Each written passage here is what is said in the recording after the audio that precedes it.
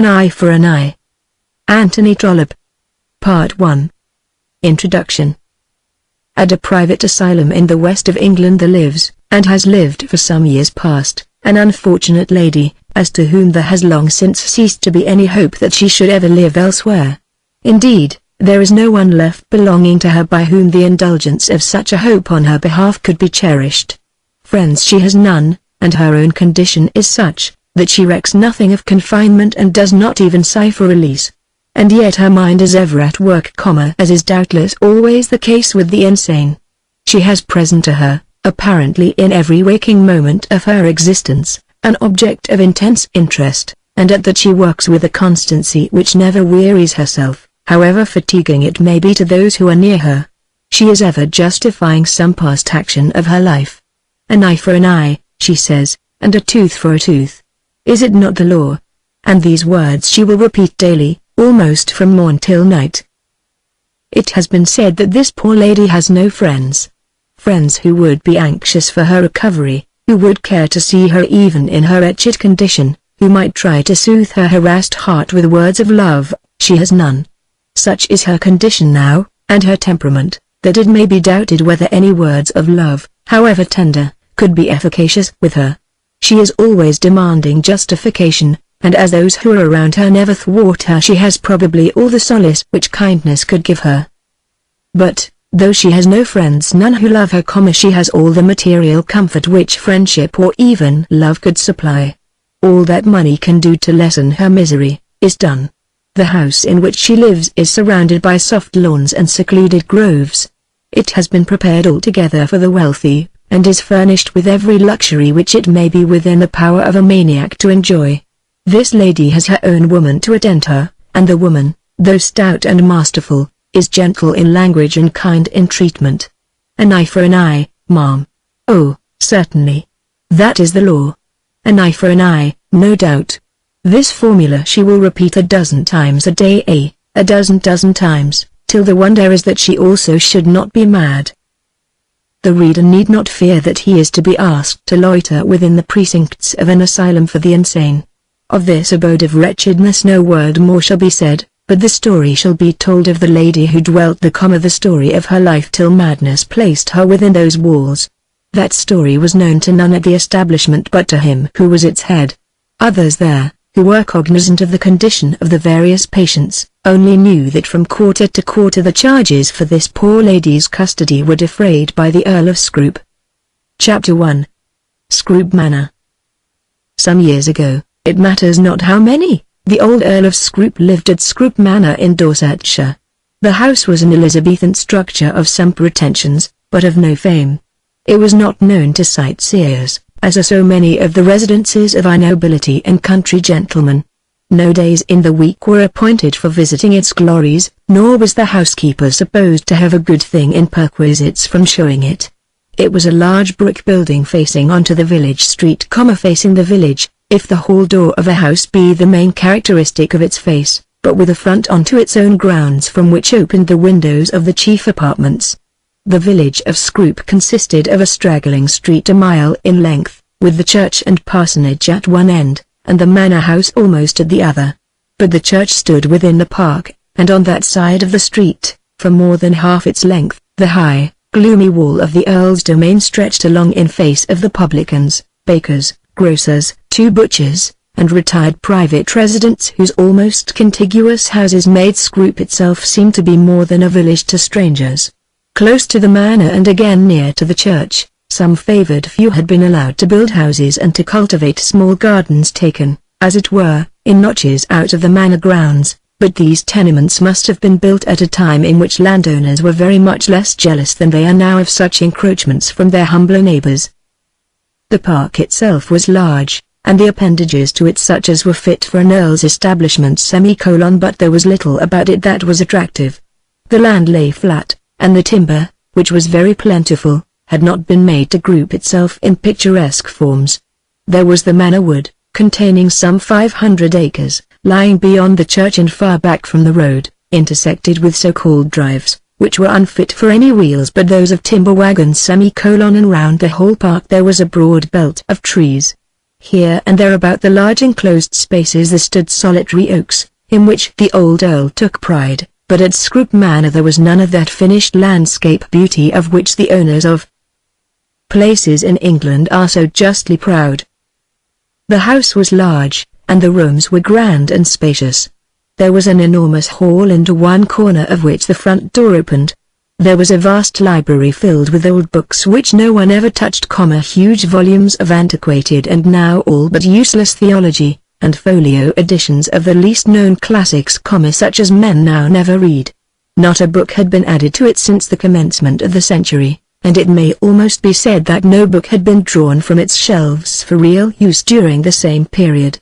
There was a suite of rooms, a salon with 2 withdrawing rooms which now were never opened. The big dining room was used occasionally, as, in accordance with the traditions of the family, dinner was served there whenever there were guests at the manor. Guests, indeed, at Scroop Manor were not very frequent, but Lady Scroop did occasionally have a friend or two to stay with her, and at long intervals the country clergymen and neighbouring squires were asked, with their wives, to dinner. When the Earl and his Countess were alone they used a small breakfast parlour, and between this and the big dining room there was the little chamber in which the Countess usually lived. The Earl's own room was at the back, or if the reader pleases, front of the house, near the door leading into the street, and was, of all rooms in the house, the gloomiest. The atmosphere of the whole place was gloomy. There were none of those charms of modern creation which now make the mansions of the wealthy among us bright and joyous. There was not a billiard table in the house. There was no conservatory nearer than the large old-fashioned greenhouse, which stood away by the kitchen garden and which seemed to belong exclusively to the gardener. The papers on the walls were dark and sombre. The mirrors were small and lustreless. The carpets were old and dingy. The windows did not open onto the terrace. The furniture was hardly ancient, but yet antiquated and uncomfortable. Throughout the house, and indeed throughout the estate, there was sufficient evidence of wealth, and there certainly was no evidence of parsimony, but at Scroop Manor money seemed never to have produced luxury. The household was very large. There was a butler, and a housekeeper, and various footmen, and a cook with large wages, and maidens in tribes to wait upon each other, and a colony of gardeners, and a coachman, and a head groom, and undergrooms. All these lived well under the old Earl, and knew the value of their privileges. There was much to get, and almost nothing to do. A servant might live forever at Scroop Manor, if only sufficiently submissive to Mrs. Bunce the housekeeper. There was certainly no parsimony at the manor, but the luxurious living of the household was confined to the servants' department. To a stranger, and perhaps also to the inmates, the idea of gloom about the place was greatly increased by the absence of any garden or lawn near the house. Immediately in front of the mansion, and between it and the park, there ran 2 broad gravel terraces, one above another, and below these the deer would come and browse. To the left of the house, at nearly a quarter of a mile distant from it, there was a very large garden indeed, flower gardens, and kitchen gardens, and orchards, all ugly, and old-fashioned, but producing excellent crops in their kind. But they were away, and were not seen. Oat flowers were occasionally brought into the house, but the place was never filled with flowers as country houses are filled with them nowadays. No doubt had Lady Scroop wished for more, she might have had more. Scroop itself, though a large village, stood a good deal out of the world. Within the last year or 2 a railway has been opened, with a Scroop Road station, not above 3 miles from the place, but in the old lord's time it was 11 miles from its nearest station, at Dorchester, with which it had communication once a day by an omnibus. Unless a man had business with Scroop nothing would take him there, and very few people had business with Scroop. Now and then a commercial traveller would visit the place with but faint hopes as to trade. A post office inspector once in 12 months would call upon plethoric old Mrs. Applejohn, who kept the small shop for stationery, and was known as the post mistress. The 2 sons of the vicar, Mr. Greenmarsh, would pass backwards and forwards between their father's vicarage and Marlborough School. And occasionally the men and women of Scroop would make a journey to their county town. But the Earl was told that old Mrs. Brock of the Scroop Arms could not keep the omnibus on the road unless he would subscribe to aid it. Of course he subscribed. If he had been told by his steward to subscribe to keep the cap on Mrs. Brooke's head, he would have done so. £12 a year his lordship paid towards the omnibus, and Scrope was not absolutely dissevered from the world. The Earl himself was never seen out of his own domain, except when he attended church. This he did twice every Sunday in the year, the coachman driving him there in the morning and the head groom in the afternoon. Throughout the household it was known to be the Earl's request to his servants that they would attend divine service at least once every Sunday. None were taken into service but they who were or who called themselves members of the church establishment.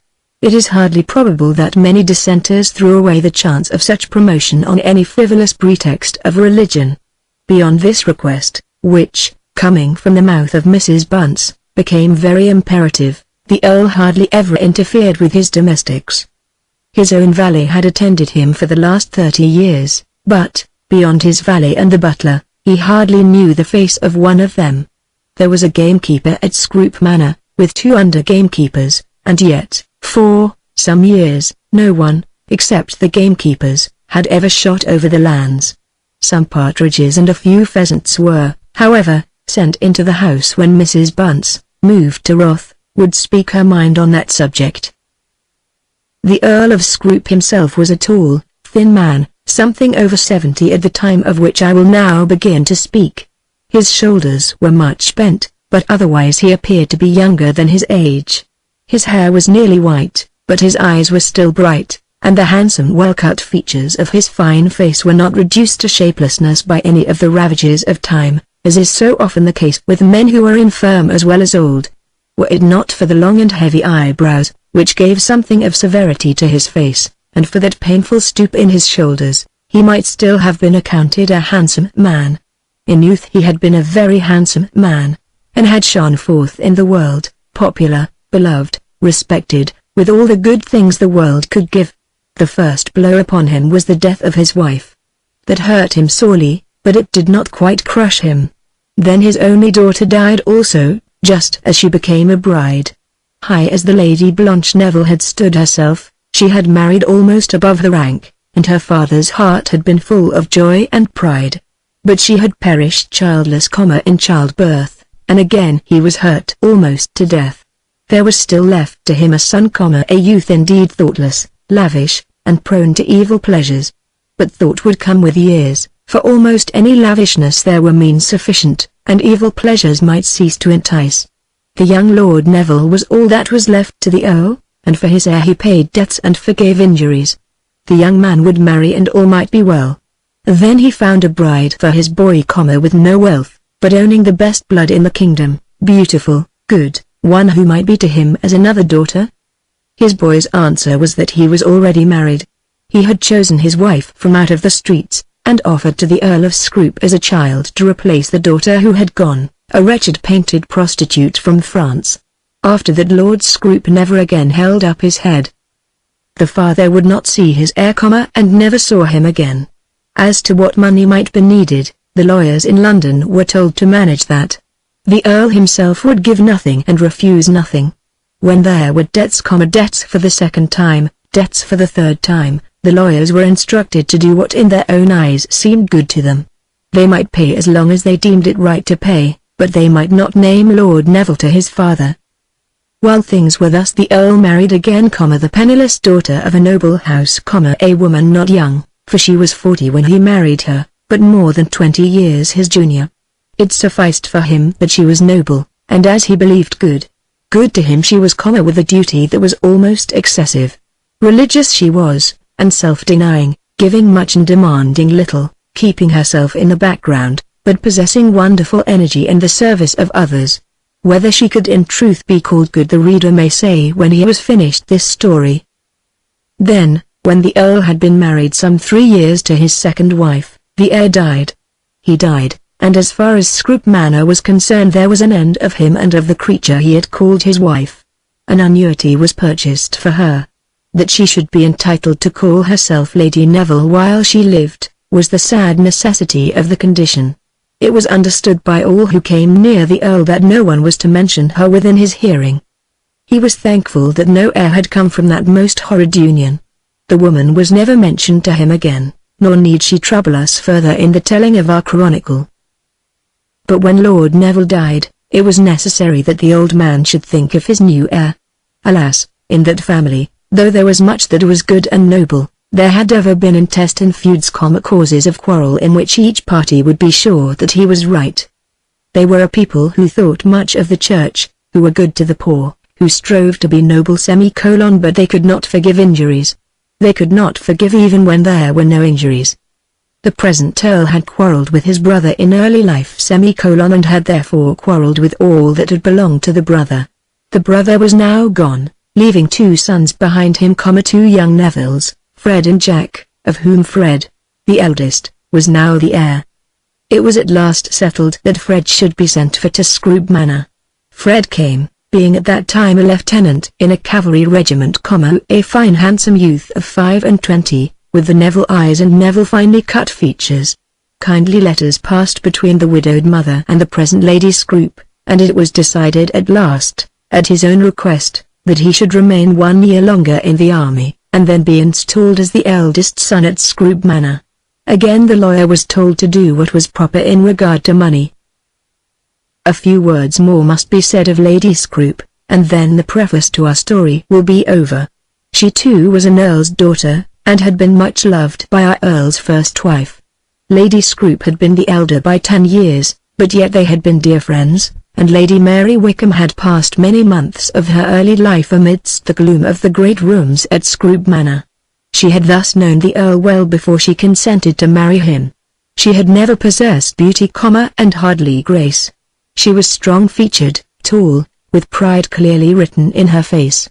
A reader of faces would have declared at once that she was proud of the blood which ran in her veins. She was very proud of her blood, and did in truth believe that noble birth was a greater gift than any wealth. She was thoroughly able to look down upon a parvenu millionaire, to look down upon such a one and not to pretend to despise him. When the Earl's letter came to her asking her to share his gloom, she was as poor as charity, dependent on a poor brother who hated the burden of such claim. But she would have wedded no commoner, let his wealth and age have been as they might. She knew Lord Scroope's age, and she knew the gloom of Scroope Manor, and she became his wife. To her of course was told the story of the heir's marriage, and she knew that she could expect no light, no joy in the old house from the scions of the rising family. But now all this was changed, and it might be that she could take the new heir to her heart. Chapter 2. Fred Neville. When Fred Neville first came to the manor, the old Earl trembled when called upon to receive him. Of the lad he had heard almost nothing, of his appearance literally nothing. It might be that his heir would be meanly visaged, a youth of whom he would have cause to be ashamed, one from whose countenance no sign of high blood would shine out, or, almost worse, he also might have that look, half of vanity, and half of vice, of which the father had gradually become aware in his own son, and which in him had degraded the Neville beauty. But Fred, to look at, was a gallant fellow, such a youth as women love to see about a house, well-made, active, quick, self-asserting, fair-haired, blue-eyed, short-lipped, with small whiskers, thinking but little of his own personal advantages, but thinking much of his own way. As far as the appearance of the young man went, the Earl could not but be satisfied. And to him, at any rate in this, the beginning of their connection, Fred Neville was modest and submissive. "You are welcome to Scroope," said the old man, receiving him with stately urbanity in the middle of the hall. "I am so much obliged to you, uncle," he said. "You are come to me as a son, my boy, as a son. It will be your own fault if you are not a son to us in everything." Then in lieu of further words there shone a tear in each of the young man's eyes, much more eloquent to the Earl than could have been any words. He put his arm over his nephew's shoulders, and in this guise walked with him into the room in which Lady Scroope was awaiting them. "Mary," he said to his wife, "here is our heir. Let him be a son to us." Then Lady Scroope took the young man in her arms and kissed him. Thus auspiciously was commenced this new connection. The arrival was in September, and the gamekeeper, with the under-gamekeeper, had for the last month been told to be on his mettle. Young Mr. Neville was no doubt a sportsman, and the old groom had been warned that hunters might be wanted in the stables next winter. Mrs. Bunce was made to understand that liberties would probably be taken with the house, such as had not yet been perpetrated in her time. For the late heir had never made the manor his home from the time of his leaving school. It was felt by all that great changes were to be effected, and it was felt also that the young man on whose behalf all this was to be permitted, could not but be elated by his position. Of such elation, however, there were not many signs. To his uncle, Fred Neville was, as has been said, modest and submissive. To his aunt he was gentle but not submissive.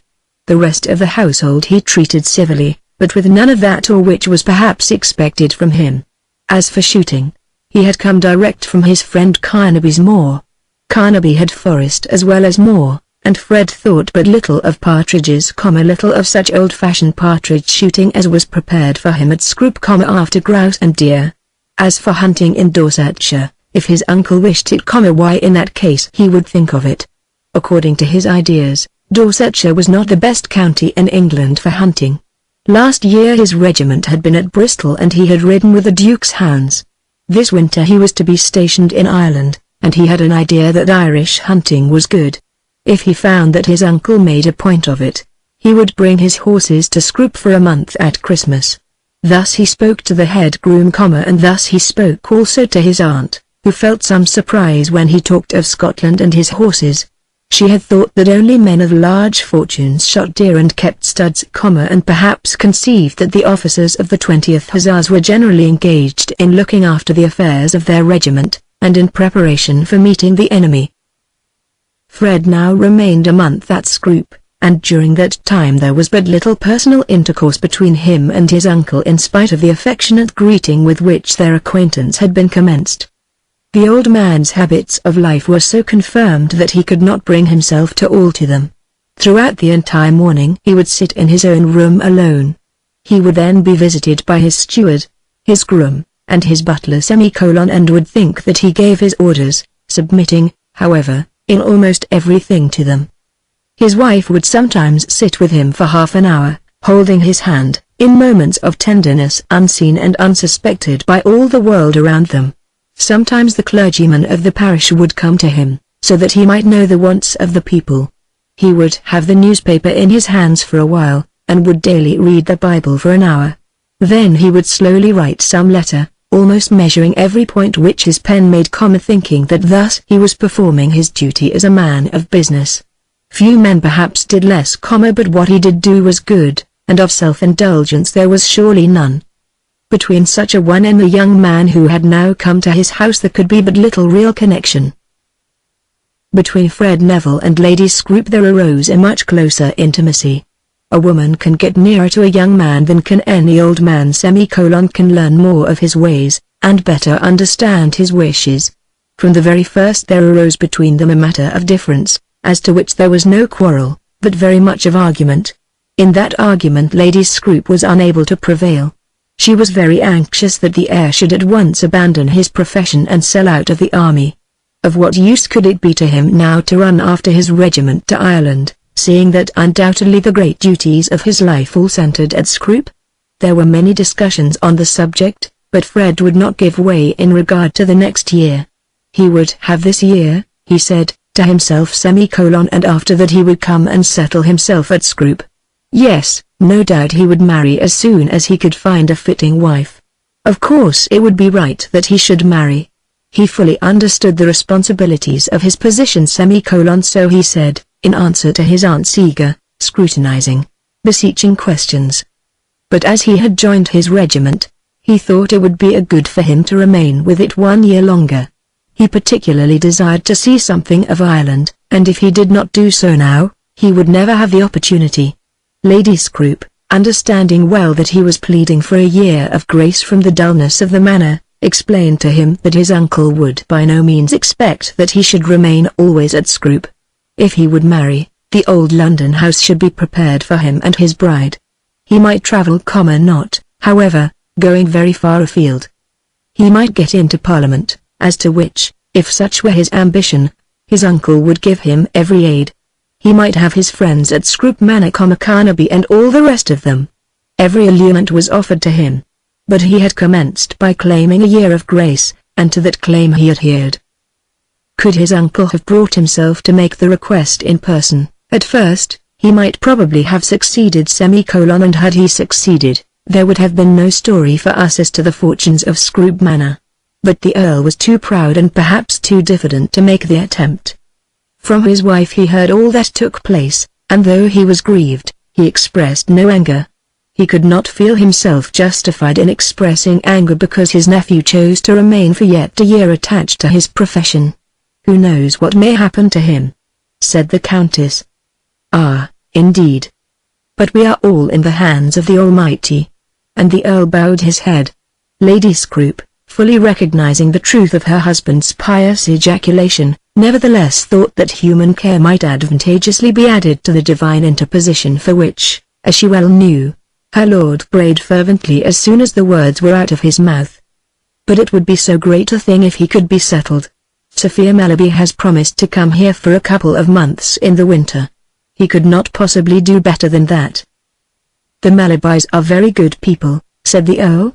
"Her grandmother, the Duchess, is one of the very best women in England. Her mother, Lady Sophia, is an excellent creature, religious, and with the soundest principles. Mr. Mellerby, as a commoner, stands as high as any man in England. They have held the same property since the Wars of the Roses. And then I suppose the money should count for something," added the lady. Lord Scroope would not admit the importance of the money, but was quite willing to acknowledge that were his heir to make Sophia Mellerby the future Lady Scroope he would be content. But he could not interfere. He did not think it wise to speak to young men on such a subject. He thought that by doing so a young man might be rather diverted from than attracted to the object in view. Nor would he press his wishes upon his nephew as to next year. "Were I to ask it," he said, "and were he to refuse me, I should be hurt. I'm bound therefore to ask nothing that is unreasonable." Lady Scroope did not quite agree with her husband in this.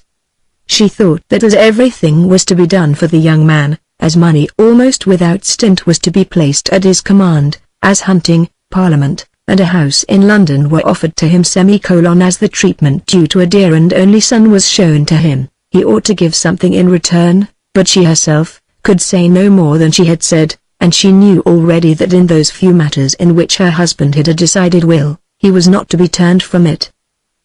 It was arranged, therefore, that Fred Neville should join his regiment at Limerick in October, and that he should come home to Scroope for a fortnight or 3 weeks at Christmas. Sophia Mellerby was to be Lady Scroope's guest at that time, and at last it was decided that Mrs. Neville, who had never been seen by the Earl, should be asked to come and bring with her her younger son, John Neville, who had been successful in obtaining a commission in the Engineers. Other guests should be invited, and an attempt should be made to remove the mantle of gloom from Scroope Manor, with the sole object of ingratiating the heir. Early in October Fred went to Limerick, and from thence with a detached troop of his regiment he was sent to the cavalry barracks at Ennis, the assize town of the neighbouring county Clare. This was at first held to be a misfortune by him, as Limerick is in all respects a better town than Ennis, and in County Limerick the hunting is far from being bad, whereas Clare is hardly a country for a Nimrod. But a young man, with money at command, need not regard distances, and the Limerick balls and the Limerick covers were found to be equally within reach. From Ennis also he could attend some of the Galway meets, and then with no other superior than a captain hardly older than himself to interfere with his movements, he could indulge in that wild district the spirit of adventure which was strong within him. When young men are anxious to indulge the spirit of adventure, they generally do so by falling in love with young women of whom their fathers and mothers would not approve. In these days a spirit of adventure hardly goes further than this, unless it take a young man to a German gambling table. When Fred left Scroope it was understood that he was to correspond with his aunt. The Earl would have been utterly lost had he attempted to write a letter to his nephew without having something special to communicate to him. But Lady Scroope was more facile with her pen, and it was rightly thought that the heir would hardly bring himself to look upon Scroope as his home, unless some link were maintained between himself and the place.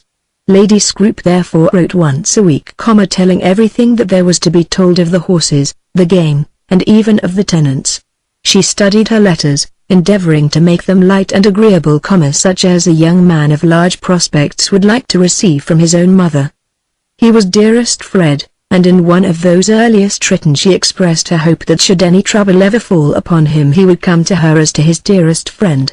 Fred was not a bad correspondent, and answered about every other letter. His replies were short, but that was a matter of course. He was as jolly as a sandboy, right as a trivet, had had one or two very good things, and thought that upon the whole he liked Ennis better than Limerick. Johnston is such a deuced good fellow. Johnston was the captain of the 20th Hussars who happened to be stationed with him at Limerick. Lady Scroope did not quite like the epithet, but she knew that she had to learn to hear things to which she had hitherto not been accustomed. This was all very well but Lady Scroope, having a friend in Company Clare, thought that she might receive tidings of the adopted one which would be useful, and with this object she opened a correspondence with Lady Mary Quin. Lady Mary Quin was a daughter of the Earl of Kilfenora, and was well acquainted with all County Clare. She was almost sure to hear of the doings of any officers stationed at Ennis, and would do so certainly in regard to an officer that was specially introduced to her. Fred Neville was invited to stay at Castle Quin as long as he pleased, and actually did pass one night under its roof. But, unfortunately for him, that spirit of adventure which he was determined to indulge led him into the neighborhood of Castle Quin when it was far from his intention to interfere with the Earl or with Lady Mary, and thus led to the following letter which Lady Scroope received about the middle of December, just a week before Fred's return to the manor. Quin Castle, Ennistimon, 14th of December, 18. My dear Lady Scroope, since I wrote to you before, Mr. Neville has been here once, and we all liked him very much. My father was quite taken with him. He is always fond of the young officers, and is not the less inclined to be so of one who is so dear and near to you. I wish he would have stayed longer, and hope that he shall come again. We have not much to offer in the way of amusement, but in January and February there is good snipe shooting.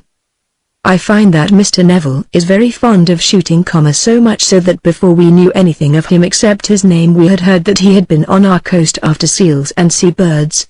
We have very high cliffs near here, some people say the highest in the world, and there is one called the Hag's Head from which men get down and shoot seagulls. He has been different times in our village of Listener, and I think he has a boat there or at Lahinch. I believe he has already killed ever so many seals. I tell you all this for a reason. I hope that it may come to nothing, but I think that you ought to know. There is a widow lady living not very far from Listener, but nearer up to the cliffs. Her cottage is on Papa's property, but I think she holds it from somebody else. I don't like to say anything to Papa about it. Her name is Mrs. O'Hara, and she has a daughter. When Lady Scroope had read so far, she almost let the paper drop from her hand. Of course she knew what it all meant. An Irish Miss O'Hara. And Fred Neville was spending his time in pursuit of this girl. Lady Scroope had known what it would be when the young man was allowed to return to his regiment in spite of the manifold duties which should have bound him to Scroope Manor. I have seen this young lady, continued Lady Mary, and she is certainly very pretty. But nobody knows anything about them, and I cannot even learn whether they belong to the real O'Haras. I should think not, as they are Roman Catholics. At any rate, Miss O'Hara can hardly be a fitting companion for Lord Scroope's heir. I believe they are ladies, but I don't think that anyone knows them here, except the priest of Kilmacrenny. We never could make out quite why they came here, only that Father Martin knows something about them. He is the priest of Kilmacrenny. She is a very pretty girl, and I never heard a word against her, but I don't know whether that does not make it worse, because a young man is so likely to get entangled. I dare say nothing shall come of it, and I'm sure I hope that nothing may. But I thought it best to tell you. Pray do not let him know that you have heard from me. Young men are so very particular about things, and I don't know what he might say of me if he knew that I had written home to you about his private affairs. All the same, if I can be of any service to you, pray let me know. Excuse haste, and believe me to be, yours most sincerely, Mary Quin.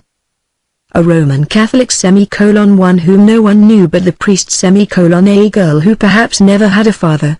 All this was terrible to Lady Scroope. Roman Catholics, and especially Irish Roman Catholics, were people whom, as she thought, everyone should fear in this world, and for whom everything was to be feared in the next. How would it be with the Earl if this heir also were to tell him some day that he was married? Would not his grey hairs be brought to the grave with a double load of sorrow? However, for the present she thought it better to say not a word to the Earl. Chapter 3. Sophie Mellerby. Lady Scrope thought a great deal about her friend's communication, but at last made up her mind that she could do nothing till Fred should have returned. Indeed, she hardly knew what she could do when he did come back. The more she considered it, the greater seemed to her to be the difficulty of doing anything. How is a woman, how is even a mother, to caution a young man against the danger of becoming acquainted with a pretty girl? She could not mention Miss O'Hara's name without mentioning that of Lady Mary Quin in connection with it. And when asked, as of course she would be asked, as to her own information, what could she say? She had been told that he had made himself acquainted with a widow lady who had a pretty daughter, and that was all. When young men will run into such difficulties, it is, alas, so very difficult to interfere with them. And yet the matter was of such importance as to justify almost any interference. A Roman Catholic Irish girl of whom nothing was known but that her mother was said to be a widow, was, in Lady Scrope's eyes, as formidable a danger as could come in the way of her husband's heir. Fred Neville was, she thought, with all his good qualities, exactly the man to fall in love with a wild Irish girl. If Fred were to write home some day and say that he was about to marry such a bride, or, worse again, that he had married her, the tidings would nearly kill the Earl. After all that had been endured, such a termination to the hopes of the family would be too cruel. And Lady Scrope could not but feel the injustice of it. Everything was being done for this heir, for whom nothing need have been done. He was treated as a son, but he was not a son. He was treated with exceptional favor as a son. Everything was at his disposal. He might marry and begin life at once with every want amply supplied, if he would only marry such a woman as was fit to be a future Countess of Scrope. Very little was required from him. He was not expected to marry an heiress. An heiress indeed was prepared for him, and would be there, ready for him at Christmas, an heiress, beautiful, well-born, fit in every respect, religious too. But he was not to be asked to marry Sophie Mellerby. He might choose for himself. There were other well-born young women about the world, duchesses' granddaughters in abundance. But it was imperative that he should marry at least a lady, and at least a Protestant. Lady Scrope felt very strongly that he should never have been allowed to rejoin his regiment, when a home at Scrope was offered to him. He was a free agent, of course, and equally of course the title and the property must ultimately be his.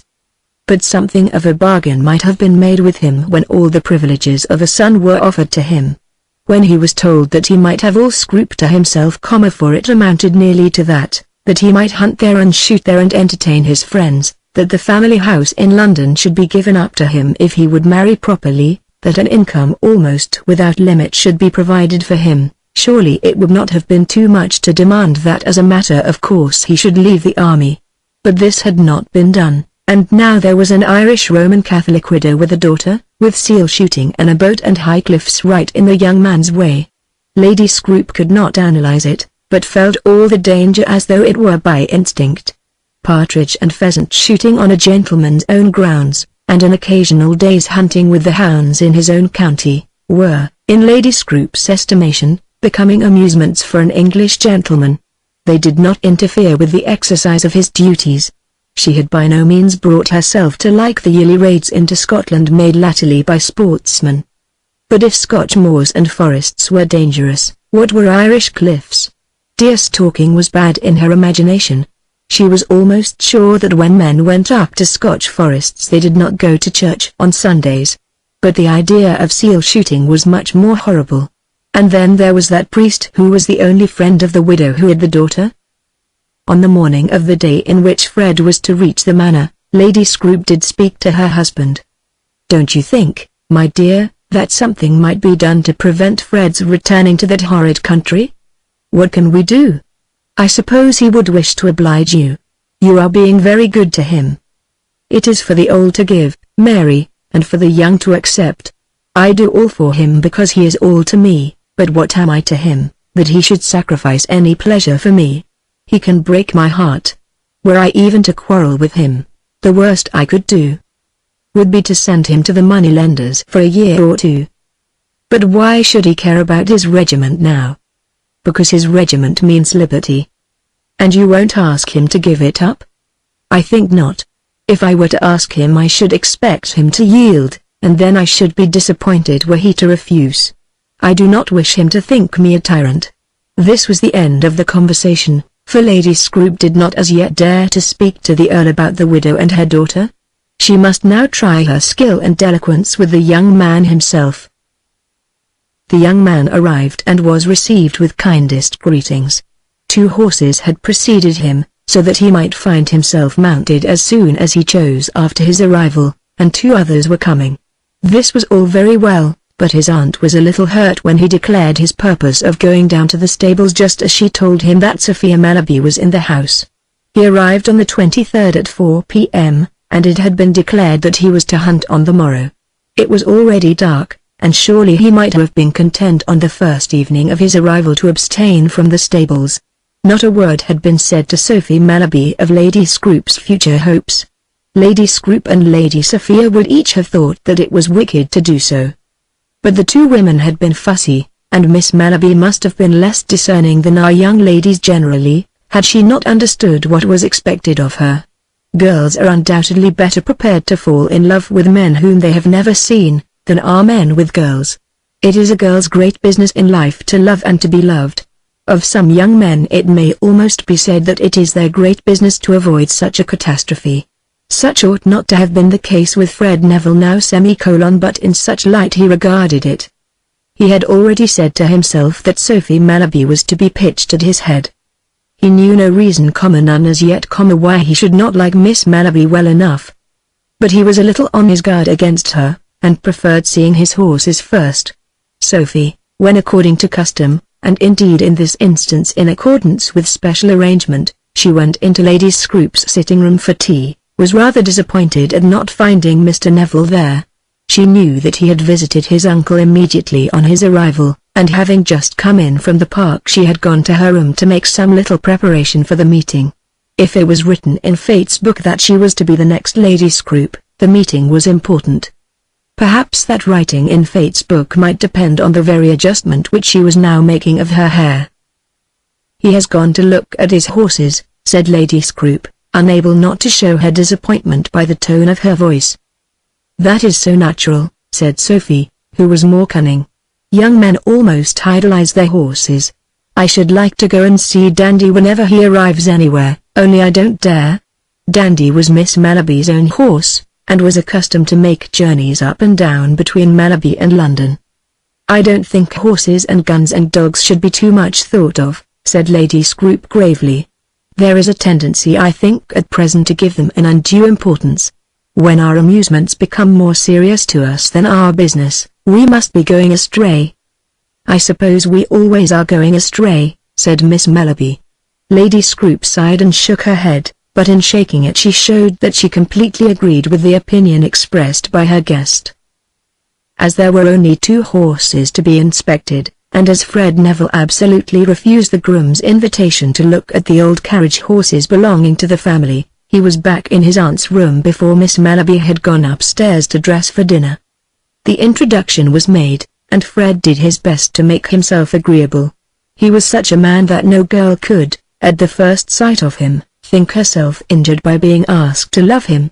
She was a good girl, and would have consented to marry no man without feeling sure of his affections, but Fred Neville was bold and frank as well as handsome, and had plenty to say for himself. It might be that he was vicious, or ill-tempered, or selfish, and it would be necessary that she should know much of him before she would give herself into his keeping, but as far as the first sight went, and the first hearing, Sophie Malaby's impressions were all in Fred's favor. It is no doubt a fact that with the very best of girls a man is placed in a very good light by being heir to a peerage and a large property. "Do you hunt, Miss Malaby?" he asked. She shook her head and looked grave, and then laughed. Among her people hunting was not thought to be a desirable accomplishment for young ladies. "Almost all girls do hunt now," said Fred. Do you think it is a nice amusement for young ladies? Asked the aunt in a severe tone. I don't see why not, that is if they know how to ride. I know how to ride, said Sophie Mellerby. Riding is all very well, said Lady Scroop. I quite approve of it for girls. When I was young, everybody did not ride as they do now. Nevertheless it is very well, and is thought to be healthy. But as for hunting, Sophie, I'm sure your mamma would be very much distressed if you were to think of such a thing. But, dear Lady Scroop, I haven't thought of it, and I am not going to think of it, and if I thought of it ever so much, I shouldn't do it. Poor mamma would be frightened into fits, only that nobody at Mellerby could possibly be made to believe it, unless they saw me doing it. Then there can be no reason why you shouldn't make the attempt, said Fred. Upon which Lady Scroop pretended to look grave, and told him that he was very wicked.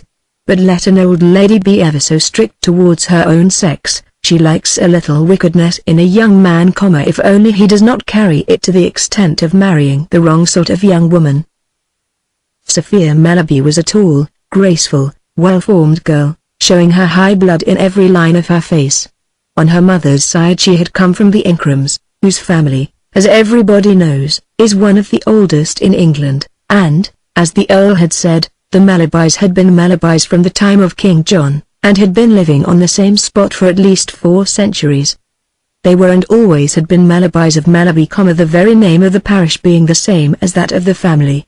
If Sophia Mellerby did not show breeding, what girl could show it? She was fair, with a somewhat thin oval face, with dark eyes, and an almost perfect Grecian nose. Her mouth was small, and her chin delicately formed. And yet it can hardly be said that she was beautiful. Or, if beautiful, she was so in women's eyes rather than in those of men.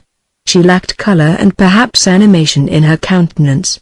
She had more character, indeed, than was told by her face, which is generally so true an index of the mind. Her education had been as good as England could afford, and her intellect had been sufficient to enable her to make use of it. But her chief charm in the eyes of many consisted in the fact, doubted by none, that she was every inch a lady. She was an only daughter, too, with an only brother, and as the Ingrams were all rich, she would have a very pretty fortune of her own.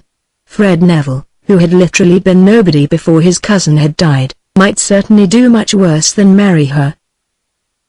And after a day or two they did seem to get on very well together.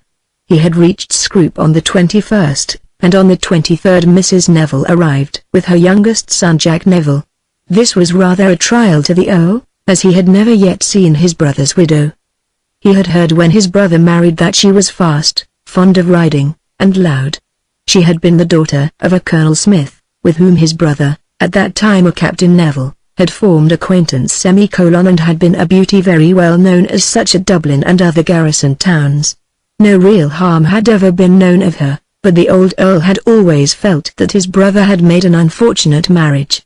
As at that time they had not been on speaking terms, it had not signified much but there had been a prejudice at Scroop against the captain's wife, which by no means died out when the late Julia Smith became the captain's widow with 2 sons. Old reminiscences remain very firm with old people, and Lord Scroop was still much afraid of the fast, loud beauty. His principles told him that he should not sever the mother from the son, and that as it suited him to take the son for his own purposes, he should also, to some extent, accept the mother also. But he dreaded the affair. He dreaded Mrs. Neville, and he dreaded Jack, who had been so named after his gallant grandfather, Colonel Smith. When Mrs. Neville arrived, she was found to be so subdued and tame that she could hardly open her mouth before the old Earl. Her loudness, if she ever had been loud, was certainly all gone, and her fastness, if ever she had been fast, had been worn out of her. She was an old woman, with the relics of great beauty, idolizing her 2 sons for whom all her life had been a sacrifice, in weak health, and prepared, if necessary, to sit in silent awe at the feet of the Earl who had been so good to her boy. "I don't know how to thank you for what you have done," she said, in a low voice. "No thanks are required," said the Earl. "He is the same to us as if he were our own." Then she raised the old man's hand and kissed it, and the old man owned to himself that he had made a mistake. As to Jack Neville, but Jack Neville shall have another chapter opened on his behalf.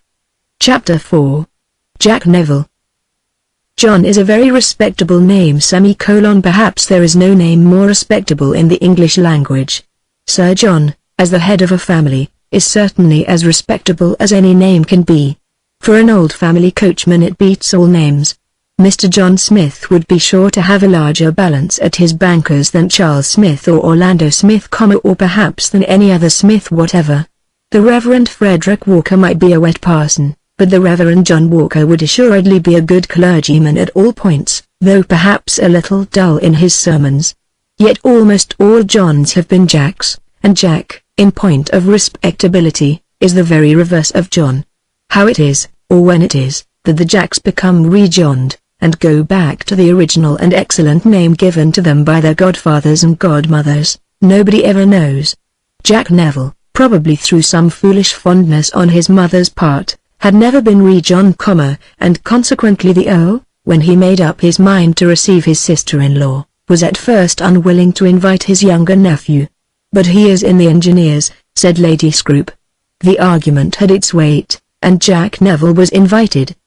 But even that argument failed to obliterate the idea which had taken hold of the Earl's mind. There had never yet been a Jack among the Scropes. When Jack came he was found to be very unlike the Nevilles in appearance. In the first place he was dark, and in the next place he was ugly. He was a tall, well-made fellow, taller than his brother, and probably stronger, and he had very different eyes, very dark brown eyes, deeply set in his head, with large dark eyebrows. He wore his black hair very short, and had no beard whatever. His features were hard, and on one cheek he had a cicatrice, the remains of some misfortune that had happened to him in his boyhood. But in spite of his ugliness, for he was ugly, there was much about him in his gait and manner that claimed attention. Lord Scrope, the moment that he saw him, felt that he ought not to be called Jack. Indeed the Earl was almost afraid of him, and so after a time was the Countess.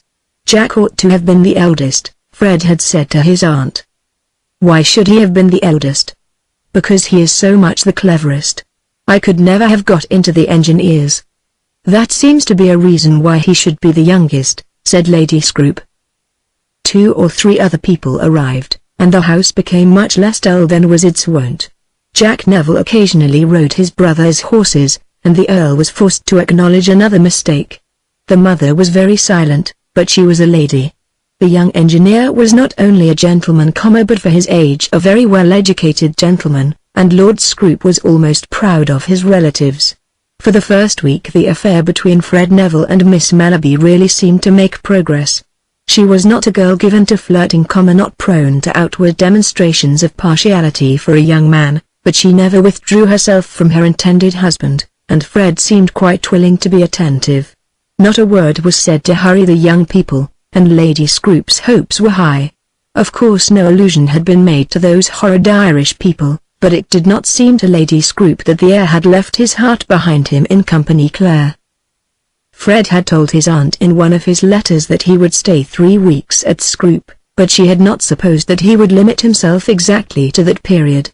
No absolute limit had been fixed for the visit of Mrs. Neville and her younger son, but it was taken for granted that they would not remain should Fred depart. As to Sophie Mellerby, her visit was elastic. She was there for a purpose, and might remain all the winter if the purpose could be so served. For the first fortnight Lady Scrope thought that the affair was progressing well. Fred hunted 3 days a week, and was occasionally away from home, going to dine with a regiment at Dorchester, and once making a dash up to London, but his manner to Miss Mellerby was very nice, and there could be no doubt but that Sophie liked him. When, on a sudden, the heir said a word to his aunt which was almost equal to firing a pistol at her head. I think Master Jack is making it all square with Sophie Mellerby. If there was anything that Lady Scrope hated almost as much as improper marriages, it was slang. She professed that she did not understand it, and in carrying out her profession always stopped the conversation to have any word explained to her which she thought had been used in an improper sense. The idea of a young man making it all square with a young woman was repulsive, but the idea of this young man making it all square with this young woman was so much more repulsive, and the misery to her was so intensely heightened by the unconcern displayed by the heir in so speaking of the girl with whom he ought to have been making it all square himself, that she could hardly allow herself to be arrested by that stumbling block. Impossible! She exclaimed, that is if you mean, if you mean anything at all. I do mean a good deal. Then I don't believe a word of it. It's quite out of the question. It's impossible. I'm quite sure your brother understands his position as a gentleman too thoroughly to dream of such a thing. This was Greek to Fred Neville. Why his brother should not fall in love with a pretty girl, and why a pretty girl should not return the feeling, without any disgrace to his brother, Fred could not understand.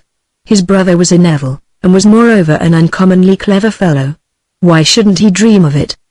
In the first place, well, I did think, Fred, that you yourself seemed to be taken with Miss Mellerby. Who? I? Oh, dear no. She's a very nice girl and all that, and I like her amazingly. If she were Jack's wife, I never saw a girl I should so much like for a sister. It is quite out of the question. I wonder that you can speak in such a way. What right can your brother have to think of such a girl as Miss Mellerby? He has no position, no means. He is my brother, said Fred, with a little touch of anger, already discounting his future earldom on his brother's behalf. Yes, he is your brother, but you don't suppose that Mr. Mellerby would give his daughter to an officer in the engineers who has, as far as I know, no private means whatever. He will have, when my mother dies. Of course I can't speak of doing anything for anybody at present. I may die before my uncle. Nothing is more likely. But then, if I do, Jack would be my uncle's heir. I don't believe there's anything in it at all, said Lady Scrope in great dudgeon. I dare say not. If there is, they haven't told me. It's not likely they would. But I thought I saw something coming up, and as it seemed to be the most natural thing in the world, I mentioned it. As for me, Miss Mellerby doesn't care a straw for me. You may be sure of that. She would if you'd ask her. But I never shall ask her.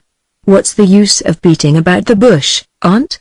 I never shall ask her, and if I did, she wouldn't have me. If you want to make Sophie Mellerby your niece, Jack's your game. Lady Scrope was ineffably disgusted. To be told that Jack was her game was in itself a terrible annoyance to her. But to be so told in reference to such a subject was painful in the extreme. Of course she could not make this young man marry as she wished. She had acknowledged to herself from the first that there could be no cause of anger against him should he not fall into the silken net which was spread for him. Lady Scrope was not an unreasonable woman, and understood well the power which young people have over old people. She knew that she couldn't quarrel with Fred Neville, even if she would. He was the heir, and in a very few years would be the owner of everything. In order to keep him straight, to save him from debts, to protect him from moneylenders, and to secure family standing and property till he should have made things stable by having a wife and heir of his own, all manner of indulgence must be shown him. She quite understood that such a horse must be ridden with a very light hand. She must put up with slang from him, though she would resent it from any other human being. He must be allowed to smoke in his bedroom, to be late at dinner, to shirk morning prayers, making her only too happy if he would not shirk Sunday church also. Of course he must choose a bride for himself, only not a Roman Catholic wild Irish bride of whom nobody knew anything. As to that other matter concerning Jack and Sophie Mellerby, she could not bring herself to believe it. She had certainly seen that they were good friends, as would have been quite fit had Fred been engaged to her, but she had not conceived the possibility of any mistake on such a subject. Surely Sophie herself knew better what she was about. How would she, Lady Scrope, answer it to Lady Sophia, if Sophie should go back to Mellerby from her house, engaged to a younger brother who had nothing but a commission in the engineers? Sophie had been sent to Scrope on purpose to be fallen in love with by the heir. And how would it be with Lady Scrope if, in lieu of this, she should not only have been fallen in love with by the heir's younger brother, but have responded favorably to so base an affection? That same afternoon Fred told his uncle that he was going back to Ireland on the day but one following, thus curtailing his promised 3 weeks by 2 days. "I am sorry that you are so much hurried, Fred," said the old man. So am I, my lord, but Johnston has to go to London on business, and I promised when I got leave that I wouldn't throw him over. You see, when one has a profession one must attend to it, more or less. But you hardly need the profession. Thank you, uncle, it is very kind of you to say so. And as you wish me to leave it, I will when the year is over. I have told the fellows that I shall stay till next October, and I shouldn't like to change now. The Earl hadn't another word to say. But on the day before Fred's departure there came a short note from Lady Mary Quin which made poor Lady Scrope more unhappy than ever. Tidings had reached her in a mysterious way that the O'Haras were eagerly expecting the return of Mr. Neville. Lady Mary thought that if Mr. Neville's quarters could be moved from Ennis, it would be very expedient for many reasons. She knew that inquiries has been made for him and that he was engaged to dine on a certain day with Father Marty the priest. Father Marty would no doubt go any lengths to serve his friends the O'Haras. Then Lady Mary was very anxious that not a word should be said to Mr. Neville which might lead him to suppose that reports respecting him were being sent from Quin Castle to Scrope. The Countess in her agony thought it best to tell the whole story to the Earl. "But what can I do?" said the old man. "Young men will form these acquaintances." His fears were evidently as yet less dark than those of his wife. "It would be very bad if we were to hear that he was married to a girl of whom we only know that she is a Roman Catholic and friendless." The Earl's brow became very black. "I don't think that he would treat me in that way. Not meaning it, perhaps, but if he should become tangled and make a promise." Then the Earl did speak to his nephew. "Fred," he said, "I have been thinking a great deal about you. I have little else to think of now. I should take it as a mark of affection from you if you would give up the army at once, and not join my regiment again at all. It is absurd that you should do so in your present position. You should be here, and learn the circumstances of the property before it becomes your own. There can hardly be more than a year or two left for the lesson." The Earl's manner was very impressive. He looked into his nephew's face as he spoke, and stood with his hand upon the young man's shoulder. But Fred Neville was a Neville all over, and the Nevilles had always chosen to have their own way. He had not the power of intellect nor the finished manliness which his brother possessed, but he could be as obstinate as any Neville, as obstinate as his father had been, or his uncle. And in this matter he had arguments which his uncle could hardly answer on the spur of the moment. No doubt he could sell out in proper course, but at the present moment he was as much bound by military law to return as would be any common soldier at the expiration of his furlough. He must go back.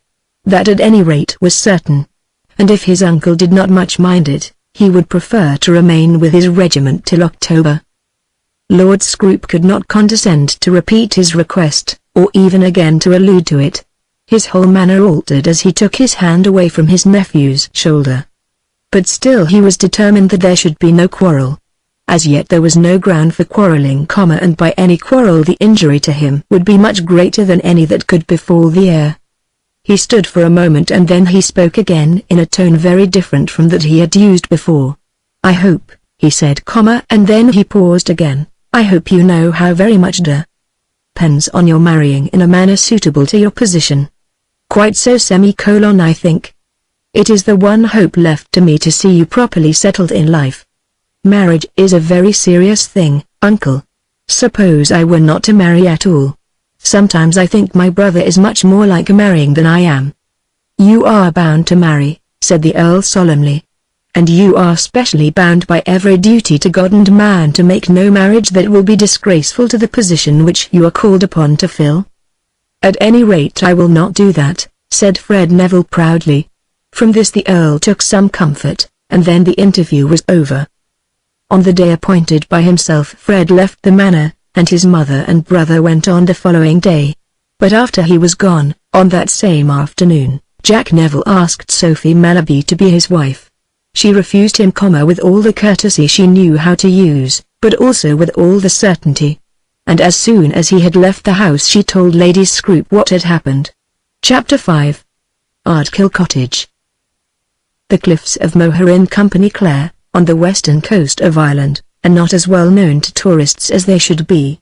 It may be doubted whether Lady Mary Quin was right when she called them the highest cliffs in the world, but they are undoubtedly very respectable cliffs, and run up some 600 feet from the sea as nearly perpendicular as cliffs should be. They are beautifully colored, streaked with yellow veins, and with great masses of dark red rock, and beneath them lies the broad and blue Atlantic. Lady Mary's exaggeration as to the comparative height is here acknowledged, but had she said that below them rolls the brightest, bluest, clearest water in the world, she would not have been far wrong. To the south of these cliffs there runs inland a broad bay, Listener Bay, on the sides of which are two little villages, Listener and Lahinch. At the latter, Fred Neville, since he had been quartered at Ennis, had kept a boat for the sake of shooting seals and exploring the coast, and generally carrying out his spirit of adventure. Not far from Listener was Castle Quin, the seat of the Earl of Kilfenora, and some way up from Listener towards the cliffs, about 2 miles from the village, there is a cottage called Ardkill. Here lived Mrs. and Miss O'Hara. It was the nearest house to the rocks, from which it was distant less than half a mile. The cottage, so called, was a low rambling long house, but 1 story high, very unlike an English cottage. It stood in 2 narrow lengths, the one running at right angles to the other, and contained a large kitchen, 2 sitting rooms, of which 1 was never used, and 4 or 5 bedrooms, of which only 3 were furnished. The servant girl occupied one, and the 2 ladies the others. It was a blank place enough, and most unlike that sort of cottage which English ladies are supposed to inhabit, when they take to cottage life. There was no garden to it, beyond a small patch in which a few potatoes were planted. It was so near to the ocean, so exposed to winds from the Atlantic, that no shrubs would live there. Everything round it, even the herbage, was impregnated with salt, and told tales of the neighboring waves. When the wind was from the west, the air would be so laden with spray that 1 could not walk there without being wet. And yet the place was very healthy, and noted for the fineness of its air. Rising from the cottage, which itself stood high, was a steep hill running up to the top of the cliff, covered with that peculiar moss which the salt spray of the ocean produces. On this side the land was altogether open, but a few sheep were always grazing there when the wind was not so high as to drive them to some shelter. Behind the cottage there was an enclosed paddock which belonged to it, and in which Mrs. O'Hara kept her cow.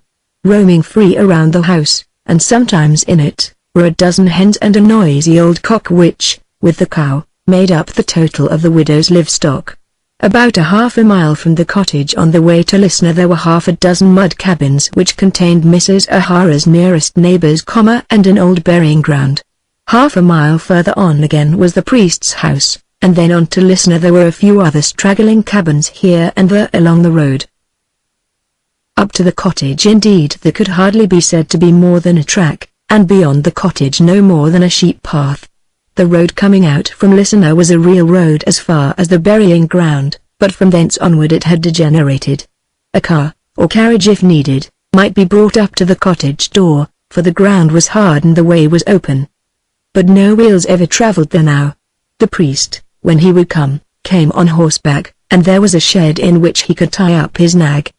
He himself from time to time would send up a truss of hay for his nag's use, and would think himself cruelly used because the cow would find her way in and eat it. No other horse ever called at the widow's door. What slender stores were needed for her use, were all brought on the girls' backs from Listener. To the north of the cottage, along the cliff, there was no road for miles, nor was there house or habitation.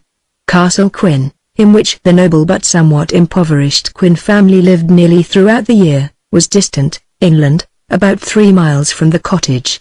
Lady Mary had said in her letter to her friend that Mrs. O'Hara was a lady, and as Mrs. O'Hara had no other neighbor, ranking with herself in that respect, so near her, and none other but the Protestant clergyman's wife within 6 miles of her, Charity, 1 would have thought, might have induced some of the Quin family to notice her. But the Quins were Protestant, and Mrs. O'Hara was not only a Roman Catholic, but a Roman Catholic who had been brought into the parish by the priest. No evil certainly was known of her, but then nothing was known of her, and the Quins were a very cautious people where religion was called in question. In the days of the famine Father Marty and the Earl and the Protestant vicar had worked together in the good cause, but those days were now gone by, and the strange intimacy had soon died away. The Earl, when he met the priest, would bow to him, and the two clergymen would bow to each other but beyond such dumb salutation there was no intercourse between them. It had been held therefore to be impossible to take any notice of the priest's friends. And what notice could have been taken of two ladies who came from nobody knew where, to live in that wild out of the way place, nobody knew why. They called themselves mother and daughter, and they called themselves O', but there was no evidence of the truth even of these assertions. They were left therefore in their solitude, and never saw the face of a friend across their doorstep except that of Father Marty. In truth, Mrs. O'Hara's life had been of a nature almost to necessitate such solitude. With her story we have nothing to do here. For our purpose there is no need that her tale should be told. Suffice it to say that she had been deserted by her husband, and did not now know whether she was or was not a widow. This was in truth the only mystery attached to her. She herself was an Englishwoman, though a Catholic, but she had been left early an orphan, and had been brought up in a provincial town of France by her grandmother. She had married a certain Captain O'Hara, she having some small means of her own sufficient to make her valuable in the eyes of an adventurer. At that time she was no more than 18, and had given her hand to the captain in opposition to the wishes of her only guardian. What had been her life from that time to the period at which, under Father Marty's auspices, she became the inhabitant of Ardkill Cottage, no one knew but herself. She was then utterly dissevered from all friends and relatives, and appeared on the western coast of County Clare with her daughter, a perfect stranger to everyone. Father Marty was an old man, now nearly 70, and had been educated in France. There he had known Mrs. O'Hara's grandmother, and hence had arisen the friendship which had induced him to bring the lady into his parish. She came there with a daughter, then hardly more than a child.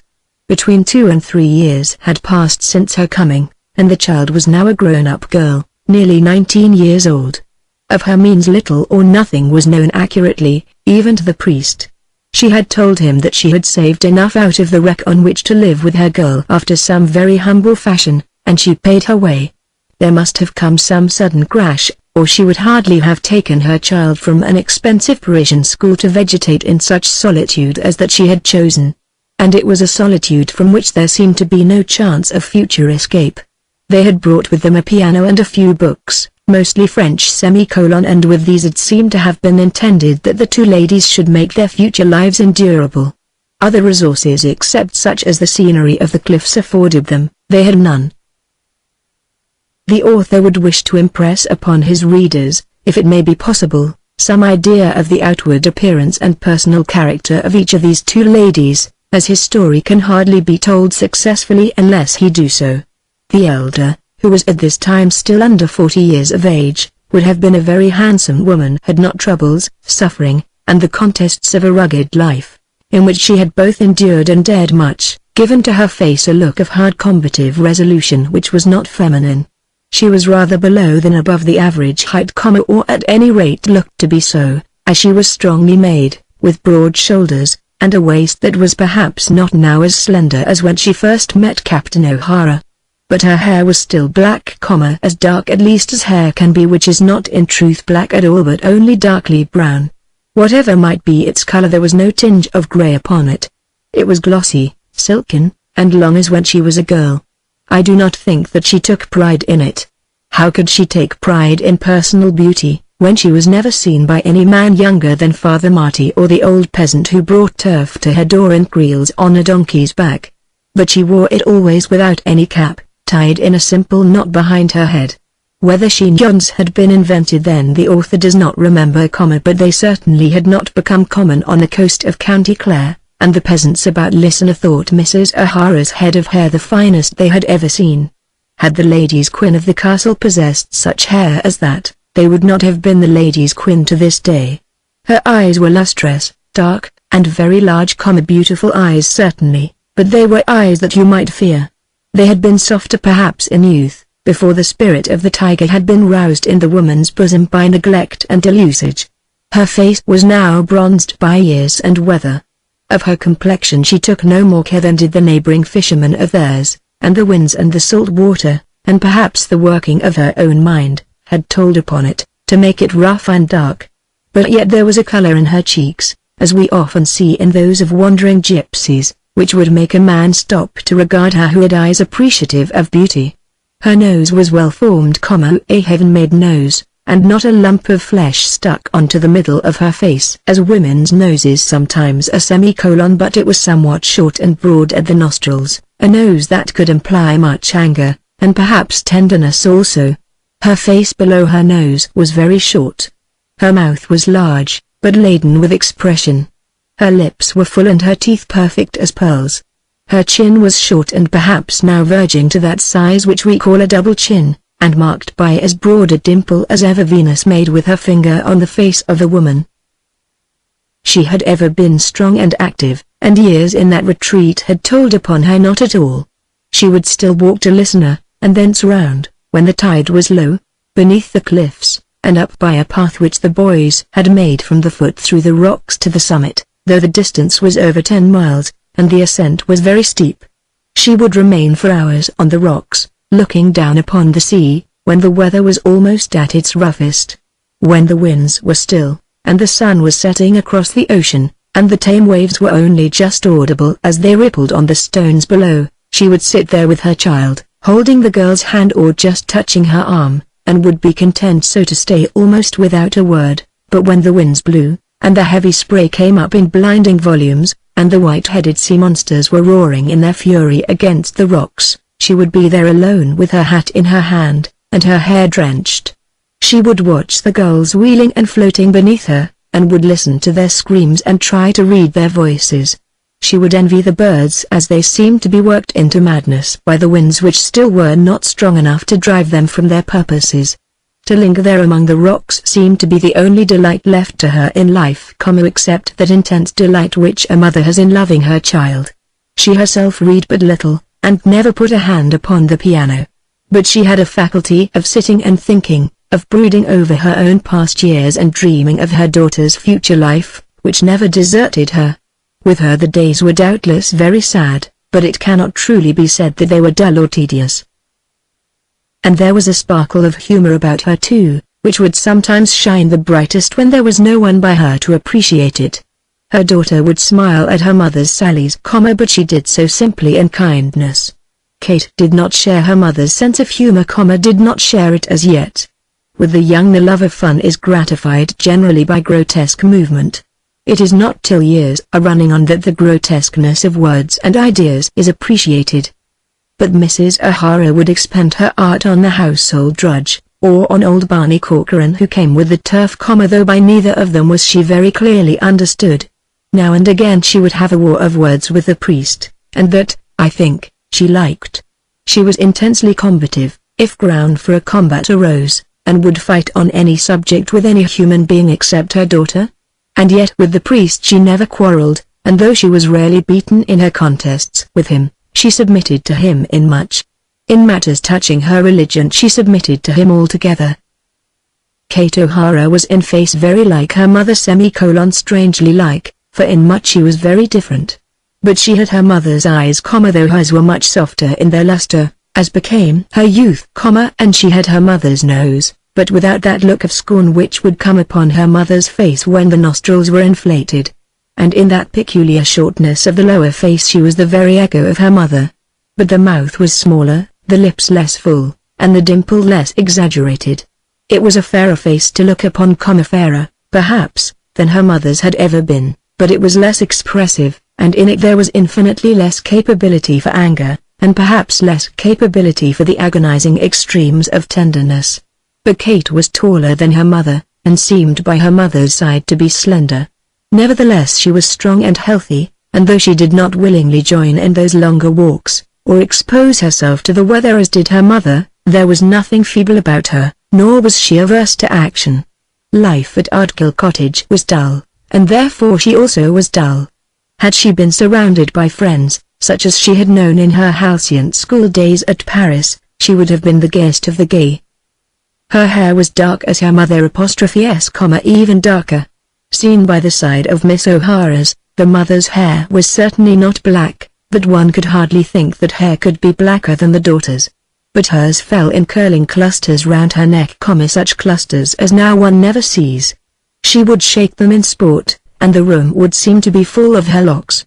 But she used to say herself to her mother that there was already to be found a grey hair among them now and again, and she would at times show one, declaring that she would be an old woman before her mother was middle-aged.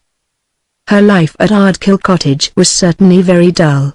Memory did but little for her, and she hardly knew how to hope. She would read, till she had nearly learned all their books by heart, and would play such tunes as she knew by the hour together, till the poor instrument, subject to the sea air and away from any tuner's skill, was discordant with its limp strings. But still, with all this, her mind would become vacant and weary. Moth. She would say, is it always to be like this? Not always, Kate, the mother once answered. And when will it be changed? In a few days, in a few hours, Kate. What do you mean, mother? That eternity is coming, with all its glory and happiness. If it were not so, it would, indeed, be very bad. It may be doubted whether any human mind has been able to content itself with hopes of eternity, till distress in some shape has embittered life. The preachers preach very well, well enough to leave many convictions on the minds of men, but not well enough to leave that conviction. And godly men live well, but we never see them living as though such were their conviction. And were it so, who would strive and moil in this world? When the heart has been broken, and the spirit ground to the dust by misery, then, such is God's mercy, eternity suffices to make life bearable. When Mrs. O'Hara spoke to her daughter of eternity, there was but cold comfort in the word. The girl wanted something here, pleasures, companions, work, perhaps a lover. This had happened before Lieutenant Neville of the 20th Hussars had been seen in those parts. And the mother herself, in speaking as she had spoken, had, perhaps unintentionally, indulged in a sarcasm on life which the daughter certainly had not been intended to understand. Yes, it will always be like this for you, unfortunate one that you are. There is no other further lookout in this life. You are one of the wretched to whom the world offers nothing, and therefore, as, being human, you must hope, build your hopes on eternity. Had the words been read clearly, that would have been their true meaning. What could she do for her child? Bread and meat, with a roof over her head, and raiment which sufficed for life such as theirs, she could supply.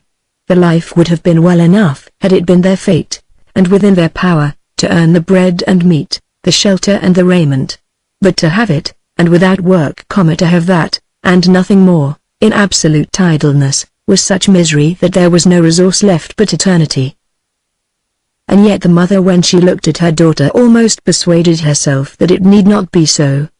The girl was very lovely, so lovely that, were she but seen, men would quarrel for her as to who should have her in his keeping.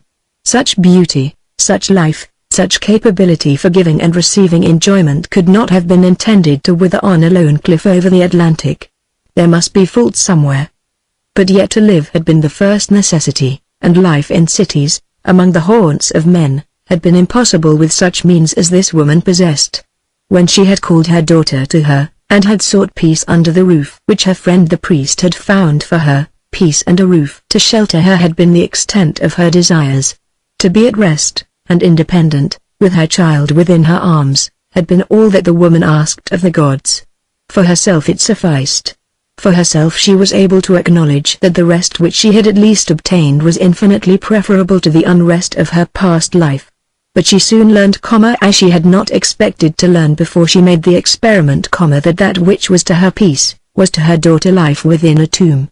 Mother, is it always to be like this? Had her child not carried the weight of good blood, had some small grocer or country farmer been her father, she might have come down to the neighboring town of Enistaman, and found a fitting mate there. Would it not have been better so? From that weight of good blood, or gift, if it please us to call it, what advantage would ever come to her girl? It cannot really be that all those who swarm in the world below the bar of gentlehood are less blessed, or intended to be less blessed, than the few who float in the higher air. As to real blessedness, does it not come from fitness to the outer life and a sense of duty that shall produce such fitness? Does anyone believe that the Countess has a greater share of happiness than the grocer's wife, or is less subject to the miseries which flesh inherits? But such matters cannot be changed by the will. This woman could not bid her daughter go and meet the butcher's son on equal terms, or seek her friends among the milliners of the neighboring town. The burden had been imposed and must be borne, even though it isolated them from all the world. Mother, is it always to be like this? Of course the mother knew what was needed. It was needed that the girl should go out into the world and bear, that she should find some shoulder on which she might lean, some arm that would be strong to surround her, the heart of some man and the work of some man to which she might devote herself. The girl, when she asked her question, did not know this, but the mother knew it. The mother looked at her child and said that of all living creatures her child was surely the loveliest. Was it not fit that she should go forth and be loved, that she should at any rate go forth and take her chance with others? But how should such going forth be managed? And then, were there not dangers, terrible dangers, dangers specially terrible to one so friendless as her child? Had not she herself been wrecked among the rocks, trusting herself to one who had been utterly unworthy, loving one who had been utterly unlovely? Men so often are as ravenous wolves, merciless, rapacious, without hearts, full of greed, full of lust, looking on female beauty as prey, regarding the love of woman and her very life as a toy. Were she higher in the world there might be safety. Were she lower there might be safety. But how could she send her girl forth into the world without sending her certainly among the wolves? And yet that piteous question was always sounding in her ears. Mother, is it always to be like this? Then Lieutenant Neville had appeared upon the scene, dressed in a sailor's jacket and trousers, with a sailor's cap upon his head, with a loose handkerchief round his neck and his hair blowing to the wind. In the eyes of Kate O'Hara he was an Apollo. In the eyes of any girl he must have seemed to be as good-looking a fellow as ever tied a sailor's knot. He had made acquaintance with Father Marty at Lisbon, and the priest had dined with him at Ennis. There had been a return visit, and the priest, perhaps innocently, had taken him up on the cliffs. There he had met the two ladies, and our hero had been introduced to Kate O'Hara. Chapter 6. I'll go bail she like sight tea. It might be that the young man was a ravenous wolf, but his manners were not wolfish. Had Mrs. O'Hara been a princess, supreme in her own rights, young Neville could not have treated her or her daughter with more respect. At first Kate had wondered at him, but had said but little. She had listened to him, as he talked to her mother and the priest about the cliffs and the birds and the seals he had shot, and she had felt that it was this, something like this, that was needed to make life so sweet that as yet there need be no longing, no thought, for eternity. It was not that all at once she loved him, but she felt that he was a thing to love.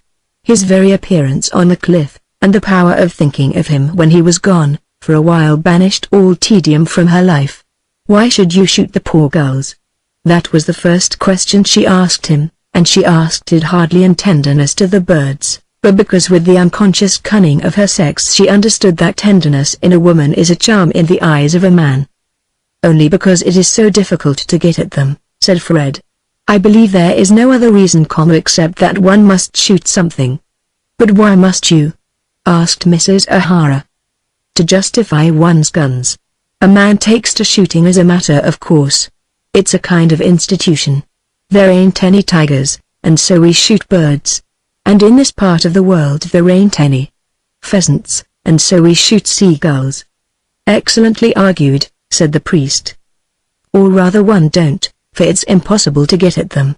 But I'll tell you what, Father Marty, Neville had already assumed the fashion of calling the priest by his familiar priestly name, as strangers do much more readily than they who belong to the country, I'll tell you what, Father Marty, I've shot one of the finest seals I ever saw, and if Mrani can get him at low water, I'll send the skin up to Mrs. O'Hara. And send the oil to me, said the priest. There's some use in shooting a seal. But you can do nothing with those birds, unless you get enough of their feathers to make a bed. This was in October, and before the end of November Fred Neville was, after a fashion, intimate at the cottage. He had never broken bread at Mrs. O'Hara's table, nor, to tell the truth, had any outspoken, clearly intelligible word of love been uttered by him to the girl. But he had been seen with them often enough, and the story had become sufficiently current at listener to make Lady Mary Quin think that she was justified in sending her bad news to her friend Lady Scrope. This she did not do till Fred had been induced, with some difficulty, to pass a night at Castle Quin. Lady Mary had not scrupled to ask a question about Miss O'Hara, and had thought the answer very unsatisfactory. "I don't know what makes them live there, I'm sure." "I should have thought you would have known that," replied Neville, in answer to her question. "They are perfect mysteries to us," said Lady Mary. "I think that Miss O'Hara is the prettiest girl I ever saw in my life," said Fred boldly, "and I should say the handsomest woman, if it were not that there may be a question between her and her mother." "You are enthusiastic," said Lady Mary Quin, and after that the letter to Scrope was written. In the meantime the sealskin was cured, not perhaps in the very best fashion, and was sent up to Miss O'Hara, with Mr. Neville's compliments. The skin of a seal that has been shot by the man and not purchased is a present that any lady may receive from any gentleman. The most prudent mamma that ever watched over her dovecote with Argus eyes, permitting no touch of gallantry to come near it, could hardly insist that a sealskin in the rough should be sent back to the donor. Mrs. O'Hara was by no means that most prudent mamma, and made, not only the sealskin, but the donor also welcome. Must it not be that by some chance advent such as this that the change must be effected in her girl's life, should any change ever be made? And her girl was good. Why should she fear for her? The man had been brought there by her only friend, the priest, and why should she fear him? And yet she did fear, and though her face was never clouded when her girl spoke of the newcomer, though she always mentioned Captain Neville's name as though she herself liked the man, though she even was gracious to him when he showed himself near the cottage, still there was a deep dread upon her when her eyes rested upon him, when her thoughts flew to him. Men are wolves to women, and utterly merciless when feeding hide their lust. Was thus her own thoughts shaped themselves, though she never uttered a syllable to her daughter in disparagement of the man. This was the girl's chance. Was she to rob her of it? And yet, of all her duties, was not the duty of protecting her girl the highest and the dearest that she owned? If the man meant well by her girl, she would wash his feet with her hair, kiss the hem of his garments, and love the spot on which she had first seen him stand like a young sea god. But if if he meant evil to her girl, if he should do evil to her Kate, then she knew that there was so much of the tiger within her bosom as would serve to rend him limb from limb. With such thoughts as these she had hardly ever left them together. Nor had such leaving together seemed to be desired by them. As for Kate, she certainly would have shunned it. She thought of Fred Neville during all her waking moments, and dreamed of him at night. His coming had certainly been to her as the coming of a god. Though he did not appear on the cliffs above once or twice a week, and had done so but for a few weeks, his presence had altered the whole tenor of her life. She never asked her mother now whether it was to be always like this. There was a freshness about her life which her mother understood at once. She was full of play, reading less than was her wont, but still with no sense of tedium. Of the man in his absence she spoke but seldom, and when his name was on her lips she would jest with it, as through the coming of a young embryo lord to shoot gulls on their coast was quite a joke. The sealskin which he had given her was very dear to her, and she was at no pains to hide her liking, but of the man as a lover she had never seemed to think. Nor did she think of him as a lover. It is not by such thinking that love grows. Nor did she ever tell herself that while he was there, coming on one day and telling them that his boat would be again there on another, life was blessed to her, and that, therefore, when he should have left them, her life would be accursed to her. She knew nothing of all this. But yet she thought of him, and dreamed of him, and her young head was full of little plans with every one of which he was connected. And it may almost be said that Fred Neville was as innocent in the matter as was the girl. It is true, indeed, that men are merciless as wolves to women, that they become so, taught by circumstances and trained by years, but the young man who begins by meaning to be a wolf must be bad indeed. Fred Neville had no such meaning. On his behalf it must be acknowledged that he had no meaning whatever when he came again and again to Ardkill. Had he examined himself in the matter he would have declared that he liked the mother quite as well as the daughter. When Lady Mary Queen had thrown at him her very blunt arrow, he had defended himself on that plea. Accident, and the spirit of adventure, had thrust these ladies in his path, and no doubt he liked them the better because they did not live as other people lived. Their solitude, the close vicinity of the ocean, the feeling that in meeting them none of the ordinary conventional usages of society were needed, the wildness and the strangeness of the scene, all had charms which he admitted to himself. And he knew that the girl was very lovely. Of course he said so to himself and to others. To take delight in beauty is assumed to be the nature of a young man, and this young man was not one to wish to differ from others in that respect. But when he went back to spend his Christmas at Scroop, he had never told even himself that he intended to be her lover. "Goodbye, Mrs. O'Hara," he said, a day or two before he left Ennis. "So you're going?" "Oh yes, I'm off. The orders from home are imperative. One has to cut one's lump of Christmas beef and also one's lump of Christmas pudding. It is our family religion, you know. What a happiness to have a family to visit. It's all very well, I suppose. I don't grumble. Only it's a bore going away, somehow." "You are coming back to Ennis?"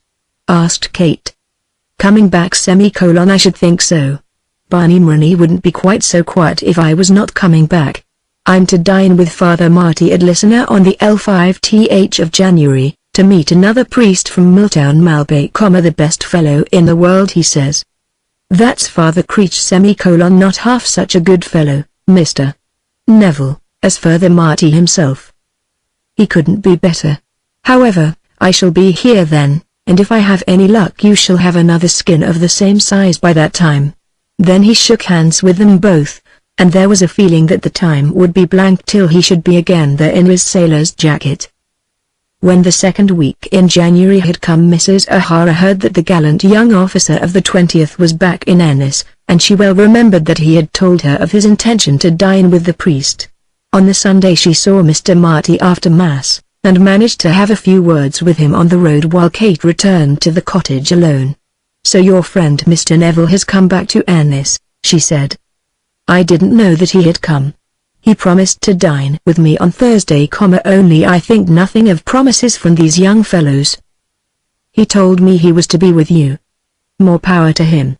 He'll be welcome. I'm getting to be a very old man, Mistress O'Hara, but I'm not so old but I like to have the young ones near me. It is pleasant to see a bright face like his." "That's true for you, Mistress O'Hara. I like to see 'em bright and genial. I don't know that I ever shot so much as a sparrow, myself, but I love to hear them talk of their shootings, and huntings, and the like of that. I've taken a fancy to that boy, and he might do pretty much as he pleases with me. And I too have taken a fancy to him, Father Marty." "Sure, and how could you help it? But he mustn't do as he pleases with me." Father Marty looked up into her face as though he did not understand her. "If I were alone, as you are, I could afford, like you, to indulge in the pleasure of a bright face. Only in that case he would not care to let me see it.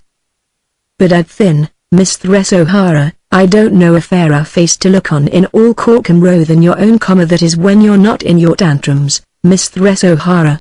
The priest was a privileged person, and could say what he liked to his friend, and she understood that a priest might say without fault what would be very faulty if it came from anyone else.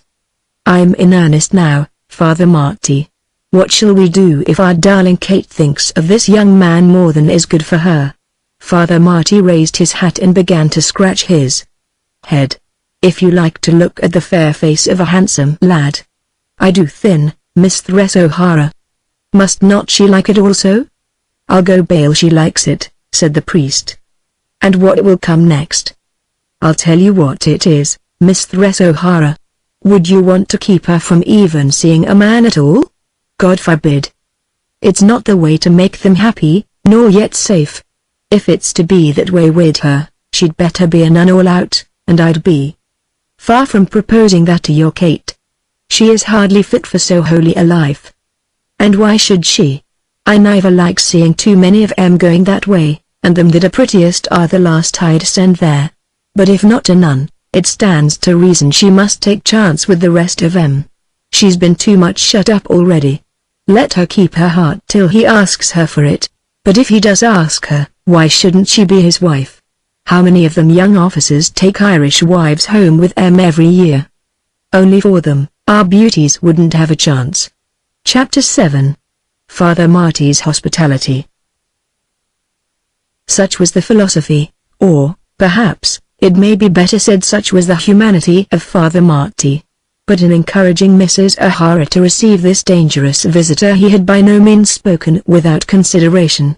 In one respect we must abandon Father Marty to the judgment and censure of fathers and mothers. The whole matter looked at from Lady Scroop's point of view was no doubt very injurious to the priest's character. He regarded a stranger among them, such as was Fred Neville, as fair spoil, as a Philistine to seize whom and capture him for life on behalf of any Irish girl would be a great triumph. A spoiling of the Egyptian to the accomplishment of which he would not hesitate to lend his priestly assistance, the end to be accomplished, of course, being marriage. For Lord Scroop and his family and his blood and his religious fanaticism he could entertain no compassion whatever. Father Marty was no great politician, and desired no rebellion against England. Even in the days of O'Connell and Repeal he had been but lukewarm.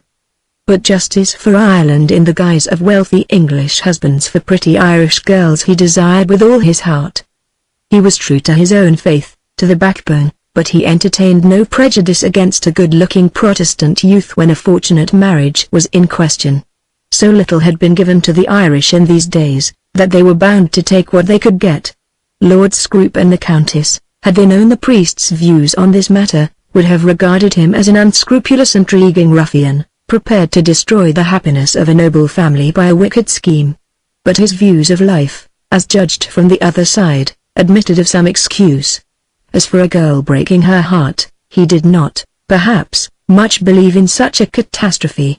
Of a sore heart a girl must run the chance, as also must a man. That young men do go about promising marriage and not keeping their promise, he knew well.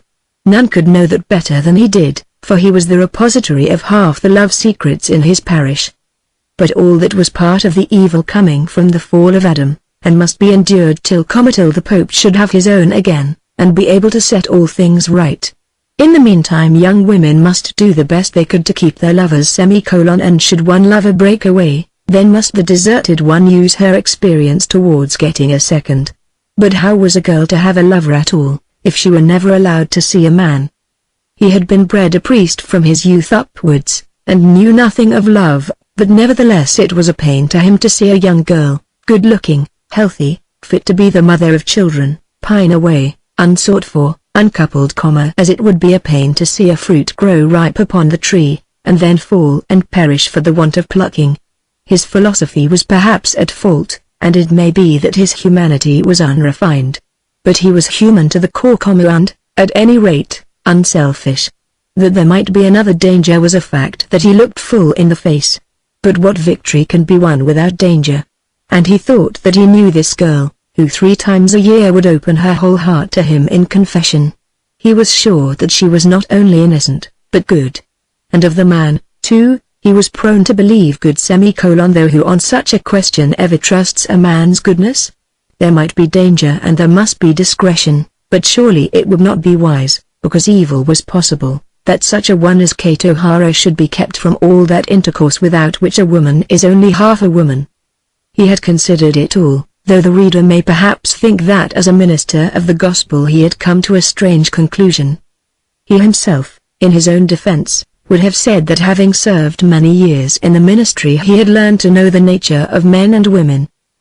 Mrs. O'Hara said not a word to Kate of the doctrines which the priest had preached, but she found herself encouraged to mention their new friend's name to the girl.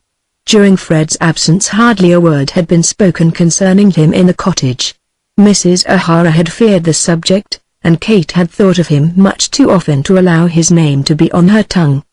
But now as they sat after dinner over their peat fire the mother began the subject. Mr. Neville is to dine with Father Marty on Thursday. Is he, mother?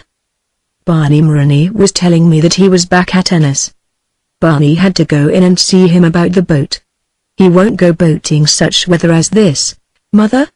It seems that he means it. The winds are not so high now as they were in October, and the men understand well when the sea will be high. It is frightful to think of anybody being in one of those little boats now.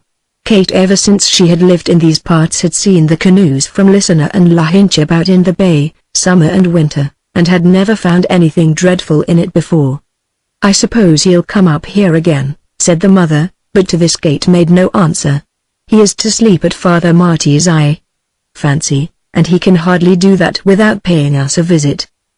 The days are short and he'll want all his time for the boating," said Kate with a little pout. "He'll find half an hour, I don't doubt. Shall you be glad to see him, Kate?" "I don't know, Mother. One is glad almost to see anyone up here. It's as good as a treat when old Corcoran comes up with the turf." "But Mr. Neville is not like old Corcoran, Kate." "Not in the least, Mother. I do like Mr. Neville better than Corcoran, because you see with Corcoran the excitement is very soon over. And Corcoran hasn't very much to say for himself." "And Mr. Neville has?" "He says a great deal more to you than he does to me, Mother. I like him very much. I should like him very much indeed if there were no danger in his coming." "What danger?" "That he should steal your heart away, my own, my darling, my child." Then Kate, instead of answering, got up and threw herself at her mother's knees, and buried her face in her mother's lap, and Mrs. O'Hara knew that that act of larceny had already been perpetrated. And how should it have been otherwise? But if such stealing, it is always better that no mention should be made till the theft has been sanctified by free gift. Till the loss has been spoken of and acknowledged, it may in most cases be recovered. Had Neville never returned from Scroop, and his name never been mentioned by the mother to her daughter, it may be that Kate O'Hara would not have known that she had loved him. For a while she would have been sad. For a month or two, as she lay wakeful in her bed, she would have thought of her dreams. But she would have thought of them as only dreams. She would have been sure that she could have loved him had any fair ending been possible for such love, but she would have assured herself that she had been on her guard, and that she was safe in spite of her dreams. But now the flame in her heart had been confessed and in some degree sanctioned, and she would foster it rather than quench it. Even should such a love be capable of no good fortune, would it not be better to have a few weeks of happy dreaming than a whole life that should be passionless? What could she do with her own heart there, living in solitude, with none but the seagulls to look at her? Was it not infinitely better that she should give it away to such a young god as this than let it feed upon itself miserably? Yes, she would give it away but might it not be that the young god would not take the gift? On the third day after his arrival at Ennis, Neville was at Listener with the priest. He little dreamed that the fact of his dining and sleeping at Father Marty's house would be known to the ladies at Castle Quin, and communicated from them to his aunt at Scroop Manor. Not that he would have been deterred from accepting the priest's hospitality or frightened into accepting that of the noble owner of the castle, had he known precisely all that would be written about it. He would not have altered his conduct in a matter in which he considered himself entitled to regulate it, in obedience to any remonstrances from Scroop Manor. Objections to the society of a Roman Catholic priest because of his religion he would have regarded as old-fashioned fanaticism. As for earls and their daughters, he would no doubt have enough of them in his future life, and this special earl and his daughters had not fascinated him. He had chosen to come to Ireland with his regiment for this year instead of at once assuming the magnificence of his position in England, in order that he might indulge the spirit of adventure before he assumed the duties of life. And it seemed to him that in dining and sleeping at an Irish priest's house on the shores of the Atlantic, with the prospect of seal shooting and seeing a very pretty girl on the following morning, he was indulging that spirit properly. But Lady Mary Quin thought that he was misbehaving himself and taking to very bad courses. When she heard that he was to sleep at the priest's house, she was quite sure that he would visit Mrs. O'Hara on the next day. The dinner at the priest's was very jovial. There was a bottle of sherry and there was a bottle of port, procured, chiefly for the sake of appearance, from a grocer's shop at Enniston, but the whiskey had come from Cork and had been in the priest's keeping for the last dozen years. He good-humouredly acknowledged that the wine was nothing, but expressed an opinion that Mr. Neville might find it difficult to beat the spirits. "It's through for you, Father Marty," said the rival priest from Milltown Mel Bay, and it's you that should know good spirits from bad if only man in Ireland does. "'Deed thin," replied the priest of Listener, "barring the famine years, I've mixed 2 tumblers of punch for myself every day these 40 years, and if it was all together it'd be about enough to give Mr. Neville a day's sail shooting on in his canoe." Immediately after dinner Neville was invited to light his cigar, and everything was easy, comfortable, and to a certain degree adventurous. There were the 2 priests, and a young Mr. Finucane from Ennistimon, who however was not quite so much to Fred's taste as the elder men. Mr. Finucane wore various rings, and talked rather largely about his father's demesne. But the whole thing was new, and by no means dull. As Neville had not left Ennis till late in the day, after what he called a hard day's work in the Warrior Lion, they did not sit down till past 8 o'clock, nor did anyone talk of moving till past midnight. Fred certainly made for himself more than 2 glasses of punch, and he would have sworn that the priest had done so also. Father Marty, however, was said by those who knew him best to be very rigid in this matter, and to have the faculty of making his drink go a long way. Young Mr. Finucane took 3 or 4, perhaps 5 or 6, and then volunteered to join Fred Neville in a day's shooting under the rocks. But Fred had not been 4 years in a cavalry regiment without knowing how to protect himself in such a difficulty as this. "The canoe will only hold myself and the man," said Fred, with perfect simplicity. Mr. Finucane drew himself up haughtily and did not utter another word for the next 5 minutes. Nevertheless he took a most affectionate leave of the young officer when half an hour after midnight he was told by Father Marty that it was time for him to go home. Father Creech also took his leave, and then Fred and the priest of Listener were left sitting together over the embers of the turf fire.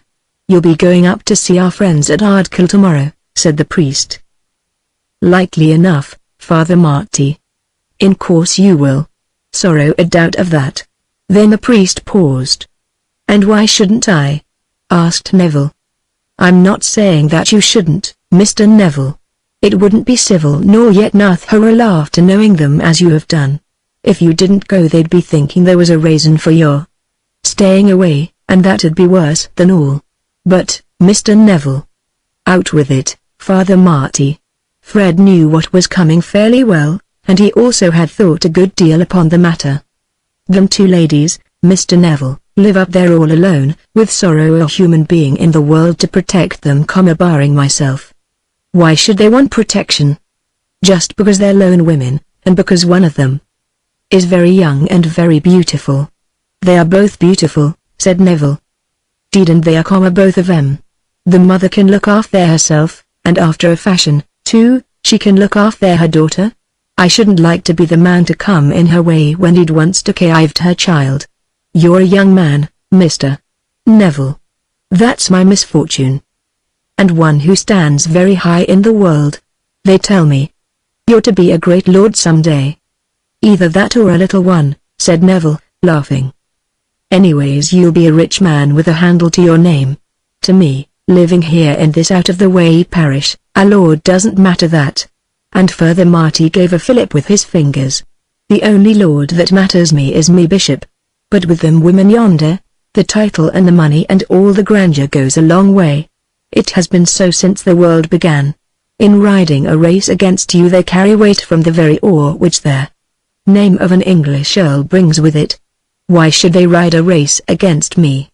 Why indeed, unless you ride a race against them. You wouldn't wish to injure that young thing as isn't yet out of her teens? God forbid that I should injure her. I don't think that you're the man to do it with your eyes open, Mr. Neville. If you can't speak her fair in the way of making her your wife, don't speak her fair at all. That's the long and the short of it, Mr. Neville. You see what they are. They're ladies, if there is a lady living in the Queen's dominions. That young thing is as beautiful as Habe, as innocent as a sleeping child, as soft as wax to take impression. What armor has she got against such a one as you? She shall not need armor.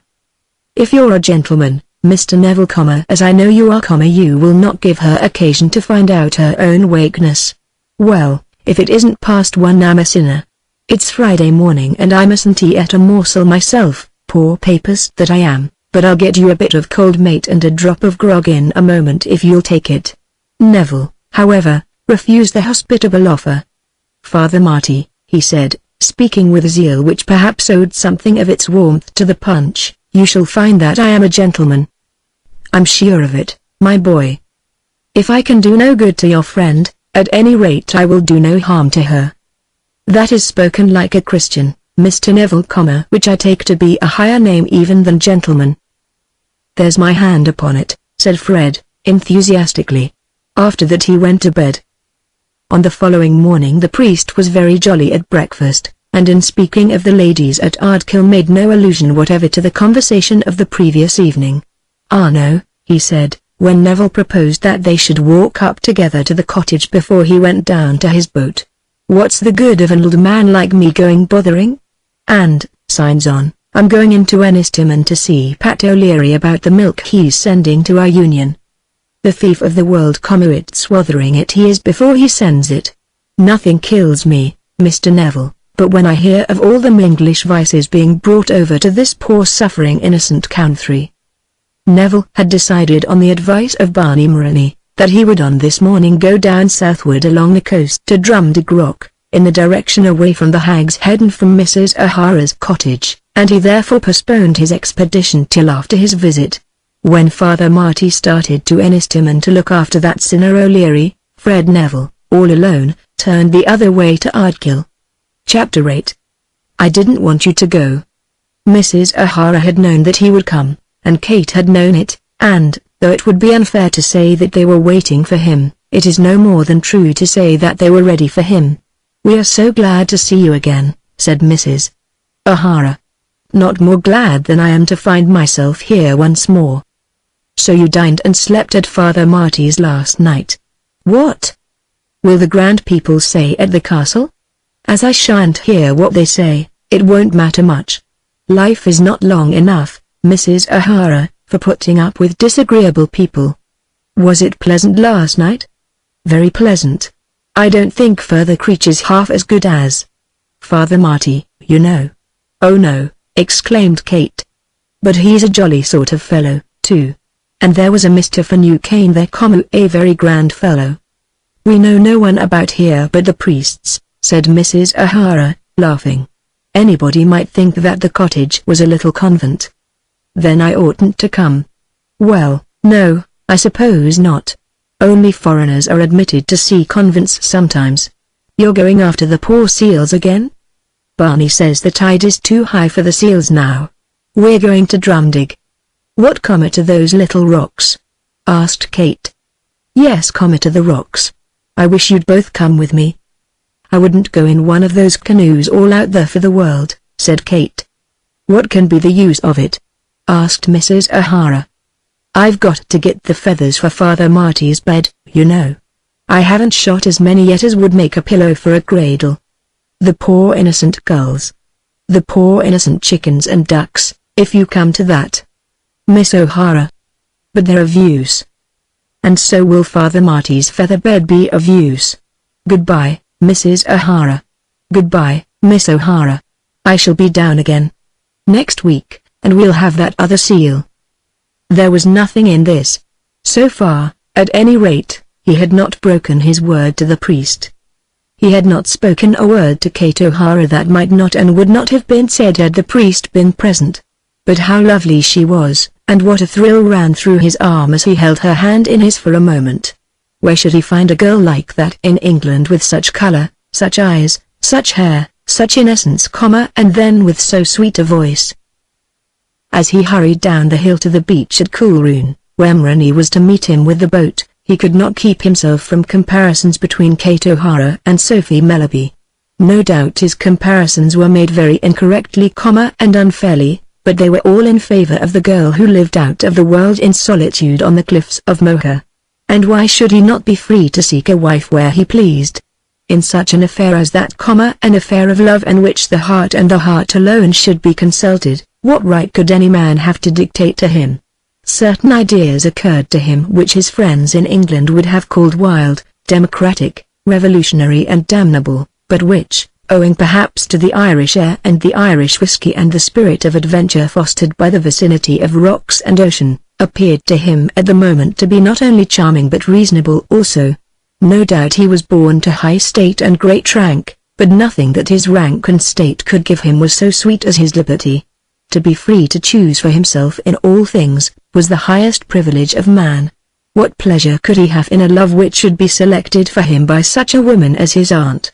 Then he gave the reins to some confused notion of an Irish bride, a wife who should be half a wife and half not, whom he would love and cherish tenderly but of whose existence no English friend should be aware. How could he more charmingly indulge his spirit of adventure than by some such arrangement as this? He knew that he had given a pledge to his uncle to contract no marriage that would be derogatory to his position. He knew also that he had given a pledge to the priest that he would do no harm to Kate O'Hara. He felt that he was bound to keep each pledge.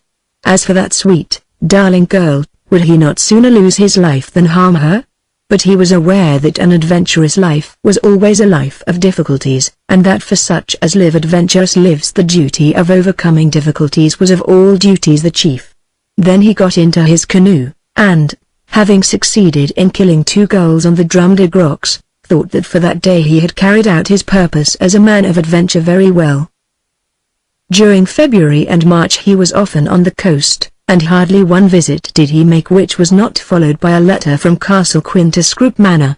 No direct accusation of any special fault was made against him in consequence. No charge was brought of an improper hankering after any special female, because Lady Scroope found herself bound in conscience not to commit her correspondent, but very heavy injunctions were laid upon him as to his general conduct, and he was eagerly entreated to remember his great duty and to come home and settle himself in England. In the meantime the ties which bound him to the coast of Clare were becoming stronger and stronger every day. He had ceased now to care much about seeing Father Marty, and would come, when the tide was low, direct from Lahinch to the strand beneath the cliffs, from whence there was a path through the rocks up to Ardkill. And there he would remain for hours, having his gun with him, but caring little for his gun. He told himself that he loved the rocks and the wildness of the scenery, and the noise of the ocean, and the whirring of the birds above and below him. It was certainly true that he loved Kate O'Hara. "Neville, you must answer me a question," said the mother to him one morning when they were out together, looking down upon the Atlantic when the wind had lulled after a gale. "Ask it then," said he. "What is the meaning of all this? What is Kate to believe?" "Of course she believes that I love her better than all the world besides, that she is more to me than all the world can give or take. I have told her at least, so often, that if she does not believe it she is little better than a Jew. You must not joke with me now. If you knew what it was to have one child and only that you would not joke with me. I am quite in earnest. I am not joking. And what is to be the end of it? The end of it? How can I say? My uncle is an old man, very old, very infirm, very good, very prejudiced, and broken-hearted because his own son, who died, married against his will. You would not liken my Kate to such as that woman was? Your Kate. She is my Kate as much as yours. Such a thought as that would be an injury to me as deep as to you. You know that to me my Kate, our Kate, is all excellence, as pure and good as she is bright and beautiful. As God is above us she shall be my wife, but I cannot take her to Scroope Manor as my wife while my uncle lives. Why should anyone be ashamed of her at Scroope Manor? Because they are fools. But I cannot cure them of their folly. My uncle thinks that I should marry one of my own class. Class what class? He is a gentleman, I presume, and she is a lady. That is very true, so true that I myself shall act upon the truth. But I will not make his last years wretched. He is a Protestant, and you are Catholics. What is that? And not ever so many of your lords Catholics? Were they not all Catholics before Protestants were ever thought of? Mrs. O'Hara, I have told you that to me she is as high and good and noble as though she were a princess. And I have told you that she shall be my wife. If that does not content you, I cannot help it. It contents her. I owe much to her. Indeed you do, everything. But I owe much to him also. I do not think that you can gain anything by quarreling with me. She paused for a while before she answered him, looking into his face the while with something of the ferocity of a tigress. So intent was her gaze that his eyes quailed beneath it. "By the living God," she said, "if you injure my child I will have the very blood from your heart." Nevertheless she allowed him to return alone to the house, where she knew that he would find her girl. "Kate," he said, going into the parlor in which she was sitting idle at the window. "Dear Kate." "Well, sir? I'm off." "You are always off, as you call it." "Well, yes. But I'm not on and off, as the saying is. Why should you go away now? Do you suppose a soldier has got nothing to do? You never calculate, I think, that Ennis is about 23 miles from here. Come, Kate, be nice with me before I go." "How can I be nice when you are going? I always think when I see you go that you will never come back to me again. I don't know why you should come back to such a place as this." "Because, as it happens, the place holds what I love best in all the world." Then he lifted her from her chair, and put his arm round her waist. "Do you not know that I love you better than all that the world holds?" "How can I know it?" "Because I swear it to you. I think that you like me a little. Oh Fred, if you were to go and never to come back I should die. Do you remember Mariana? My life is dreary. He cometh not," she said. "She said, I am Ori, I would that I were dead. Do you remember? But that? What has mother been saying to you?" "She has been bidding me to do you no harm. It was not necessary. I would sooner pluck out my eye than hurt you. My uncle is an old man, a very old man. She cannot understand that it is better that we should wait, than that I should have to think hereafter that I had killed him by my unkindness. But he wants you to love some other girl. He cannot make me do that. All the world cannot change my heart, Kate.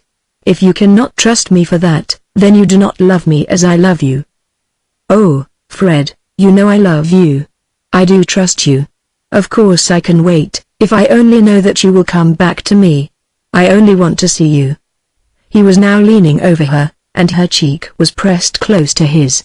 Though she was talking of Mariana, and pretending to fear future misery, all this was Elysium to her, the very joy of paradise. She could sit and think of him now from morning to night, and never find the day an hour too long. She could remember the words in which he made his oaths to her, and cherish the sweet feeling of his arm round her body. To have her cheek close to his was godlike. And then when he would kiss her, though she would rebuke him, it was as though all heaven were in the embrace. "And now goodbye. One kiss, darling." "No. Not a kiss when I am going? I don't want you to go." "Oh, Fred. Well, there. Goodbye, my own beloved one. You'll be here on Monday?" "Yes, on Monday." "And be in the boat 4 hours, and here 4 minutes." "Don't I know you?" But he went without answering this last accusation. "What shall we do, Kate, if he deceives us?" said the mother that evening. "Die. But I am sure he will not deceive us." Neville, as he made his way down to Listener, where his gig was waiting for him, did ask himself some serious questions about his adventure. What must be the end of it? And had he not been imprudent? It may be declared on his behalf that no idea of treachery to the girl ever crossed his mind. He loved her too thoroughly for that. He did love her not perhaps as she loved him. He had many things in the world to occupy his mind, and she had but one. He was almost a god to her. She to him was simply the sweetest girl that he had ever as yet seen, and one who had that peculiar merit that she was all his own. No other man had ever pressed her hand, or drank her sweet breath. Was not such a love 1,000 times sweeter than that of some girl who had been hurried from drawing room to drawing room, and perhaps from one vow of constancy to another for 6 years? The adventure was very sweet. But how was it to end? His uncle might live these 10 years, and he had not the heart, nor yet the courage, to present her to his uncle as his bride. When he reached Ennis that evening there was a dispatch marked immediate, from his aunt Lady Scroop. "Your uncle is very ill, dangerously ill, we fear. His great desire is to see you once again. Pray come without losing an hour." Early on the following morning he started for Dublin, but before he went to bed that night he not only wrote to Kate O'Hara, but enclosed the note from his aunt. He could understand that through the tidings of his uncle's danger was a shock to him, there would be something in the tidings which would cause joy to the 2 inmates of Ardkill Cottage. When he sent that letter with his own, He was of course determined that he would marry Kate O'Hara as soon as he was a free man. Chapter 9. Fred Neville returns to Scroop. The suddenness of the demand made for the heir's presence at Scroop was perhaps not owing to the Earl's illness alone. The Earl, indeed, was ill, so ill that he thought himself that his end was very near, but his illness had been brought about chiefly by the misery to which he had been subjected by the last dispatch from Castle Quin to the Countess. "I am most unwilling," she said, "to make mischief or to give unnecessary pain to you or to Lord Scroop, but I think it my duty to let you know that the general opinion about here is that Mr. Neville shall make Miss O'Hara his wife, if he has not done so already. The most dangerous feature in the whole matter is that it is all managed by the priest of this parish, a most unscrupulous person, who would do anything, he is so daring. We have known him many years, and we know to what lengths he would go. The laws have been so altered in favor of the Roman Catholics, and against the Protestants, that a priest can do almost just what he likes. I do not think that he would scruple for an instant to marry them if he thought it likely that his prey would escape from him. My own opinion is that there has been no marriage as yet, though I know that others think that there has been." The expression of this opinion from others which had reached Lady Mary's ears consisted of an assurance from her own Protestant lady's maid that that wicked, guzzling old Father Marty would marry the young couple as soon as look at them, and very likely had done so already. "I cannot say," continued Lady Mary, "that I actually know anything against the character of Miss O'Hara. Of the mother we have very strange stories here. They live in a little cottage with one maid-servant, almost upon the cliffs, and nobody knows anything about them except the priest. If he should be seduced into a marriage, nothing could be more unfortunate." Lady Mary probably intended to insinuate that were young Neville prudently to get out of the adventure, simply leaving the girl behind him blasted, ruined, and destroyed, the matter no doubt would be bad, but in that case the great misfortune would have been avoided. She could not quite say this in plain words, but she felt, no doubt, that Lady Scroop would understand her. Then Lady Mary went on to assure her friend that though she and her father and sisters very greatly regretted that Mr. Neville had not again given them the pleasure of seeing him at Castle Quin, no feeling of injury on that score had induced her to write so strongly as she had done. She had been prompted to do so simply by her desire to prevent a most ruinous alliance. Lady Scroop acknowledged entirely the truth of these last words. Such an alliance would be most ruinous. But what could she do? Was she to write to Fred and tell him all that she heard, throwing to the winds Lady Mary's stupid injunctions respecting secrecy, as she would not have scrupled to do could she have thus obtained her object, might it not be quite possible that she would precipitate the calamity which she desired so eagerly to avoid? Neither had she nor had her husband any power over the young man, except such as arose from his own good feeling. The Earl could not disinherit him, could not put a single acre beyond his reach. Let him marry whom he might, he must be Earl Scroop of Scroop, and the woman so married must be the Countess or Scroop. There was already a Lady Neville about the world whose existence was a torture to them, and if this young man chose also to marry a creature utterly beneath him and to degrade the family, no effort on their part could prevent him. But if, as seemed probable, he were yet free, and if he could be got to come again among them, it might be that he still had left some feelings on which they might work. No doubt there was the Neville obstinacy about him, but he had seemed to both of them to acknowledge the sanctity of his family, and to appreciate in some degree the duty which he owed to it. The emergency was so great that she feared to act alone. She told everything to her husband, showing him Lady Mary's letter, and the effect upon him was so great that it made him ill. "It will be better for me," he said, "to turn my face to the wall and die before I know it." He took to his bed, and they of his household did think that he would die. He hardly spoke except to his wife, and when alone with her did not cease to moan over the destruction which had come upon the house. "If it could only have been the other brother," said Lady Scroop. "There can be no change," said the Earl. "He must do as it lists him with the fortune and the name and the honors of the family." Then on one morning there was a worse bulletin than heretofore given by the doctor, and Lady Scroop at once sent off the letter which was to recall the nephew to his uncle's bedside. The letter, as we have seen, was successful, and Fred, who caused himself to be carried over from Dorchester to Scroop as fast as post horses could be made to gallop, almost expected to be told on his arrival that his uncle had departed to his rest. In the Hale he encountered Mrs. Bunce the housekeeper.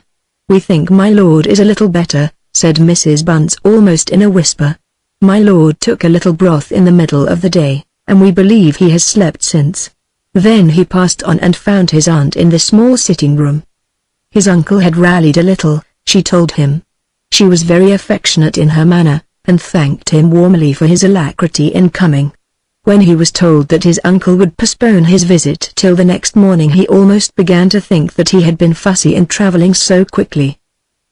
That evening he dined alone with his aunt, and the conversation during dinner and as they sat for a few minutes after dinner had reference solely to his uncle's health.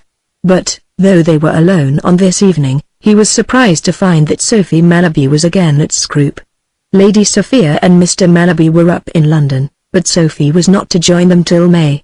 As it happened, however, she was dining at the parsonage this evening. She must have been in the house when Neville arrived, but he had not seen her. "Is she going to live here?" he asked, almost irreverently, when he was first told that she was in the house. "I wish she were," said Lady Scroop. "I am childless, and she is as dear to me as a daughter." Then Fred apologized, and expressed himself as quite willing that Sophie Malaby should live and die at Scroop. The evening was dreadfully dull. It had seemed to him that the house was darker, and gloomier, and more comfortless than ever.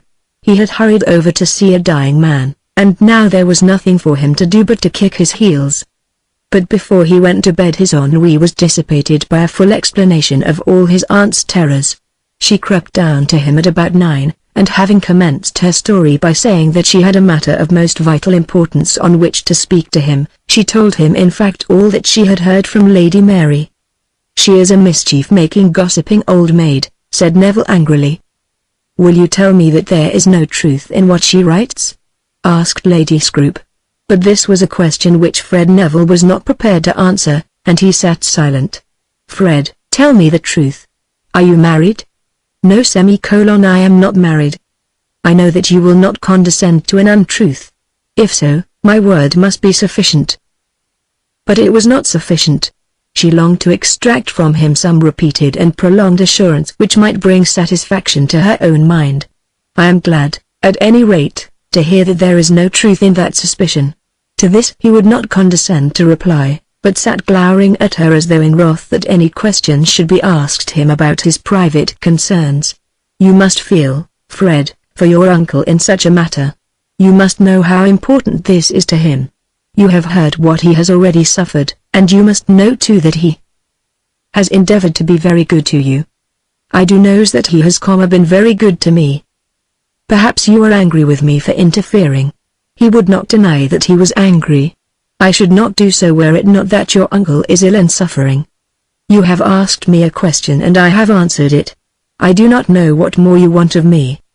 Will you say that there is no truth in all this that Lady Mary says?" "Lady Mary is an impertinent old maid. If you were in your uncle's place, and if you had an heir as to whose character in the world you were anxious, you would not think anyone impertinent who endeavored for the sake of friendship to save your name and family from a disreputable connection." "I have made no disreputable connection. I will not allow the word disreputable to be used in regard to any of my friends." "You do know people of the name of O'Hara?" "Of course I do."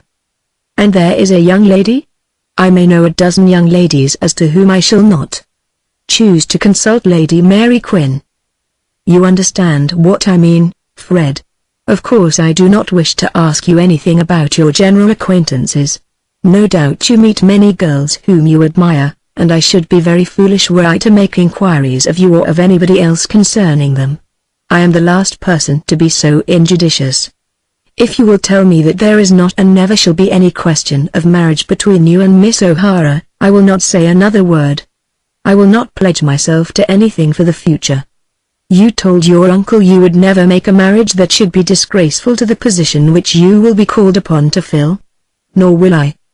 But would not this marriage be disgraceful, even were the young lady ever so estimable? How are the old families of the country to be kept up, and the old blood maintained if young men, such as you are, will not remember something of all that is due to the name which they bear. I do not know that I have forgotten anything." Then she paused before she could summon courage to ask him another question. "You have made no promise of marriage to Miss O'Hara?" He sat dumb, but still looking at her with that angry frown. "Surely your uncle has a right to expect that you will answer that question. I am quite sure that for his sake it will be much better that no such questions shall be asked me." In point of fact he had answered the question. When he would not deny that such promise had been made, there could no longer be any doubt of the truth of what Lady Mary had written. Of course the whole truth had now been elicited.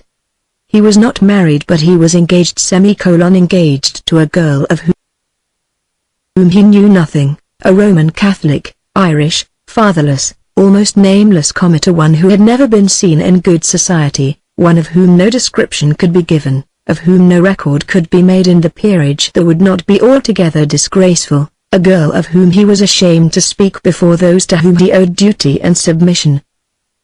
That there might be a way to escape the evil even yet Lady Scroope acknowledged to herself fully. Many men promise marriage but do not keep the promise they have made. This lady, who herself was really good and unselfish, affectionate, religious, actuated by a sense of duty in all that she did, whose life had been almost austerely moral, entertained an idea that young men, such as Fred Neville, very commonly made such promises with very little thought of keeping them. She did not expect young men to be governed by principles such as those to which young ladies are bound to submit themselves. She almost supposed that heaven had a different code of laws for men and women in her condition of life, and that salvation was offered on very different terms to the two sexes. The breach of any such promise as the heir of Scroope could have made to such a girl as this Miss O'Hara would be a perjury at which Jove might certainly be expected to laugh. But in her catalogue there were sins for which no young men could hope to be forgiven, and the sin of such a marriage as this would certainly be beyond pardon. Of the injury which was to be done to Miss O'Hara, it may be said with certainty that she thought not at all. In her eyes it would be no injury, but simple justice, no more than a proper punishment for intrigue and wicked ambition. Without having seen the enemy to the family of Scroope, or even having heard a word to her disparagement, she could feel sure that the girl was bad, that these O'Haras were vulgar and false impostors, persons against whom she could put out all her strength without any prick of conscience. Women in such matters are always hard against women, and especially hard against those whom they believe to belong to a class below their own. Certainly no feeling of mercy would induce her to hold her hand in this task of saving her husband's nephew from an ill-assorted marriage. Mercy to Miss O'Hara. Lady Scroope had the name of being a very charitable woman. She gave away money. She visited the poor. She had labored hard to make the cottages on the estate clean and comfortable. She denied herself many things that she might give to others. But she would have no more mercy on such a one as Miss O'Hara, than a farmer's labourer would have on a rat. There was nothing more now to be said to the heir, nothing more for the present that could serve the purpose which she had in hand. "Your uncle is very ill," she murmured. "I was so sorry to hear it. We hope now that he may recover. For the last 2 days there. Doctor has told us that we may hope. I am so glad to find that it is so. I am sure you are. You will see him tomorrow after breakfast. He is most anxious to see you. I think sometimes you hardly reflect how much you are to him. I don't know why you should say so. You had better not speak to him tomorrow about this affair, of the Irish young lady. Certainly not, unless he speaks to me about it. He is hardly strong enough yet. But no doubt he will do so. Before you leave us. I hope it may be long before you do that." "It can't be very long, Aunt Mary." To this she said nothing, but bade him good night, and he was left alone. It was now past 10, and he supposed that Miss Melleby had come in and gone to her room. Why she should avoid him in this way he could not understand. But as for Miss Melleby herself, she was so little to him that he cared not at all whether he did or did not see her. All his brightest thoughts were away in County Clare, on the cliffs overlooking the Atlantic. They might say what they liked to him, but he would never be untrue to the girl whom he had left there. His aunt had spoken of the affair of the Irish young lady, and he had quite understood the sneer with which she had mentioned Kate's nationality. Why should not an Irish girl be as good as any English girl? Of one thing he was quite sure, that there was much more of real life to be found on the cliffs of Moher than in the gloomy chambers of Scroop Manor. He got up from his seat feeling absolutely at a loss how to employ himself. Of course he could go to bed, but how terribly dull must life be in a place in which he was obliged to go to bed at 10 o'clock because there was nothing to do. And since he had been there his only occupation had been that of listening to his aunt's sermons. He began to think that a man might pay too dearly even for being the heir to Scroop. After sitting a while in the dark gloom created by a pair of candles, he got up and wandered into the large unused dining room of the mansion. It was a chamber over 40 feet long, with dark flock paper and dark curtains, with dark painted wainscoting below the paper, and huge dark mahogany furniture. On the walls hung the portraits of the Scroops for many generations past, some in armor, some in their robes of state, ladies with stiff bodices and high headdresses, not beauties by Lely or warriors and statesmen by Kneller, but wooden, stiff, ungainly, hideous figures, by artists whose works had, unfortunately, been more enduring than their names. He was pacing up and down the room with a candle in his hand, trying to realize to himself what life at Scroop might be with a wife of his aunt's choosing, and his aunt to keep the house for them, when a door was opened at the end of the room, away from that by which he had entered, and with a soft noiseless step Miss Mellerby entered.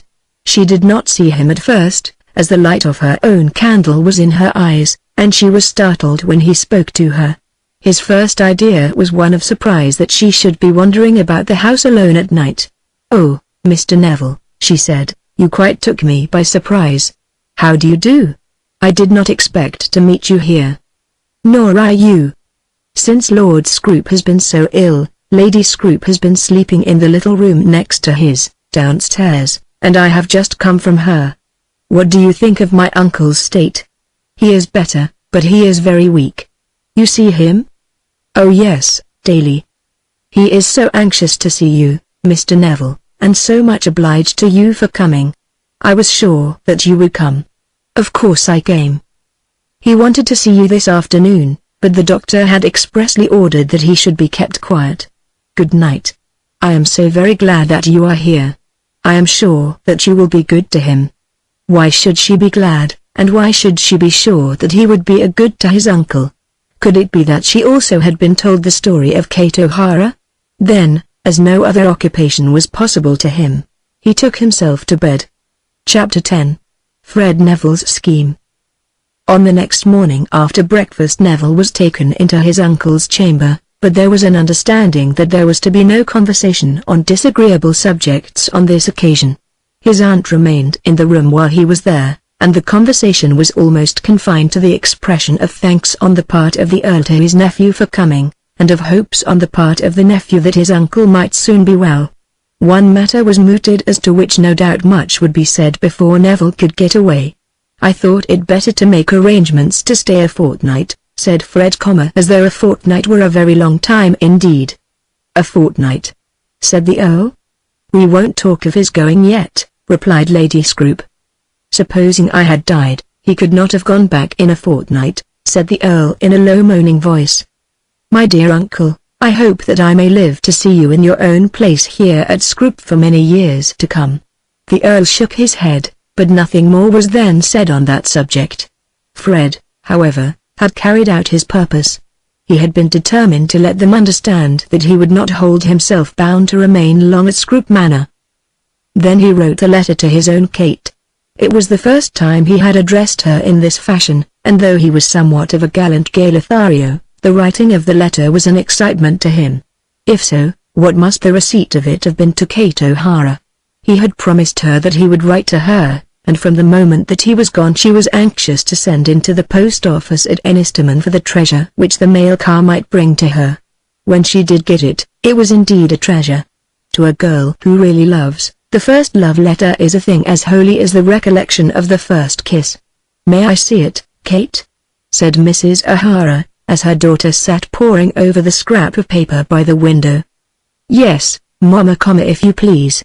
Then she paused a moment. "But I think that I had rather you did not." "Perhaps he did not mean me to show it. The mother did not heed her request, but contented herself with coming up behind her child and kissing her. The reader, however, shall have the privilege which was denied to Mrs. O'Hara. Dearest Kate, I got here all alive yesterday at 4. I came on as fast as ever I could travel, and hardly got a mouthful to eat after I left Limerick. I never saw such beastliness as they have at the stations.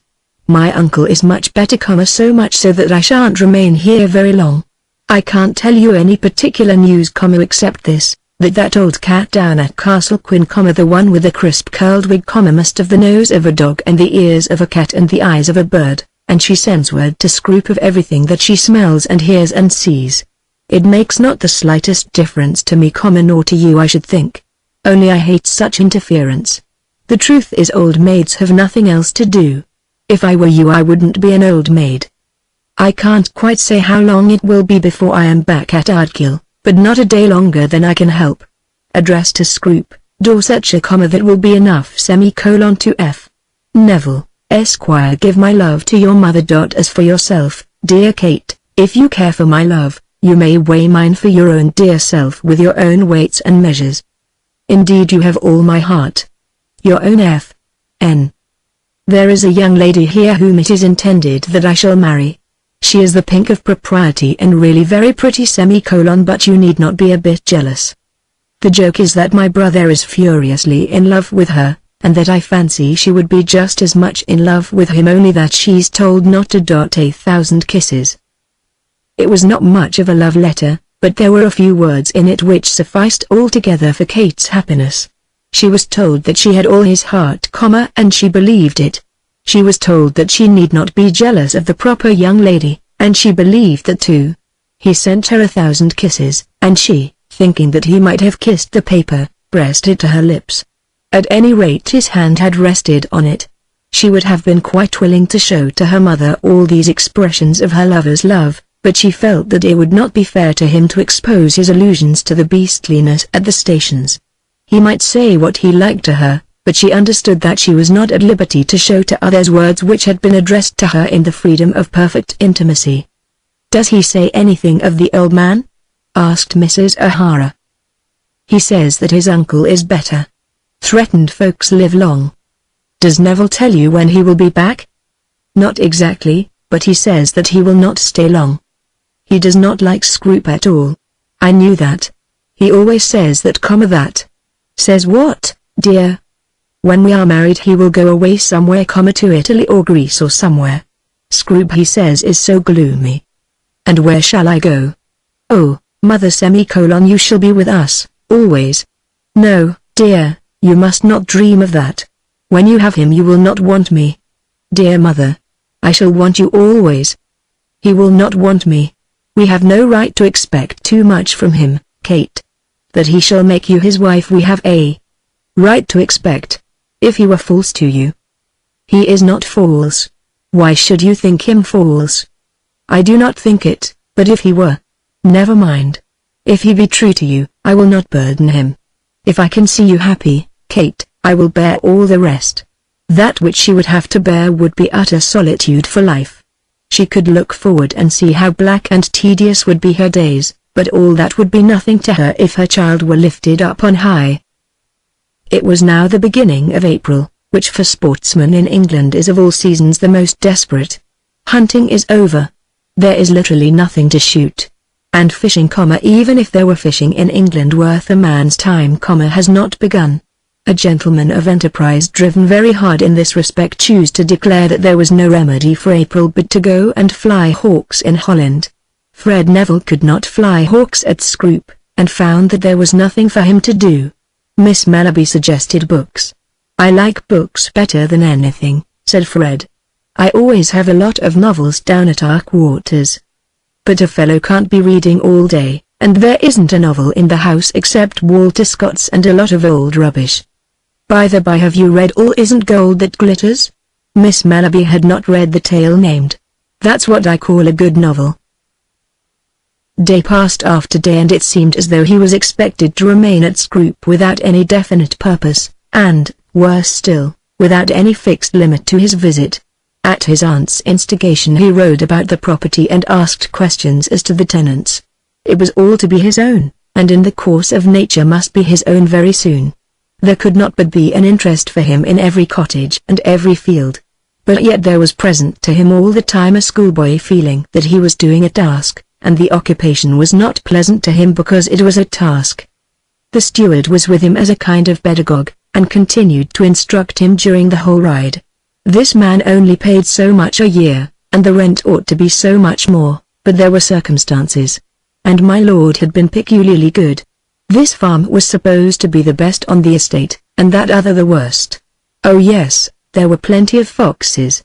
My lord had always insisted that the foxes should be preserved. Some of the hunting gentry no doubt had made complaints, but it was a great shame. Foxes had been seen, 2 or 3 at a time, the very day after the covers had been drawn blank.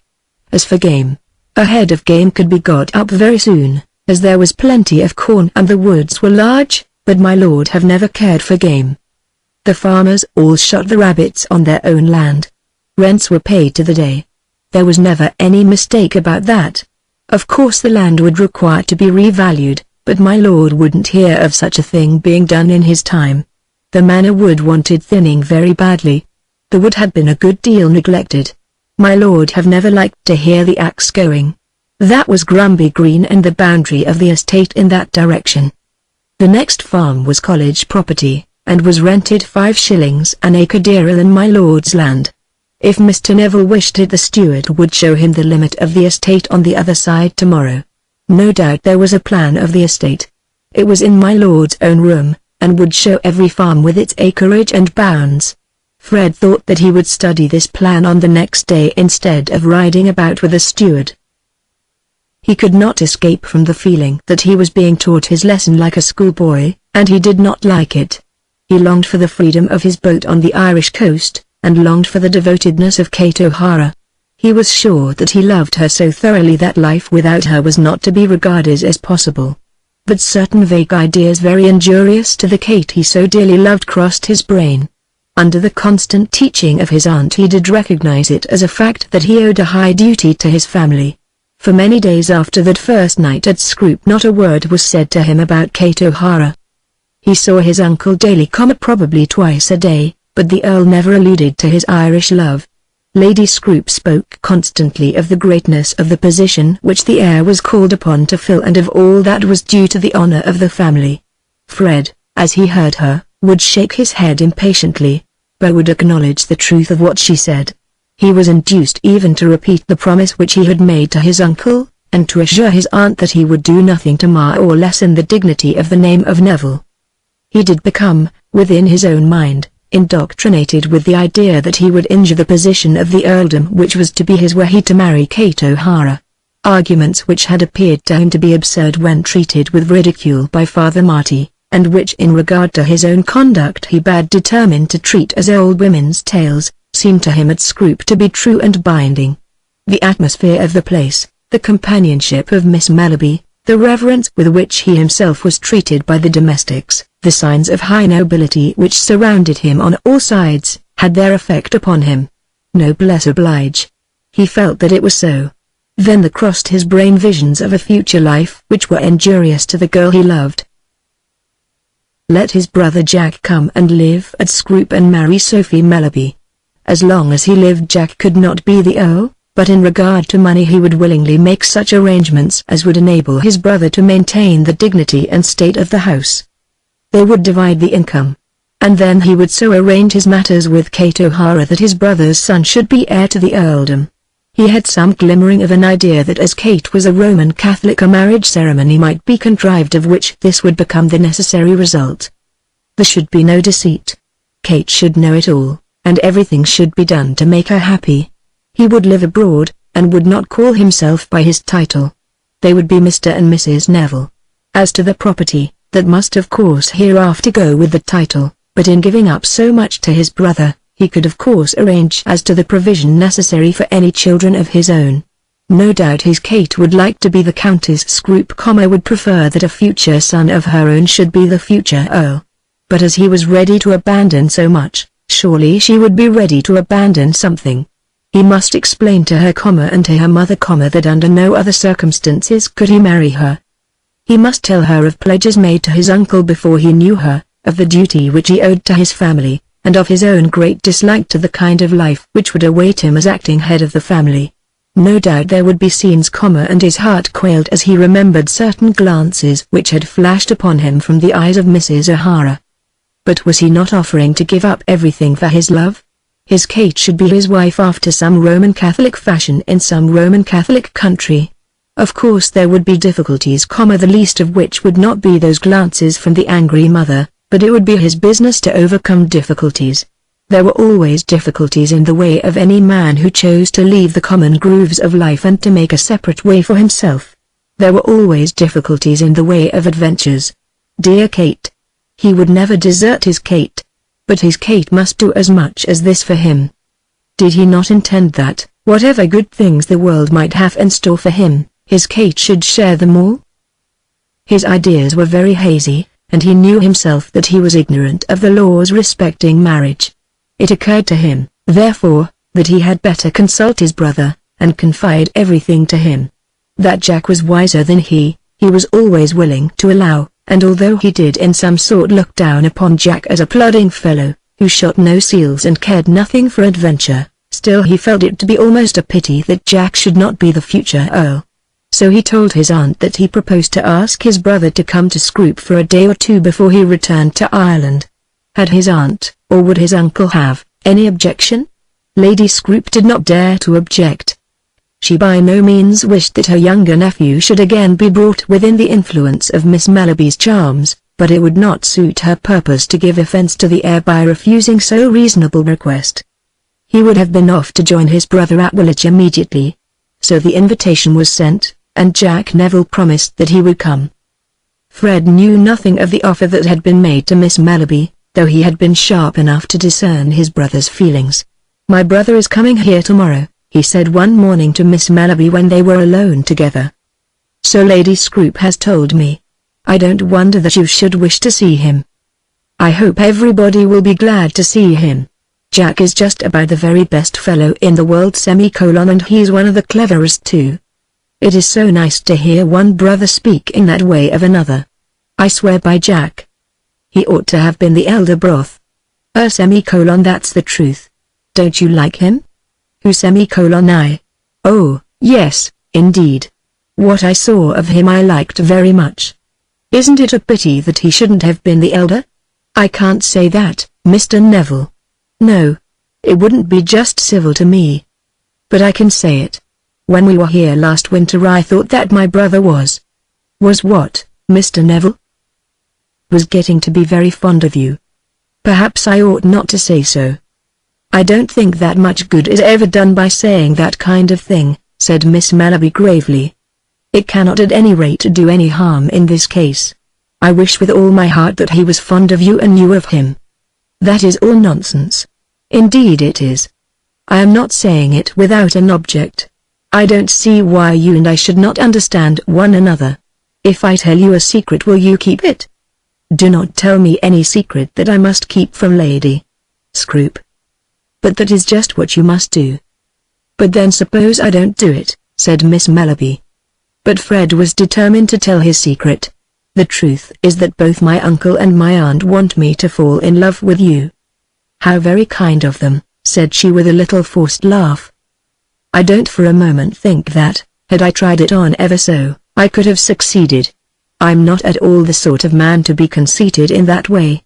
Wishing to do the best they could for me, they picked you out. It isn't that I don't think as well of you as they do, but... Really, Mr. Neville, this is the oddest conversation." "Quite true. It is odd. But the fact is you are here, and there is nobody else I can talk to. And I want you to know the exact truth. I'm engaged to somebody else.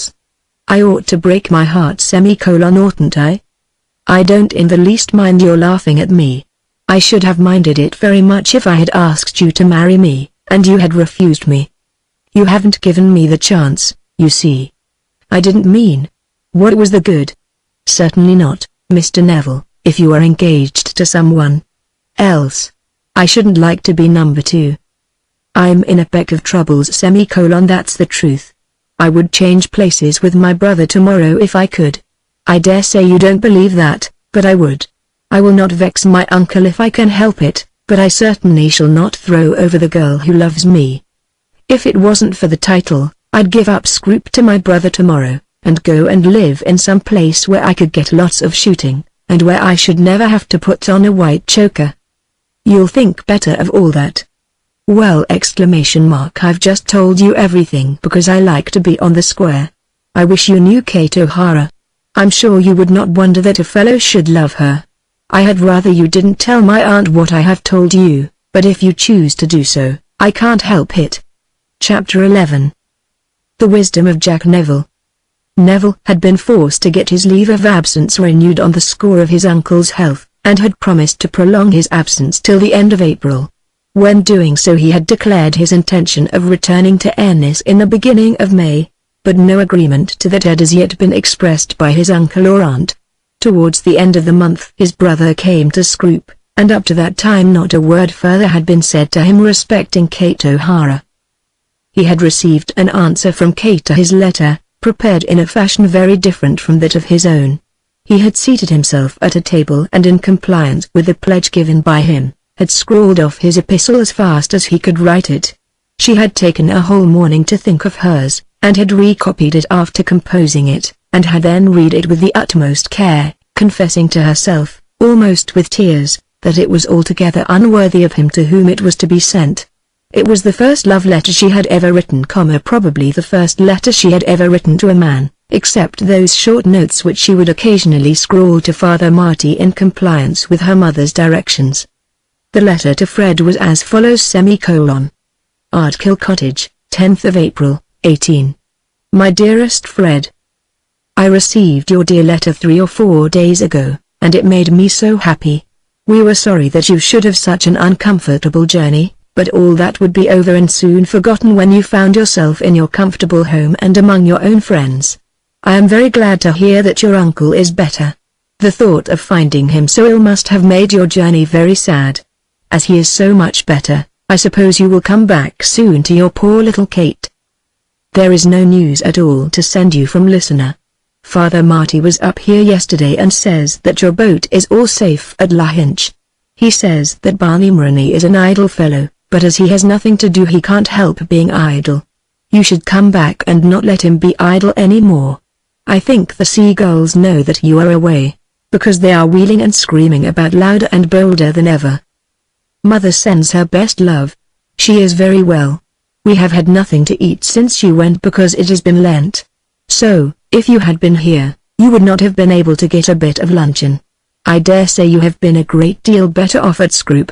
Father Marty says that you Protestants will have to keep your Lent hereafter, 80 days at a time instead of 40, and that we Catholics will be allowed to eat just what we like, while you Protestants will have to look on at us. If so, I think I'll manage to give you a little bit. Do come back to your own Kate as soon as you can. I need not tell you that I love you better than all the world because you know it already. I'm not a bit jealous of the proper young lady, and I hope that she will fall in love with your brother. Then someday we shall be sisters, shan't we? I should like to have a proper young lady for my sister so much. Only, perhaps she would despise me.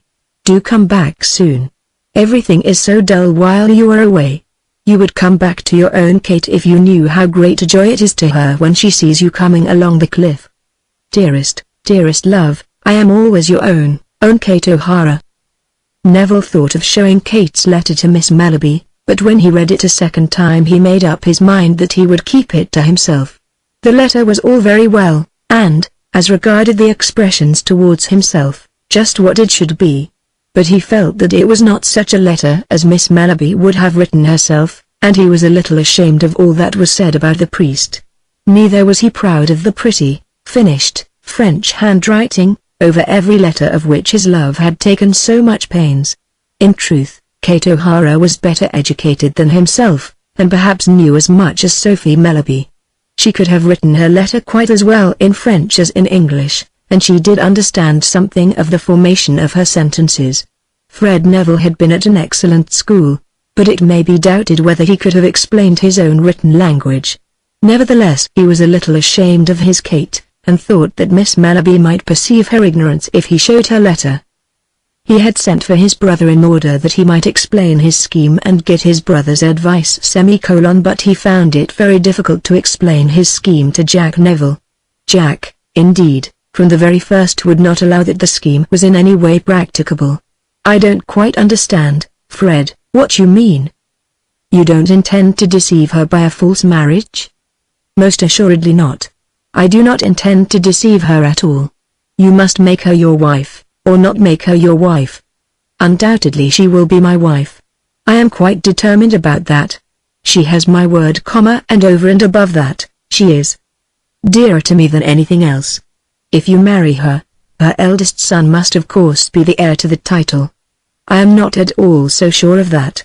All manner of queer things may be arranged by marriages with Roman Catholics." "Put that out of your head," said Jack Neville. "In the first place you would certainly find yourself in a mess, and in the next place the attempt itself would be dishonest. I dare say men have crept out of marriages because they have been illegal, but a man who arranges a marriage with the intention of creeping out of it is a scoundrel.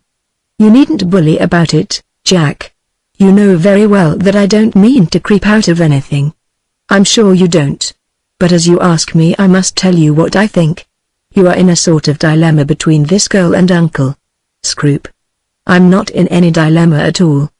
You seem to think you have made some promise to him which will be broken if you marry her, and I suppose you certainly have made her a promise." "Which I certainly mean to keep," said Fred. "All right. Then you must break your promise to Uncle Scroop." "It was a sort of half and half promise. I could not bear to see him making himself unhappy about it." "Just so. I suppose Miss O'Hara can wait." Fred Neville scratched his head. "Oh yes, she can wait. There's nothing to bind me to a day or a month. But my uncle may live for the next 10 years now. My advice to you is to let Miss O'Hara understand clearly that you will make no other engagement, but that you cannot marry her as long as your uncle lives. Of course I say this on the supposition that the affair cannot be broken off." "Certainly not," said Fred with a decision that was magnanimous. "I cannot think the engagement a fortunate one for you in your position. Like should marry like. I'm quite sure of that. You would wish your wife to be easily intimate with the sort of people among whom she would naturally be thrown as Lady Scroop, among the wives and daughters of other earls and such like. No, I shouldn't. I don't see how she would be comfortable in any other way. I should never live among other earls, as you call them. I hate that kind of thing. I hate London. I should never live here." "What would you do?" "I should have a yacht, and live chiefly in that. I should go about a good deal, and get into all manner of queer places. I don't say but what I might spend a winter now and then in Leicestershire or Northamptonshire, for I am fond of hunting. But I should have no regular home. According to my scheme you should have this place, and sufficient of the income to maintain it, of course." "That wouldn't do, Fred," said Jack, shaking his head, "though I know how generous you are." "Why wouldn't it do? You are the heir, and you must take the duties with the privileges. You can have your yacht if you like a yacht, but you'll soon get tired of that kind of life. I take it that a yacht is a bad place for a nursery, and inconvenient for one's old boots. When a man has a home fixed for him by circumstances, as you will have, he gravitates towards it, let his own supposed predilections be what they may. Circumstances are stronger than predilections. You're a philosopher. I was always more sober than you, Fred. I wish you had been the elder, on the condition of the younger brother having a tidy slice out of the property to make himself comfortable. But I am not the elder, and you must take the position with all the encumbrances. I see nothing for it but to ask Miss O'Hara to wait. If my uncle lives long, the probability is that one or the other of you will change your minds, and that the affair will never come off." When the younger and wiser brother gave this advice, he did not think it all likely that Miss O'Hara would change her mind. Penniless young ladies don't often change their minds when they are engaged to the heirs of earls. It was not at all probable that she should repent the bargain that she had made. but Jack Neville did think it very probable that his brother might do so and, indeed, felt sure that he would do so if years were allowed to intervene. His residence in County Clare would not be perpetual, and with him in his circumstances it might well be that the young lady, being out of sight, should be out of mind. Jack could not exactly declare his opinion on this head. His brother at present was full of his promise, full of his love, full of his honor. Nor would Jack have absolutely counselled him to break his word to the young lady. But he thought it probable that in the event of delay poor Miss O'Hara might go to the wall and he also thought that for the general interests of the Scrope family it would be better that she should do so. "And what are you going to do yourself?" asked Fred. "In respect of what?" "In respect of Miss Mellerby?" "In respect of Miss Mellerby I am not going to do anything," said Jack as he walked away. In all that the younger brother said to the elder as to poor Kate O'Hara he was no doubt wise and prudent, but in what he said about himself he did not tell the truth. But then the question asked was one which a man is hardly bound to answer, even to a brother. Jack Neville was much less likely to talk about his love affairs than Fred, but not on that account less likely to think about them. Sophie Mellerby had refused him once, but young ladies have been known to marry gentlemen after refusing them more than once.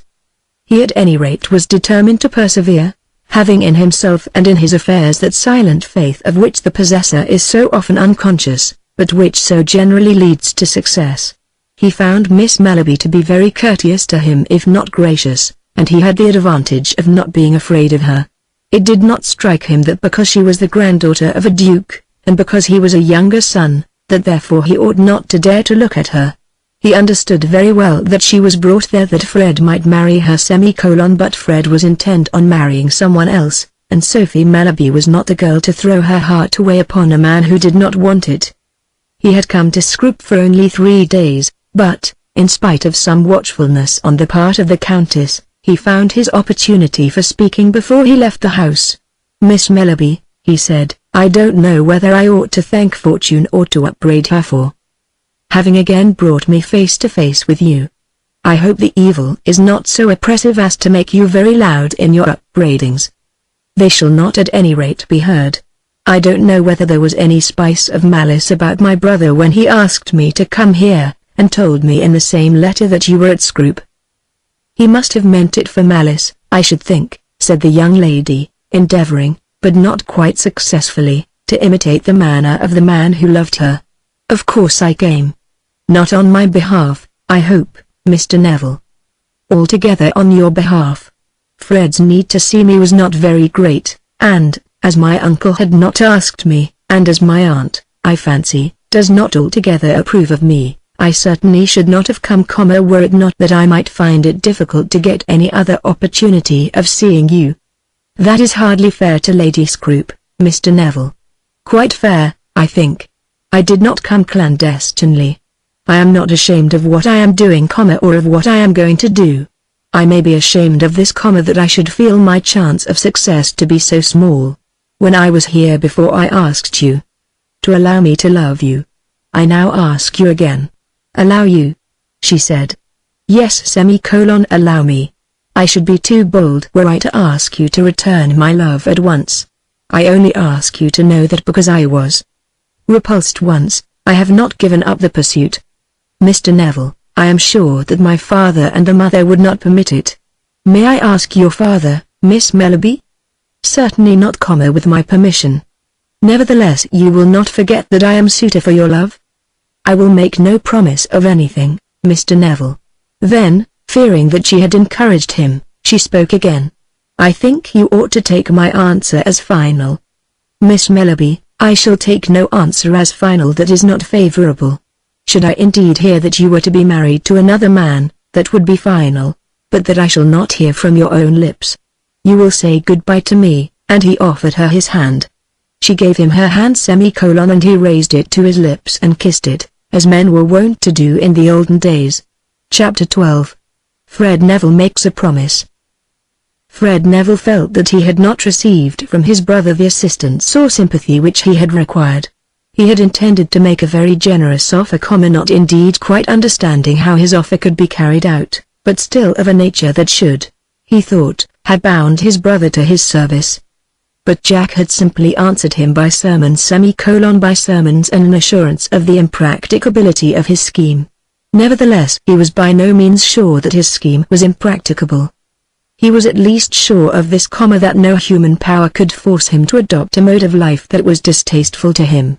No one could make him marry Sophie Mellerby, or any other Sophie, and maintain a grand and gloomy house in Dorsetshire, spending his income, not in a manner congenial to him, but in keeping a large retinue of servants and taking what he called the heavy line of an English nobleman. The property must be his own, or at any rate the life use of it. He swore to himself over and over again that nothing should induce him to impoverish the family or to leave the general affairs of the house of Scrope worse than he found them. Much less than half of that which he understood to be the income coming from the estates would suffice for him. But let his uncle or aunt, or his straight-laced methodical brother, say what they would to him, nothing should induce him to make himself a slave to an earldom. But yet his mind was much confused and his contentment by no means complete. He knew that there must be a disagreeable scene between himself and his uncle before he returned to Ireland, and he knew also that his uncle could, if he were so minded, stop his present very liberal allowance altogether. There had been a bargain, no doubt, that he should remain with his regiment for a year, and of that year 6 months was still unexpired.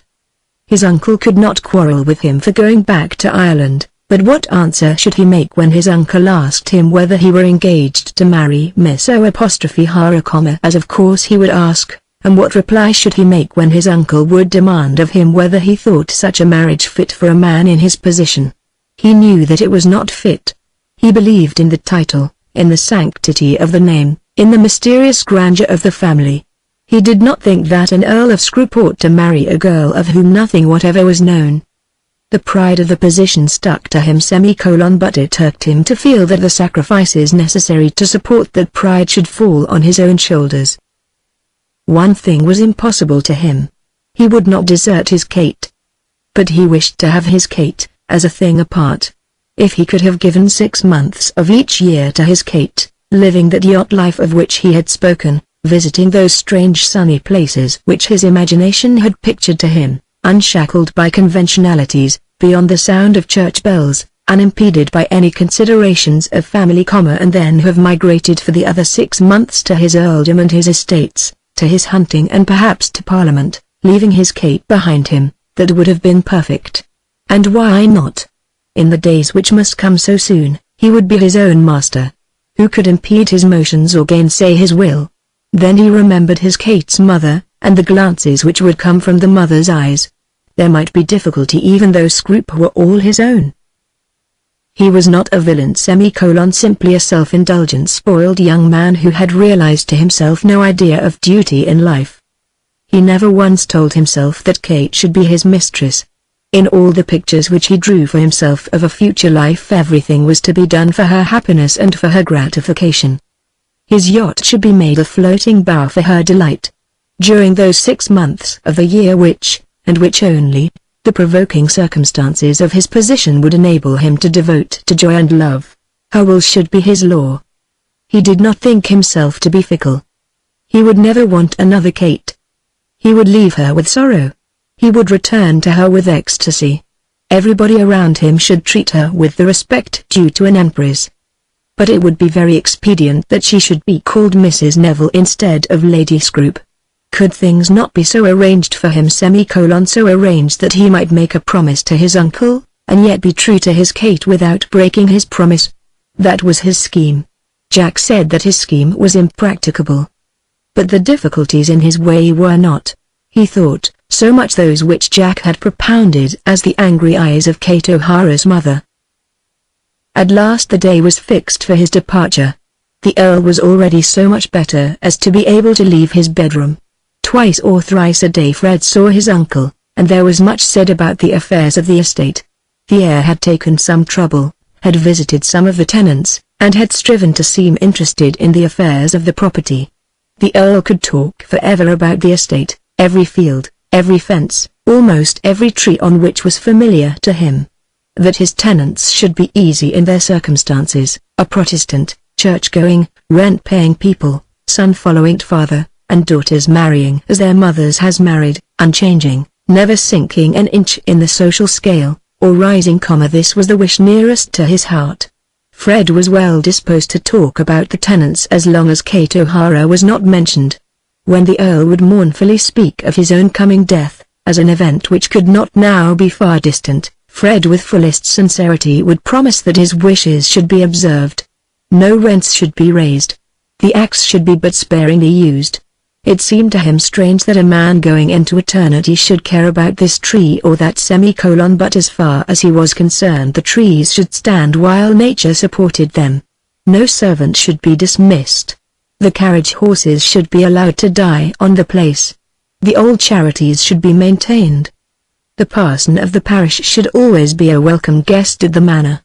No promise was difficult for him to make so long as that one question were left untouched. But when he spoke of the day of his departure as fixed, as being the day after tomorrow, then he knew that the question must be touched. "I am sorry, very sorry, that you must go," said the Earl. "You see, a man can't leave the service at a moment's notice." "I think that we could have got over that, Fred. Perhaps as regards the service we might, but the regiment would think ill of me. You see, so many things depend on a man's staying or going. The youngsters mayn't have their money ready. I said I should remain till October. I don't at all wish to act the tyrant to you." "I know that, Uncle." Then there was a pause. "I haven't spoken to you yet, Fred, on a matter which has caused me a great deal of uneasiness. When you first came I was not strong enough to allude to it, and I left it to your aunt. Neville knew well what was coming now, and was aware that he was moved in a manner that hardly became his manhood. Your aunt tells me that you have got into some trouble with a young lady in the west of Ireland." "No trouble, Uncle, I hope." "Who is she?" Then there was another pause, but he gave a direct answer to the question. "She is a Miss O'Hara." "A Roman Catholic?" "Yes." "A girl of whose family you know nothing?" "I know that she lives with her mother in absolute obscurity, and poverty." "They are not rich," said Fred. "Do not suppose that I regard poverty as a fault. It is not necessary that you should marry a girl with any fortune." "I suppose not, Uncle Scroop. But I understand that this young lady is quite beneath yourself in life. She lives with her mother in a little cottage, without servants, There is a servant. You know what I mean, Fred. She does not live as ladies live. She is uneducated." "You are wrong there, my lord. She has been at an excellent school in France." "In France? Who was her father, and what?" "I do not know what her father was, a Captain O'Hara, I believe." "And you would marry such a girl as that, a Roman Catholic, picked up on the Irish coast, one of whom nobody knows even her parentage or perhaps her real name? It would kill me." "Fred, I have not said that I mean to marry her." "But what do you mean? Would you ruin her, seduce her by false promises and then leave her? Do you tell me that in cold blood you look forward to such a deed as that?" "Certainly not." "I hope not, my boy, I hope not that. Do not tell me that a heartless scoundrel is to take my name when I am gone." "I'm not a heartless scoundrel," said Fred Neville, jumping up from his seat. "Then what is it that you mean? You have thought, have you not, of the duties of the high position to which you are called?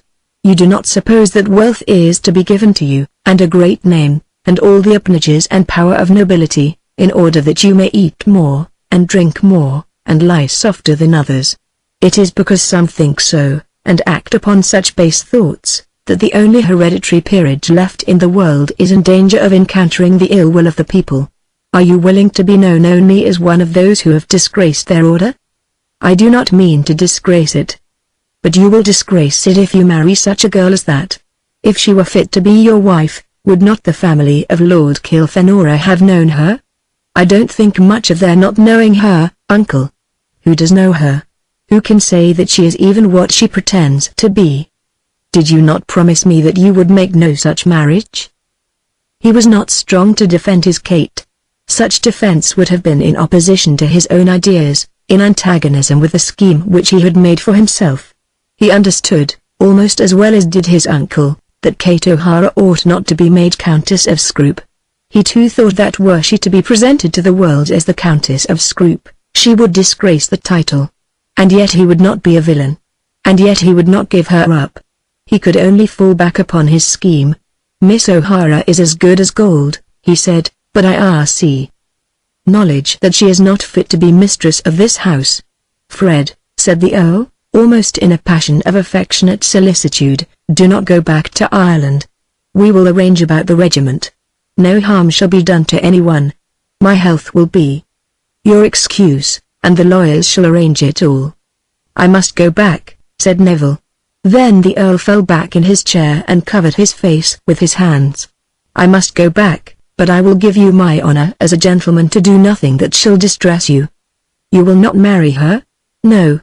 And, oh, Fred, as you value your own soul, do not injure a poor girl so desolate as that. Tell her and tell her mother the honest truth. If there be tears, will not that be better than sorrow, and disgrace, and ruin? Among evils there must always be a choice, and the Earl thought that a broken promise was the lightest of those evils to a choice among which his nephew had subjected himself. And so the interview was over, and there had been no quarrel. Fred Neville had given the Earl a positive promise that he would not marry Kate O'Hara, to whom he had sworn 1,000 times that she should be his wife. Such a promise, however, so he told himself, is never intended to prevail beyond the lifetime of the person to whom it is made. He had bound himself not to marry Kate O'Hara while his uncle lived, and that was all. Or might it not be better to take his uncle's advice altogether and tell the truth, not to Kate, for that he could not do, but to Mrs. O'Hara or to Father Marty? As he thought of this, he acknowledged to himself that the task of telling such a truth to Mrs. O'Hara would be almost beyond his strength. Could he not throw himself upon the priest's charity, and leave it all to him? Then he thought of his own Kate, and some feeling akin to genuine love told him that he could not part with the girl in such fashion as that. He would break his heart were he to lose his Kate. When he looked at it in that light, it seemed to him that Kate was more to him than all the family of the Scroops with all their glory. Dear, sweet, soft, innocent, beautiful Kate. His Kate who, as he knew well, worshipped the very ground on which he trod. It was not possible that he should separate himself from Kate O'Hara. On his return to Ireland he turned that scheme of his over and over again in his head. Surely something might be done if the priest would stand his friend. What if he were to tell the whole truth to the priest, and ask for such assistance as a priest might give him? But the one assurance to which he came during his journey was this, that when a man goes in for adventures, he requires a good deal of skill and some courage too to carry him through them. Part 2. Chapter 1. From Bad to Worse. As he was returning to Ennis, Neville was so far removed from immediate distress as to be able to look forward without fear to his meeting with the two ladies at Ardkill. He could as yet take his Kate in his arms without any hard load upon his heart, such as would be there if he knew that it was incumbent upon him at once to explain his difficulties. His uncle was still living, but was old and still ill. He would naturally make the most of the old man's age and infirmities. There was every reason why they should wait, and no reason why such waiting should bring reproaches upon his head. On the night of his arrival at his quarters he dispatched a note to his Kate. Dearest love, here I am again in the land of freedom and potatoes. I need not trouble you with writing about home news, as I shall see you the day after tomorrow. All tomorrow and Wednesday morning I must stick close to my guns here. After 1 on Wednesday I shall be free. I will drive over to Lahinch, and come round in the boat. I must come back here the same night, but I suppose it will be the next morning before I get to bed. I shan't mind that if I get something for my pains. My love to your mother. Your own, F. N. In accordance with this plan he did drive over to Lahinch. He might have saved time by directing that his boat should come across the bay to meet him at Listener, but he felt that he would prefer not to meet Father Marty at present. It might be that before long he would be driven to tell the priest a good deal, and to ask for the priest's assistance, but at present he was not anxious to see Father Marty. Barney Maroney was waiting for him at the stable where he put up his horse, and went down with him to the beach. The ladies, according to Barney, were quite well and more winsome than ever. But and this information was not given without much delay and great beating about the bush. There was a rumor about listener that Captain O'Hara had turned up. Fred was so startled at this that he could not refrain from showing his anxiety by the questions which he asked. Barney did not seem to think that the captain had been at Ardkill or anywhere in the neighborhood. At any rate Barney, had not seen him. He had just heard the rumor.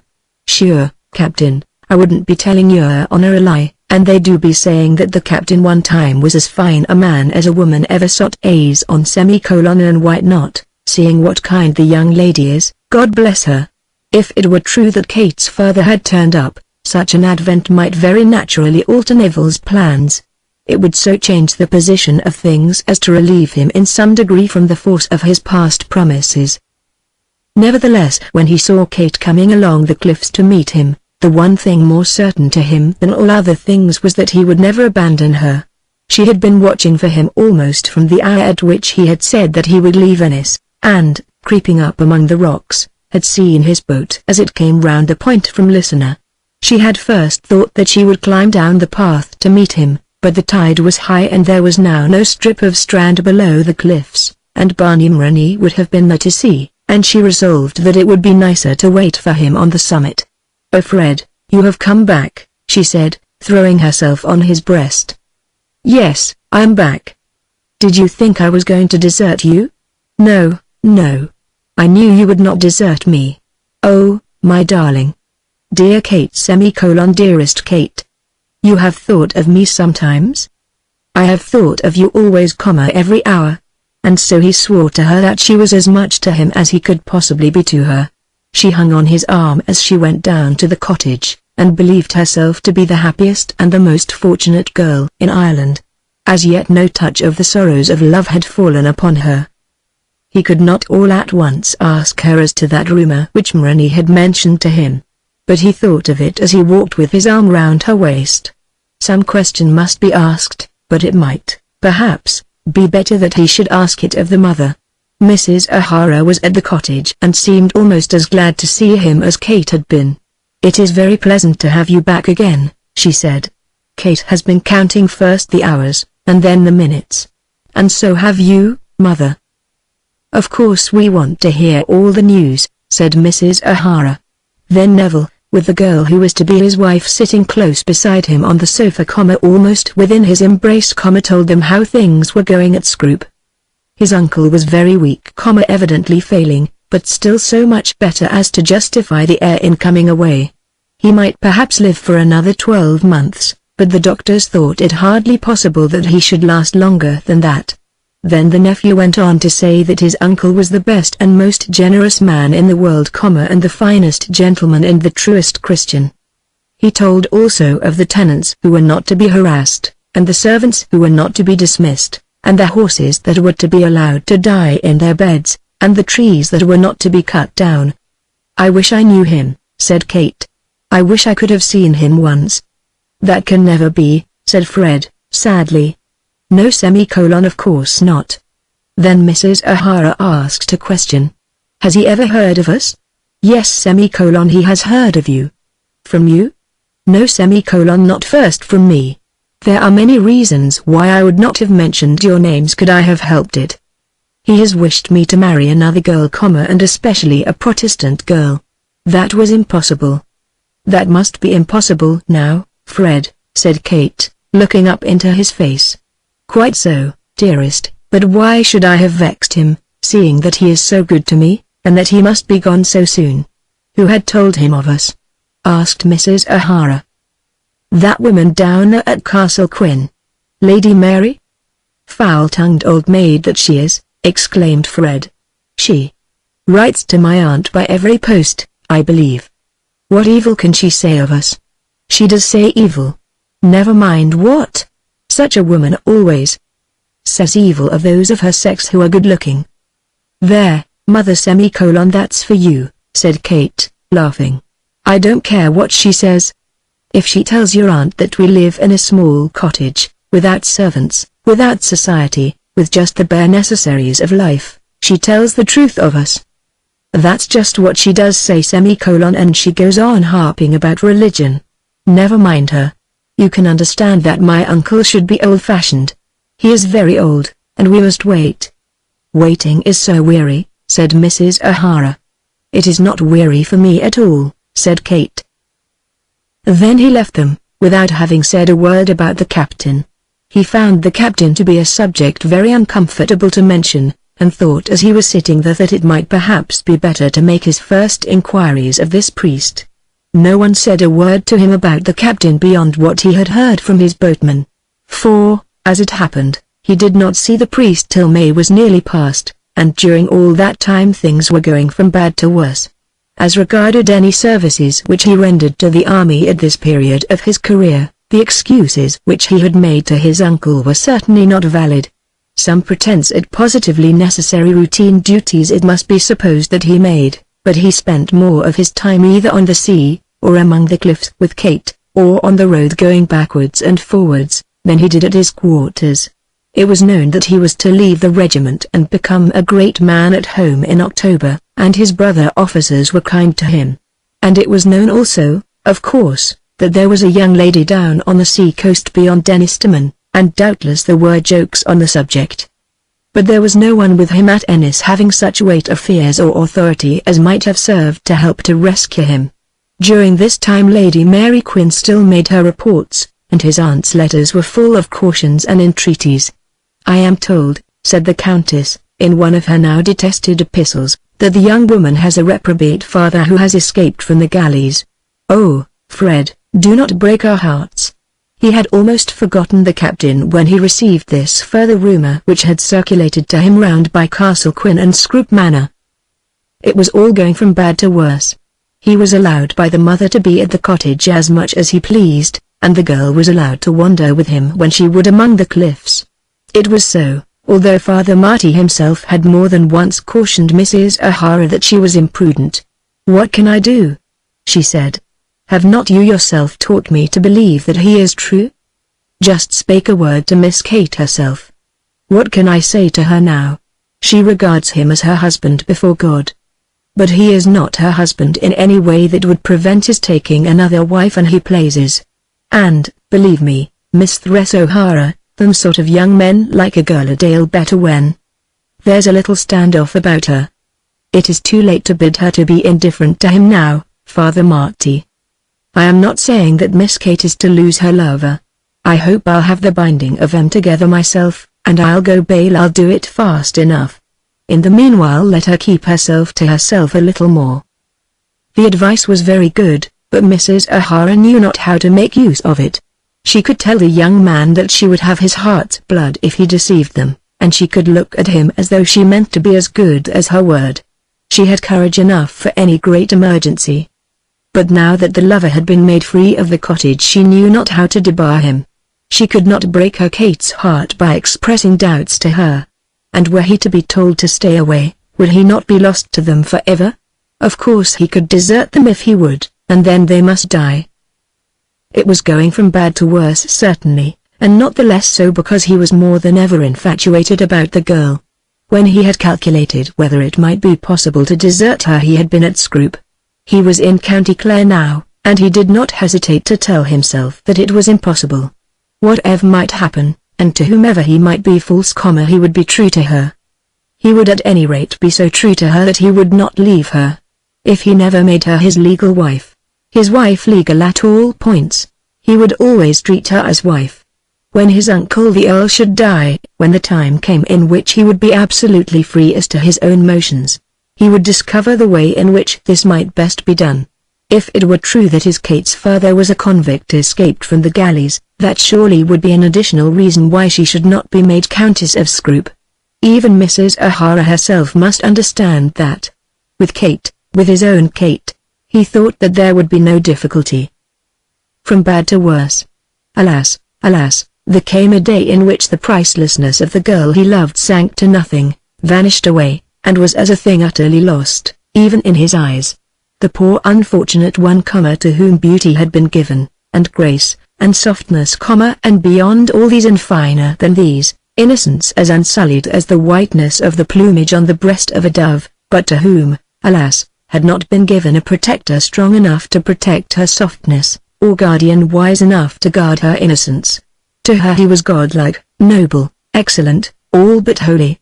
He was the man whom fortune, more than kind, had sent to her to be the joy of her existence, the fountain of her life, the strong staff for her weakness. Not to believe in him would be the foulest treason. To lose him would be to die.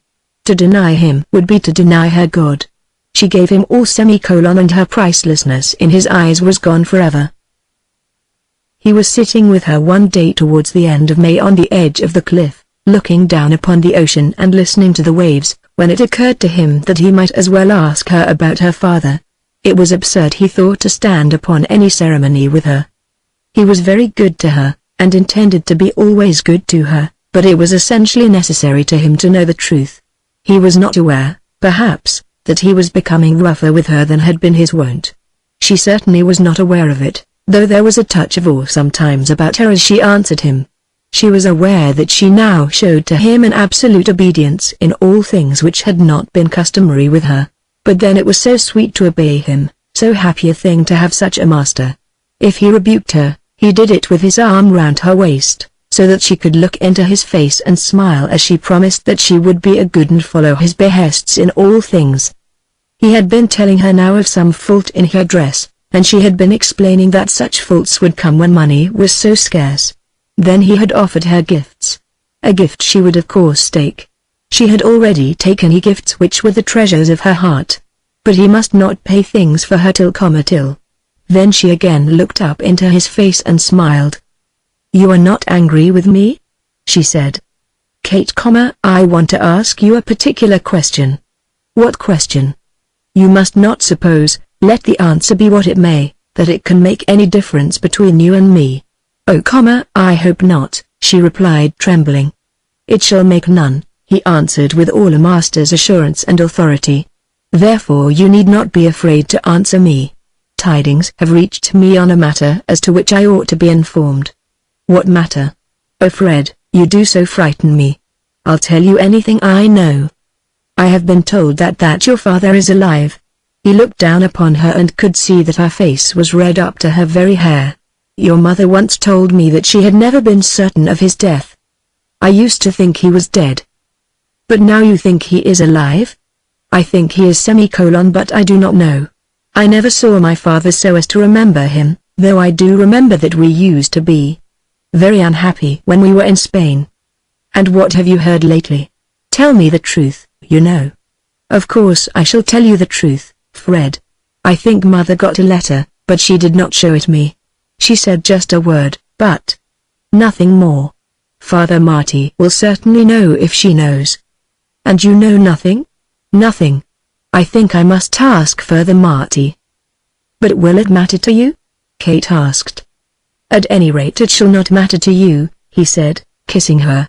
And then again she was happy, though there had now crept across her heart the shadow of some sad foreboding, a foretaste of sorrow that was not altogether bitter as sorrow is, but which taught her to cling closely to him when he was there and would fill her eyes with tears when she thought of him in his absence.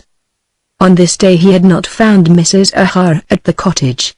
She had gone down to Listener, Kate told him.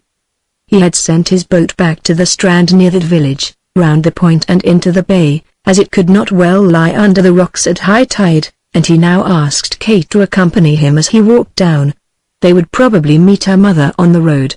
Kate, as she tied on her hat, was only too happy to be his companion. "I think," he said, "that I shall try and see Father Marty as I go back. If your mother has really heard anything about your father, she ought to have told me." "Don't be angry with mother, Fred." "I won't be angry with you, my darling," said the master with masterful tenderness. Although he had intimated his intention of calling on the priest that very afternoon, it may be doubted whether he was altogether gratified when he met the very man with Mrs. O'Hara close to the old burying ground. "Ah, Mr. Neville," said the priest, "and how's it all with you this many a day?" "The top of the morning to you thin, Father Marty," said Fred, trying to assume an Irish brogue. Nothing could be more friendly than the greeting. The old priest took off his hat to Kate, and made a low bow, as though he should say, "To the future Countess of Scroop I owe a very especial respect." Mrs. O'Hara held her future son-in-law's hand for a moment, as though she might preserve him for her daughter by some show of affection on her own part. "And now, Mistress O'Hara," said the priest, "as I've got a companion to go back with me, I'm thinking I'll not go up the hill any further."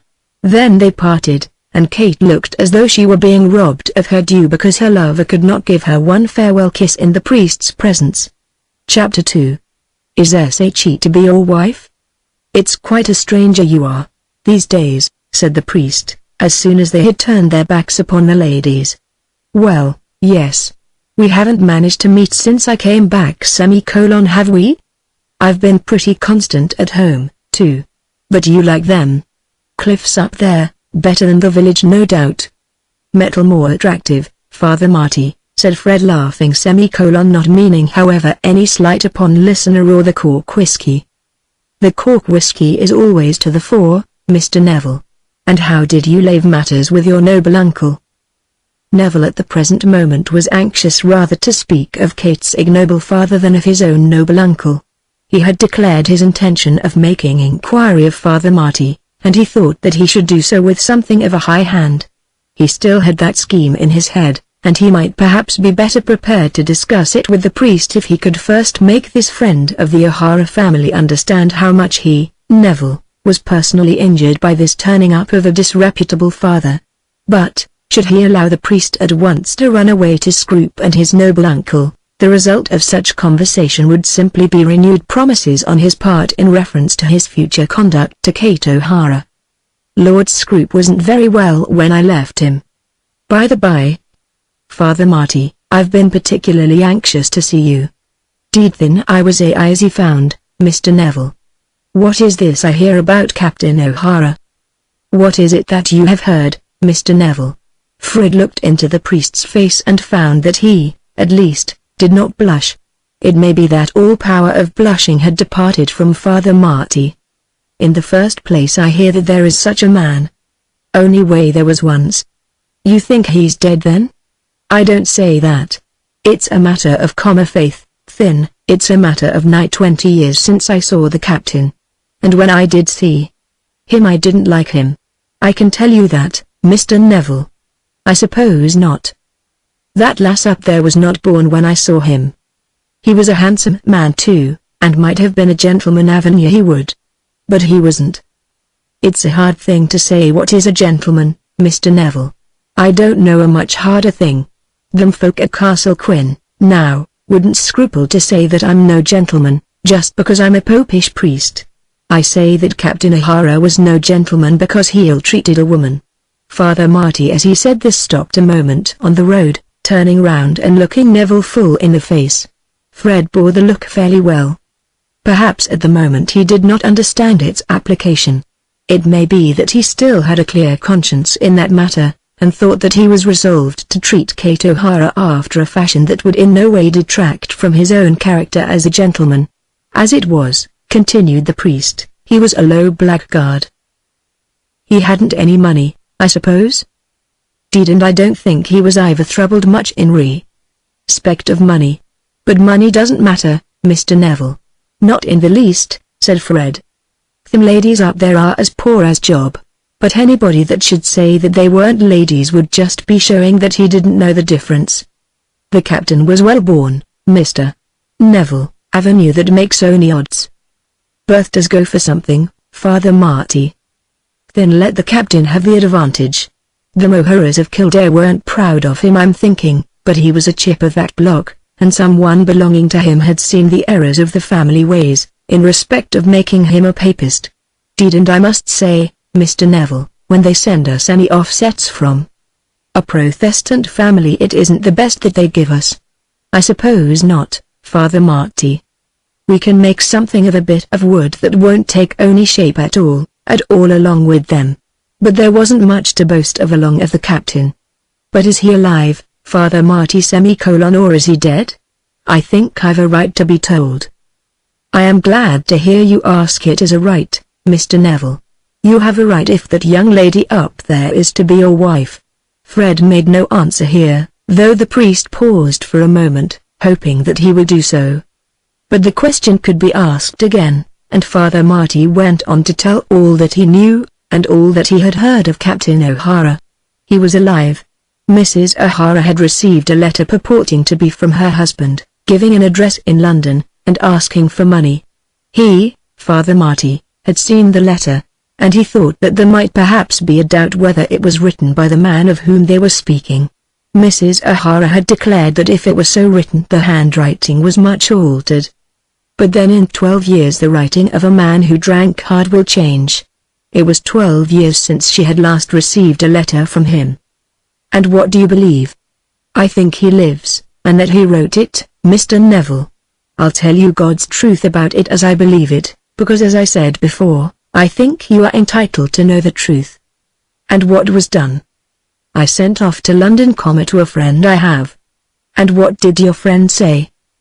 He says there is a man calling himself Captain O'Hara. And is that all? She got a second letter.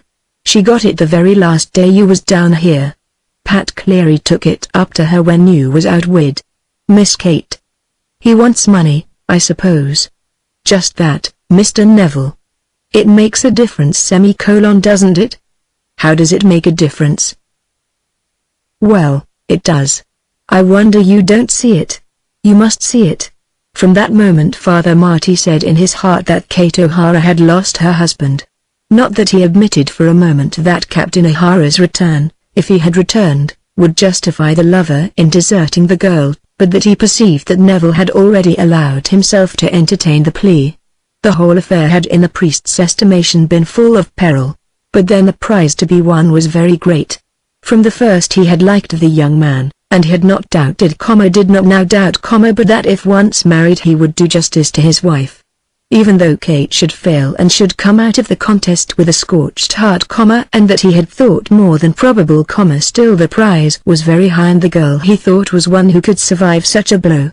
Latterly, in that respect he had changed his opinion.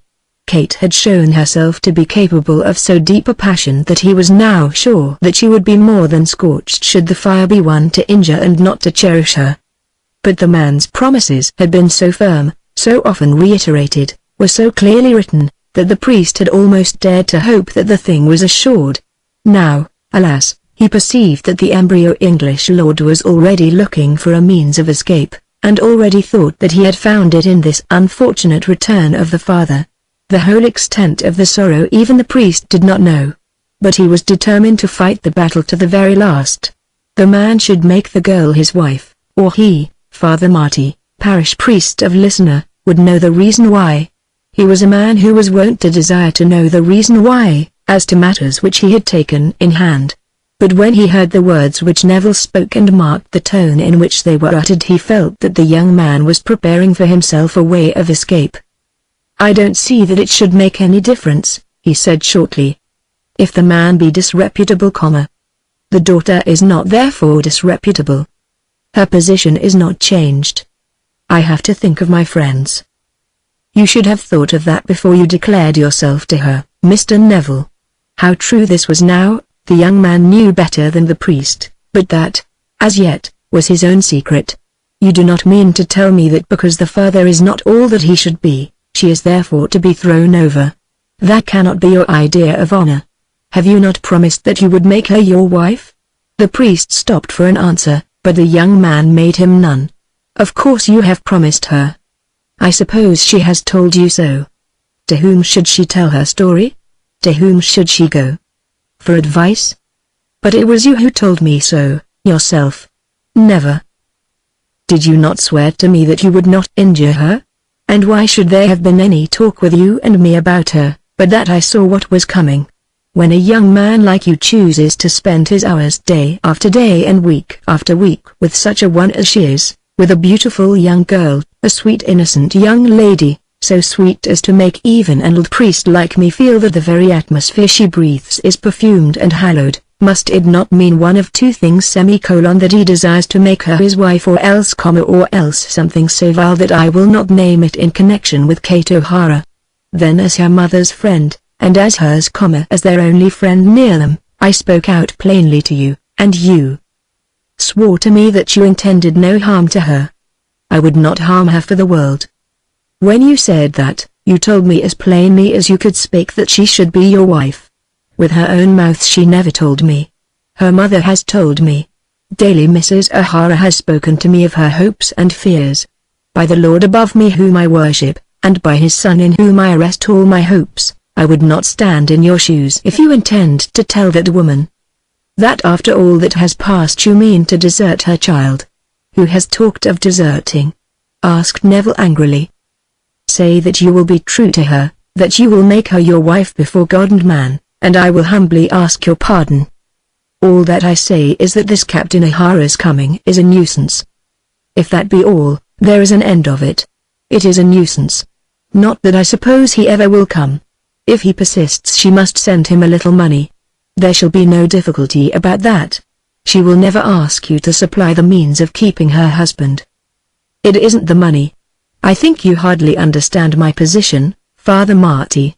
It seemed to Neville that if it was ever his intention to open out his scheme to the priest, now was his time for doing so. They had come to the crossroads at which one way led down to the village and to Father Marty's house, and the other to the spot on the beach where the boat would be waiting. I can't very well go on to listener, said Neville. Give me your word before we part that you will keep your promise to Miss O'Hara, said the priest. If you will step on a few yards with me I will tell you just how I am situated. Then the priest assented, and they both went on towards the beach, walking very slowly. If I alone were concerned, I would give up everything for Miss O'Hara. I am willing to give up everything as regards myself. I love her so dearly that she is more to me than all the honors and wealth that are to come to me when my uncle dies. What is to hinder but that you should have the girl you love and your uncle's honors and wealth into the bargain? That is just it. By the life of me I don't see any difficulty. You're your own mass there. The Earl can't disinherit you if he would. But I am bound down. How bound? Who can bind you? I am bound not to make Miss O'Hara Countess or Scroop.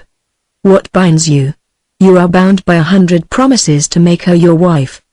I have taken an oath that no Roman Catholic shall become Countess Scroop as my wife. Then, Mr. Neville, let me tell you that you must break your oath. Would you have me perjure myself? Faith I would.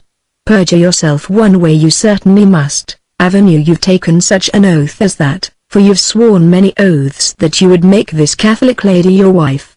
Not make a Roman Catholic Countess of Scroop. It's the impudence or some of you Protestants that kills me entirely. As though we couldn't count countesses against you and beat you by chalks.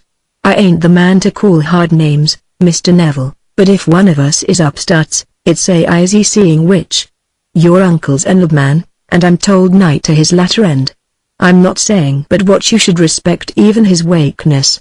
But you'll not look me in the face and tell me that after what's come and gone that young lady is to be cast on one side like a plucked rose, because an old man has spoken a foolish word, or because a young man has made a wicked promise. They were now standing again, and Fred raised his hat and rubbed his forehead as he endeavored to arrange the words in which he could best propose his scheme to the priest. He had not yet escaped from the idea that because Father Marty was a Roman Catholic priest, living in a village in the extreme west of Ireland, listening night and day to the roll of the Atlantic and drinking whiskey punch, therefore he would be found to be romantic, semi-barbarous, and perhaps more than semi-lawless in his views of life. Irish priests have been made by chroniclers of Irish story to do marvelous things, and Fred Neville thought that this priest, if only the matter could be properly introduced, might be persuaded to do for him something romantic, something marvelous, perhaps something almost lawless. In truth it might have been difficult to find a man more practical or more honest than Mr. Marty. And then the difficulty of introducing the subject was very great. Neville stood with his face a little averted, rubbing his forehead as he raised his sailor's hat. If you could only read my heart, he said, you'd know that I am as true as steel. I'd be loath to doubt it, Mr. Neville. I'd give up everything to call Kate my own. But you need give up nothing, and yet have her all your own. You say that because you don't completely understand. It may as well be taken for granted at once that she can never be Countess of Scroop. Taken for granted, said the old man as the fire flashed out of his eyes. Just listen to me for one moment. I will marry her tomorrow, or at any time you may fix, if a marriage can be so arranged that she shall never be more than Mrs. Neville. And what would you be? Mr. Neville. And what would her son be? Oh, just the same, when he grew up. Perhaps there wouldn't be a son. God forbid that there should on those terms. You intend that your children and her children shall be bastards. That's about it, Mr. Neville. The romance seemed to vanish when the matter was submitted to him in this very prosaic manner. As to what you might choose to call yourself, that would be nothing to me and not very much, I should say, to her. I believe a man needn't be a lord unless he likes to be a lord, and needn't call his wife a countess. But, Mr. Neville, when you have married Miss O'Hara, and when your uncle shall have died, there can be no other Countess of Scroop, and her child must be the heir to your uncle's title.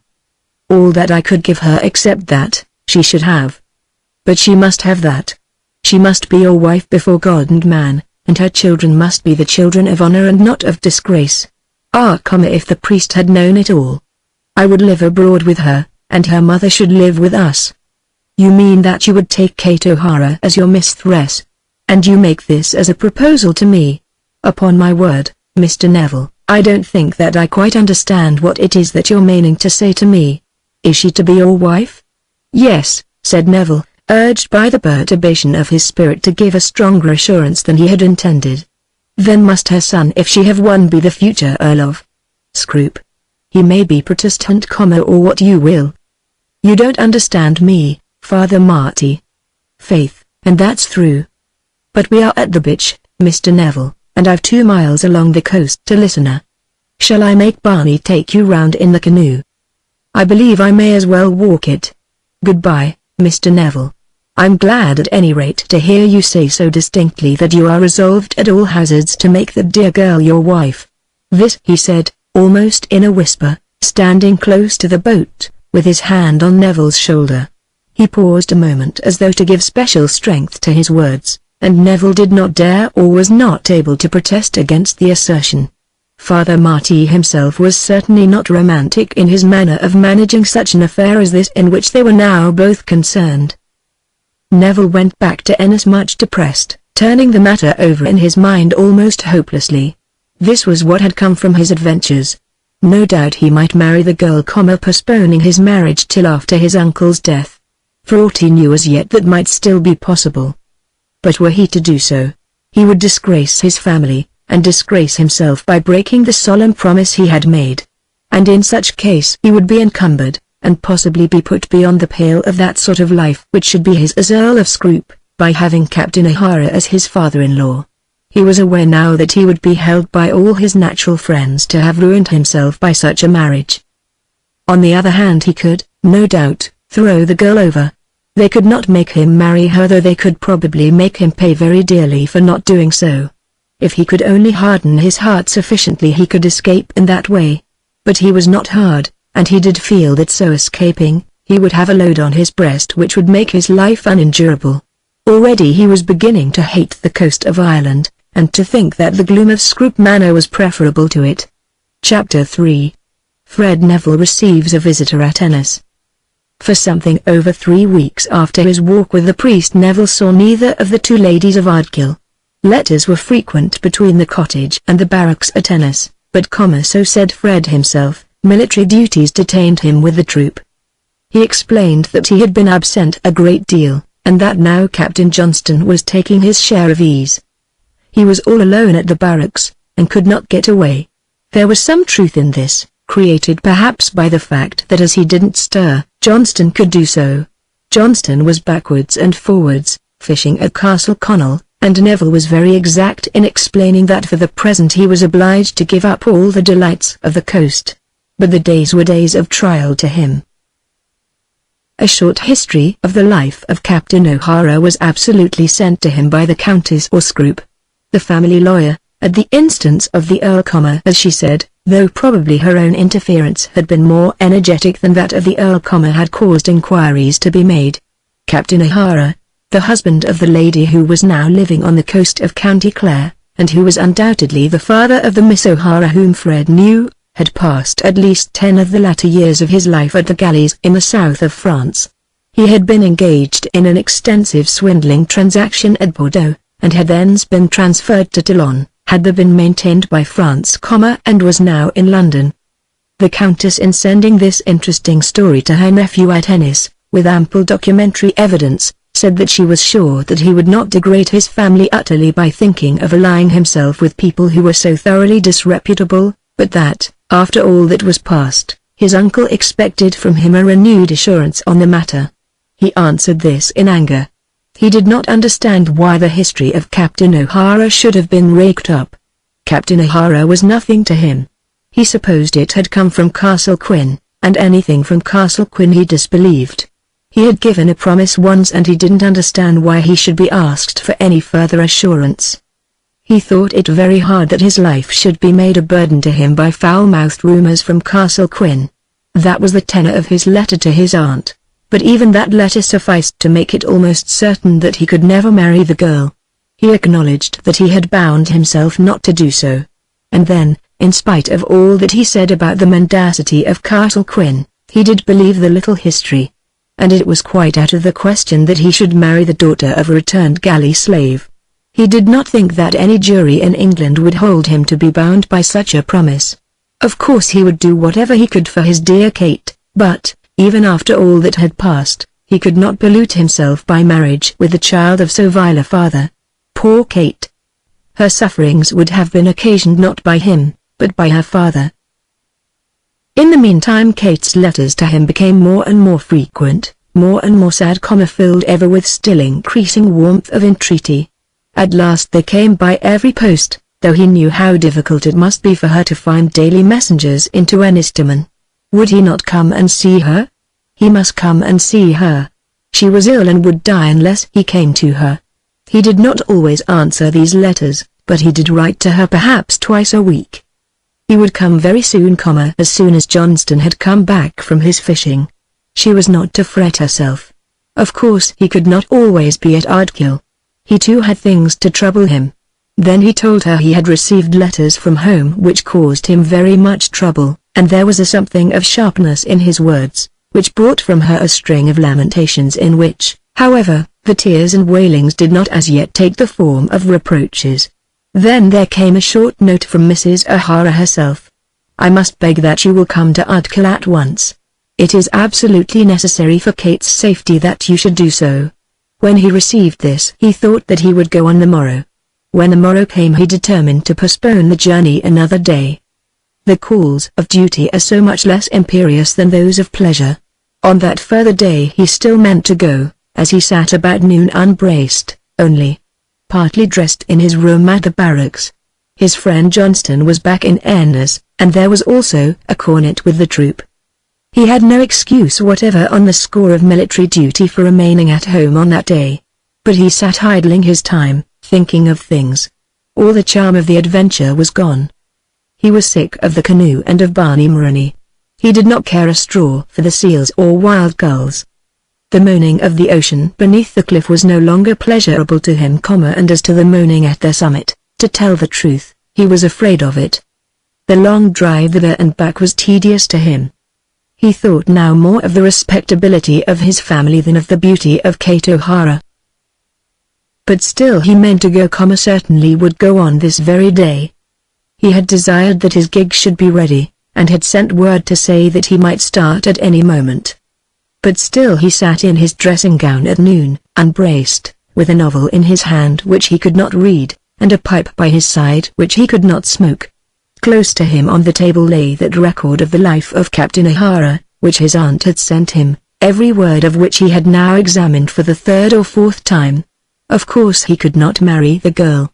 Mrs. O'Hara had deceived him. She could not but have known that her husband was a convict and had kept the knowledge back from him in order that she might allure him to the marriage. Anything that money could do, he would do. Or, if they would consent, he would take the girl away with him to some sunny distant clime, in which adventures might still be sweet, and would then devote to her some portion of his time. He had not yet ruined himself, but he would indeed ruin himself were he, the heir to the earldom of Scroop, to marry the daughter of a man who had been at the French galleys.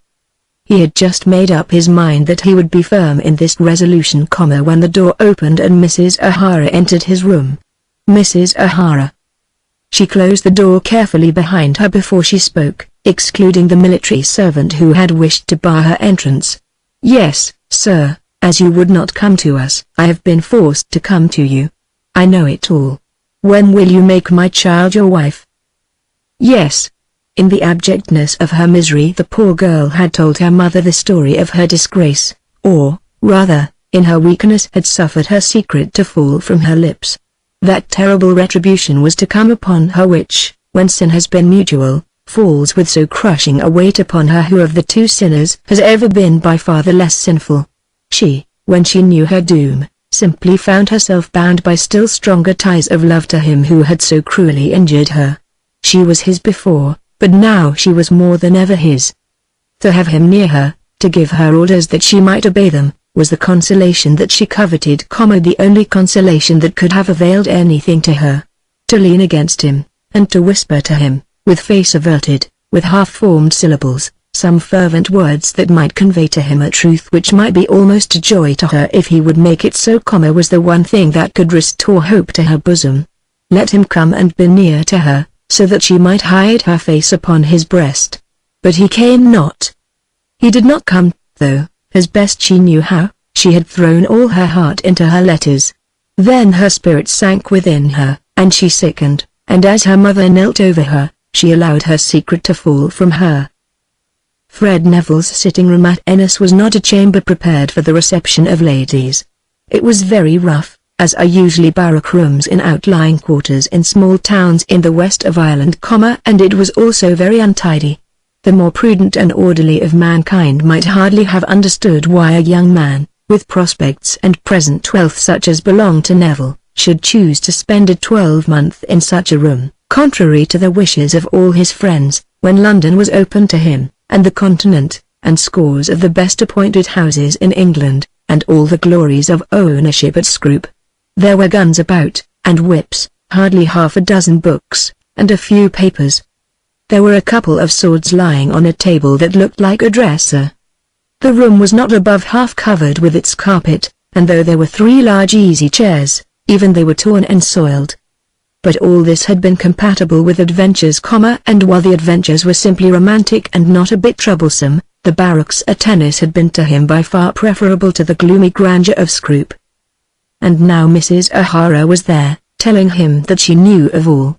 Not for a moment did he remain ignorant of the meaning of her communication. And now the arguments to be used against him in reference to the marriage would be stronger than ever.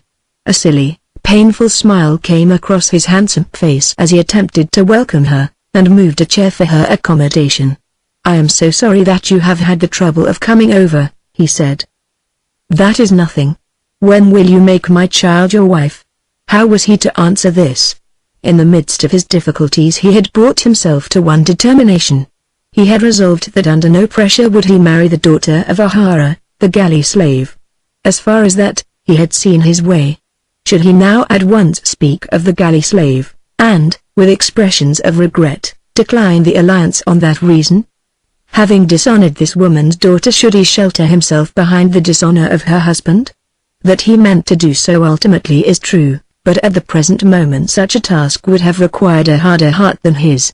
She rose from her chair and stood close over him as she repeated her demand. "When will you make my child your wife? You do not want me to answer you at this moment?" "Yes, at this moment. Why not answer me at once? She has told me all. Mr. Neville, you must think not only of her, but of your child also." "I hope not that," he said. "I tell you that it is so. Now answer me. When shall my Kate become your wife?" He still knew that any such consummation as that was quite out of the question. The mother herself, as she was now present to him, seemed to be a woman very different from the quiet, handsome, high-spirited, but low-voiced widow whom he had known, or thought that he had known, at Ardkill. Of her as she had there appeared to him he had not been ashamed to think as one who might at some future time be personally related to himself. He had recognized her as a lady whose outward trappings, poor though they might be, were suited to the seclusion in which she lived. But now, Although it was only to Ennis that she had come from her nest among the rocks, she seemed to be unfitted for even so much intercourse with the world as that. And in the demand which she reiterated over him she hardly spoke as a lady would speak. Would not all they who were connected with him at home have a right to complain if he were to bring such a woman with him to England as the mother of his wife? "I can't answer such a question as that on the spur of the moment," he said. "You will not dare to tell me that you mean to desert her?" "Certainly not. I was coming over to Ardkill this very day." "The trap is ordered. I hope Kate is well?" "She is not well." "How should she be well?" "Why not?" "I didn't know. If there is anything that she wants, that I can get for her, you have only to speak." In the utter contempt which Mrs. O'Hara now felt for the man, she probably forgot that his immediate situation was one in which it was nearly impossible that any man should conduct himself with dignity. Having brought himself to his present pass by misconduct, he could discover no line of good conduct now open to him. Moralists might tell him that let the girl's parentage be what it might, he ought to marry her, but he was stopped from that, not only by his oath, but by a conviction that his highest duty required him to preserve his family from degradation. And yet to a mother, with such a demand on her lips as that now made by Mrs. O'Hara, whose demand was backed by such circumstances, how was it possible that he should tell the truth and plead the honor of his family? His condition was so cruel that it was no longer possible to him to be dignified or even true. The mother again made her demand. "There is one thing that you must do for her before other things can be thought of. When shall she become your wife?" It was for a moment on his tongue to tell her that it could not be so while his uncle lived, but to this he at once felt that there were two objections, directly opposed to each other, but each so strong as to make any such reply very dangerous. It would imply a promise, which he certainly did not intend to keep, of marrying the girl when his uncle should be dead, and, although promising so much more than he intended to perform, would raise the ungovernable wrath of the woman before him. That he should now hesitate, now, in her Kate's present condition, as to redeeming those vows of marriage which he had made to her in her innocence, would raise a fury in the mother's bosom which he feared to encounter. He got up and walked about the room, while she stood with her eyes fixed upon him, ever and anon reiterating her demand. No day must now be lost. "When will you make my child your wife?" At last he made a proposition to which she assented. The tidings which she had brought him had come upon him very suddenly. He was inexpressibly pained. Of course Kate, his dearest Kate, was everything to him. Let him have that afternoon to think about it. On the morrow he would assuredly visit Ardkill. The mother, full of fears, resolving that should he attempt to play her girl false and escape from her she would follow him to the end of the world, but feeling that at the present moment she could not constrain him, accepted his repeated promise as to the following day, and at last left him to himself. Chapter 4. Neville's Success. Neville sat in his room alone, without moving, for a couple of hours after Mrs. O'Hara had left him. In what way should he escape from the misery and ruin which seemed to surround him? An idea did cross his mind that it would be better for him to fly and write the truth from the comparatively safe distance of his London club. But there would be a meanness in such conduct which would make it impossible that he should ever again hold up his head. The girl had trusted to him, and by trusting to him had brought herself to this miserable pass. He could not desert her. It would be better that he should go and endure all the vials of their wrath than that. To her he would still be tenderly loving, if she would accept his love without the name which he could not give her. His whole life he would sacrifice to her. Every luxury which money could purchase he would lavish on her. He must go and make his offer. The vials of wrath which would doubtless be poured out upon his head would not come from her. In his heart of hearts he feared both the priest and the mother. But there are moments in which a man feels himself obliged to encounter all that he most fears, and the man who does not do so in such moments is a coward. He quite made up his mind to start early on the following morning, but the intermediate hours were very sad and heavy, and his whole outlook into life was troublesome to him. How infinitely better would it have been for him had he allowed himself to be taught a 12-month since that his duty required him to give up the army at once. But he had made his bed, and now he must lie upon it. There was no escape from this journey to Ardkill. Even though he should be stunned by their wrath, he must endure it. He breakfasted early the next day, and got into his gig before 9. He must face the enemy, and the earlier that he did it the better. His difficulty now lay in arranging the proposition that he would make and the words that he should speak. Every difficulty would be smoothed and every danger dispelled if he would only say that he would marry the girl as quickly as the legal forms would allow. Father Marty, he knew, would see to all that, and the marriage might be done effectually. He had quite come to understand that Father Marty was practical rather than romantic. But there would be cowardice in this as mean as that other cowardice. He believed himself to be bound by his duty to his family. Were he now to renew his promise of marriage, such renewal would be caused by fear and not by duty, and would be mean. They should tear him piecemeal rather than get from him such a promise. Then he thought of the captain, and perceived that he must make all possible use of the captain's character. Would anybody conceive that he, the heir of the Scroop family, was bound to marry the daughter of a convict returned from the galleys? And was it not true that such promise as he had made had been obtained under false pretenses? Why had he not been told of the captain's position when he first made himself intimate with the mother and daughter? Instead of going as was his custom to Lahinch, and then rowing across the bay and round the point, he drove his gig to the village of Listener. He was sick of Barney Maroney and the canoe, and never desired to see either of them again. He was sick indeed, of everything Irish, and thought that the whole island was a mistake. He drove however boldly through Listener and up to Father Marty's yard, and, not finding the priest at home, there left his horse and gig. He had determined that he would first go to the priest and boldly declare that nothing should induce him to marry the daughter of a convict. But Father Marty was not at home. The old woman who kept his house believed that he had gone into Annistown. He was away with his horse, and would not be back till dinner time. Then Neville, having seen his own nag taken from the gig, started on his walk up to Ardkill. How ugly the country was to his eyes as he now saw it. Here and there stood a mud cabin, and the small, half-cultivated fields, or rather patches of land, in which the thin oat crops were beginning to be green, were surrounded by low loose ramshackle walls, which were little more than heaps of stone, so carelessly had they been built and so negligently preserved. A few cocks and hens with here and there a miserable, starved pig seemed to be the stock of the country. Not a tree, not a shrub, not a flower was there to be seen. The road was narrow, rough, and unused. The burial ground which he passed was the liveliest sign of humanity about the place. Then the country became still wilder, and there was no road. The oats also ceased, and the walls. But he could hear the melancholy moan of the waves, which he had once thought to be musical and had often sworn that he loved. Now the place with all its attributes was hideous to him, distasteful, and abominable. At last the cottage was in view, and his heart sank very low. Poor Kate! He loved her dearly through it all. He endeavored to take comfort by assuring himself that his heart was true to her.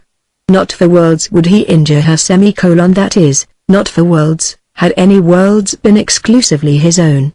On account of the Scroop world, which was a world general rather than particular, no doubt he must injure her most horribly. But still she was his dear Kate, his own Kate, his Kate whom he would never desert. When he came up to the cottage the little gate was open, and he knew that somebody was there besides the usual inmates. His heart at once told him that it was the priest. His fate had brought him face to face with his two enemies at once. His breath almost left him, but he knew that he could not run away. However bitter might be the vials of wrath, he must encounter them. So he knocked at the outer door and, after his custom, walked into the passage.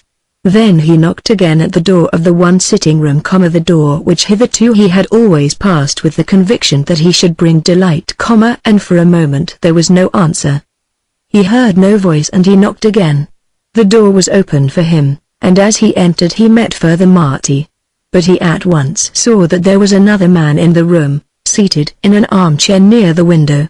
Kate, his Kate, was not there, but Mrs. O'Hara was standing at the head of the sofa, far away from the window and close to the door. "It is Mr. Neville," said their priest. "It is as well that he should come in." "Mr. Neville," said the man rising from his chair, I am informed that you are a suitor for the hand of my daughter. Your prospects in life are sufficient, sir, and I give my consent." The man was a thing horrible to look at, tall, thin, cadaverous, ill-clothed, with his wretched and all but ragged overcoat buttoned close up to his chin, with long straggling thin grizzled hair, red-nosed, with a drunkard's eyes, and thin lips drawn down at the corners of the mouth.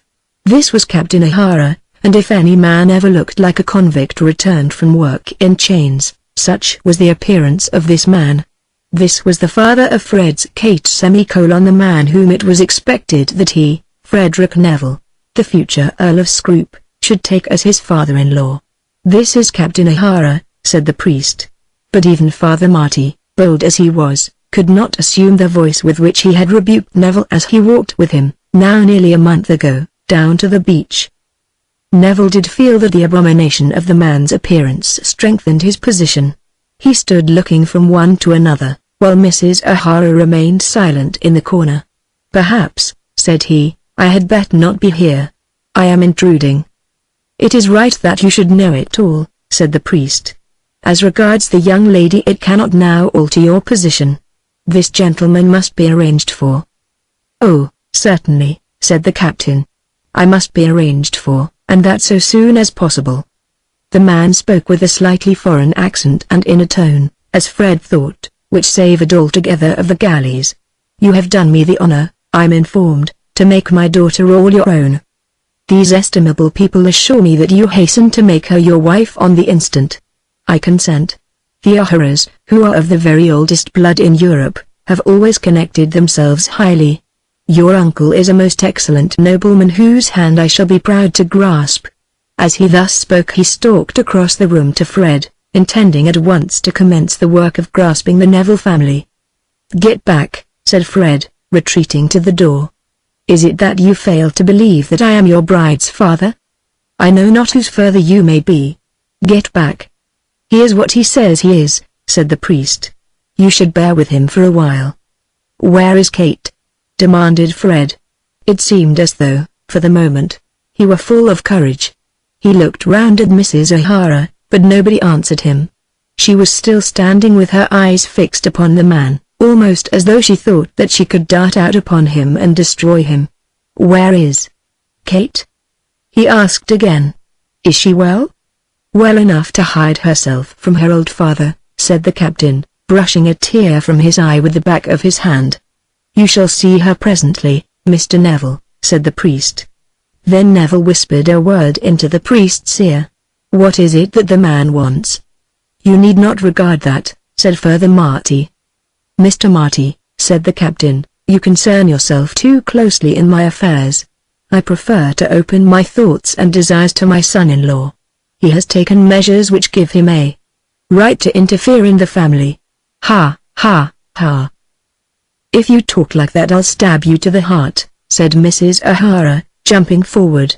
Then Fred Neville perceived that the woman had a dagger in her hand which she had hitherto concealed from him as she stood up against the wall behind the head of the sofa.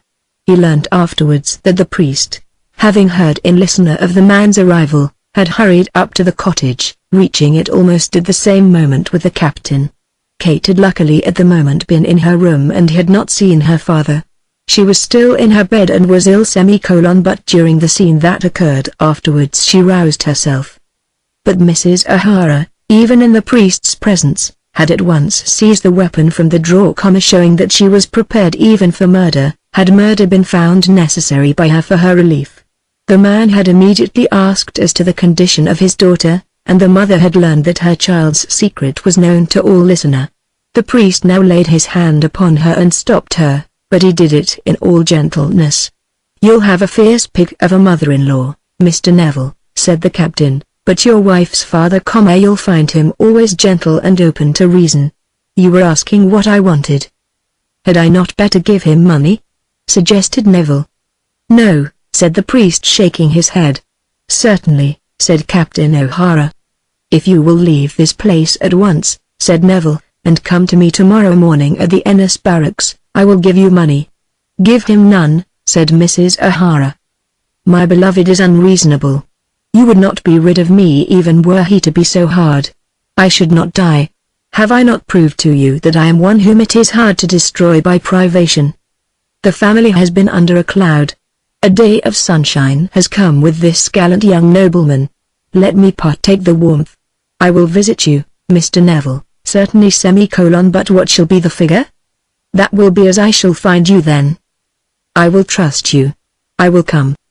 The journey hence to Ennis is long for one old as I am, and would be lightened by so small a trifle as shall I say a banknote of the meanest value. Upon this Neville handed him 2 banknotes for £1 each, and Captain O'Hara walked forth out of his wife's house. He will never leave you now, said the priest. He cannot hurt me. I will arrange with some man of business to pay him a stipend as long as he never troubles our friend here. Though all the world should know it, will it not be better so? Great and terrible is the power of money. When this easy way out of their immediate difficulties had been made by the rich man, even Mrs. O'Hara with all her spirit was subdued for the moment, and the reproaches of the priest were silenced for that hour. The young man had seemed to behave well, had stood up as the friend of the suffering women, and had been at any rate ready with his money. And now, he said, where is Kate? Then Mrs. O'Hara took him by the hand and led him into the bedroom in which the poor girl had buried herself from her father's embrace. Is he gone? She asked before even she would throw herself into her lover's arms. Neville has paid him money, said the mother. Yes, he has gone, said Fred, and I think that he will trouble you no more. Oh, Fred, oh, my darling, oh, my own one. At last you have come to me. Why have you stayed away? You will not stay. Away again? Oh, Fred, you do love me? Say that you love me. Better than all the world, he said, pressing her to his bosom. He remained with her for a couple of hours, during which hardly a word was said to him about his marriage.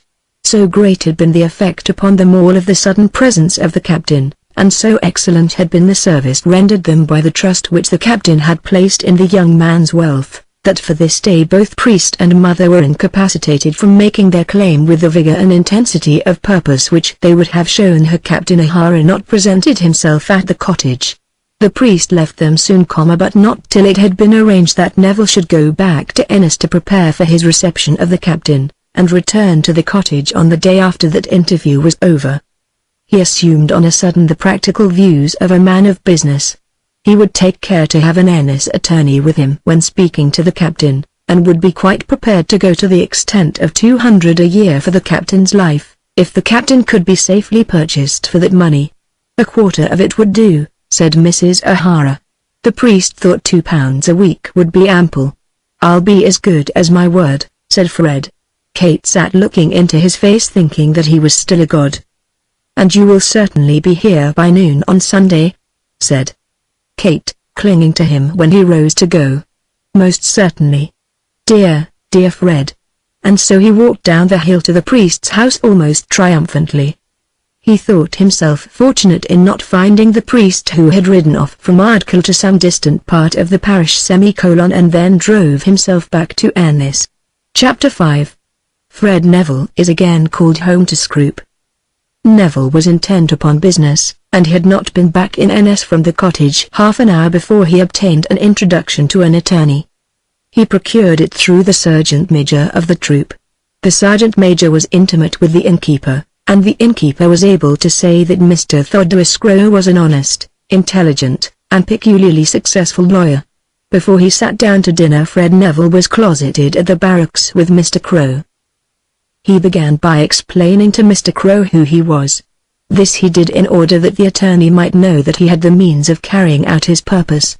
Mr. Crowe bowed, and assured his client that on that score he had no doubts whatever.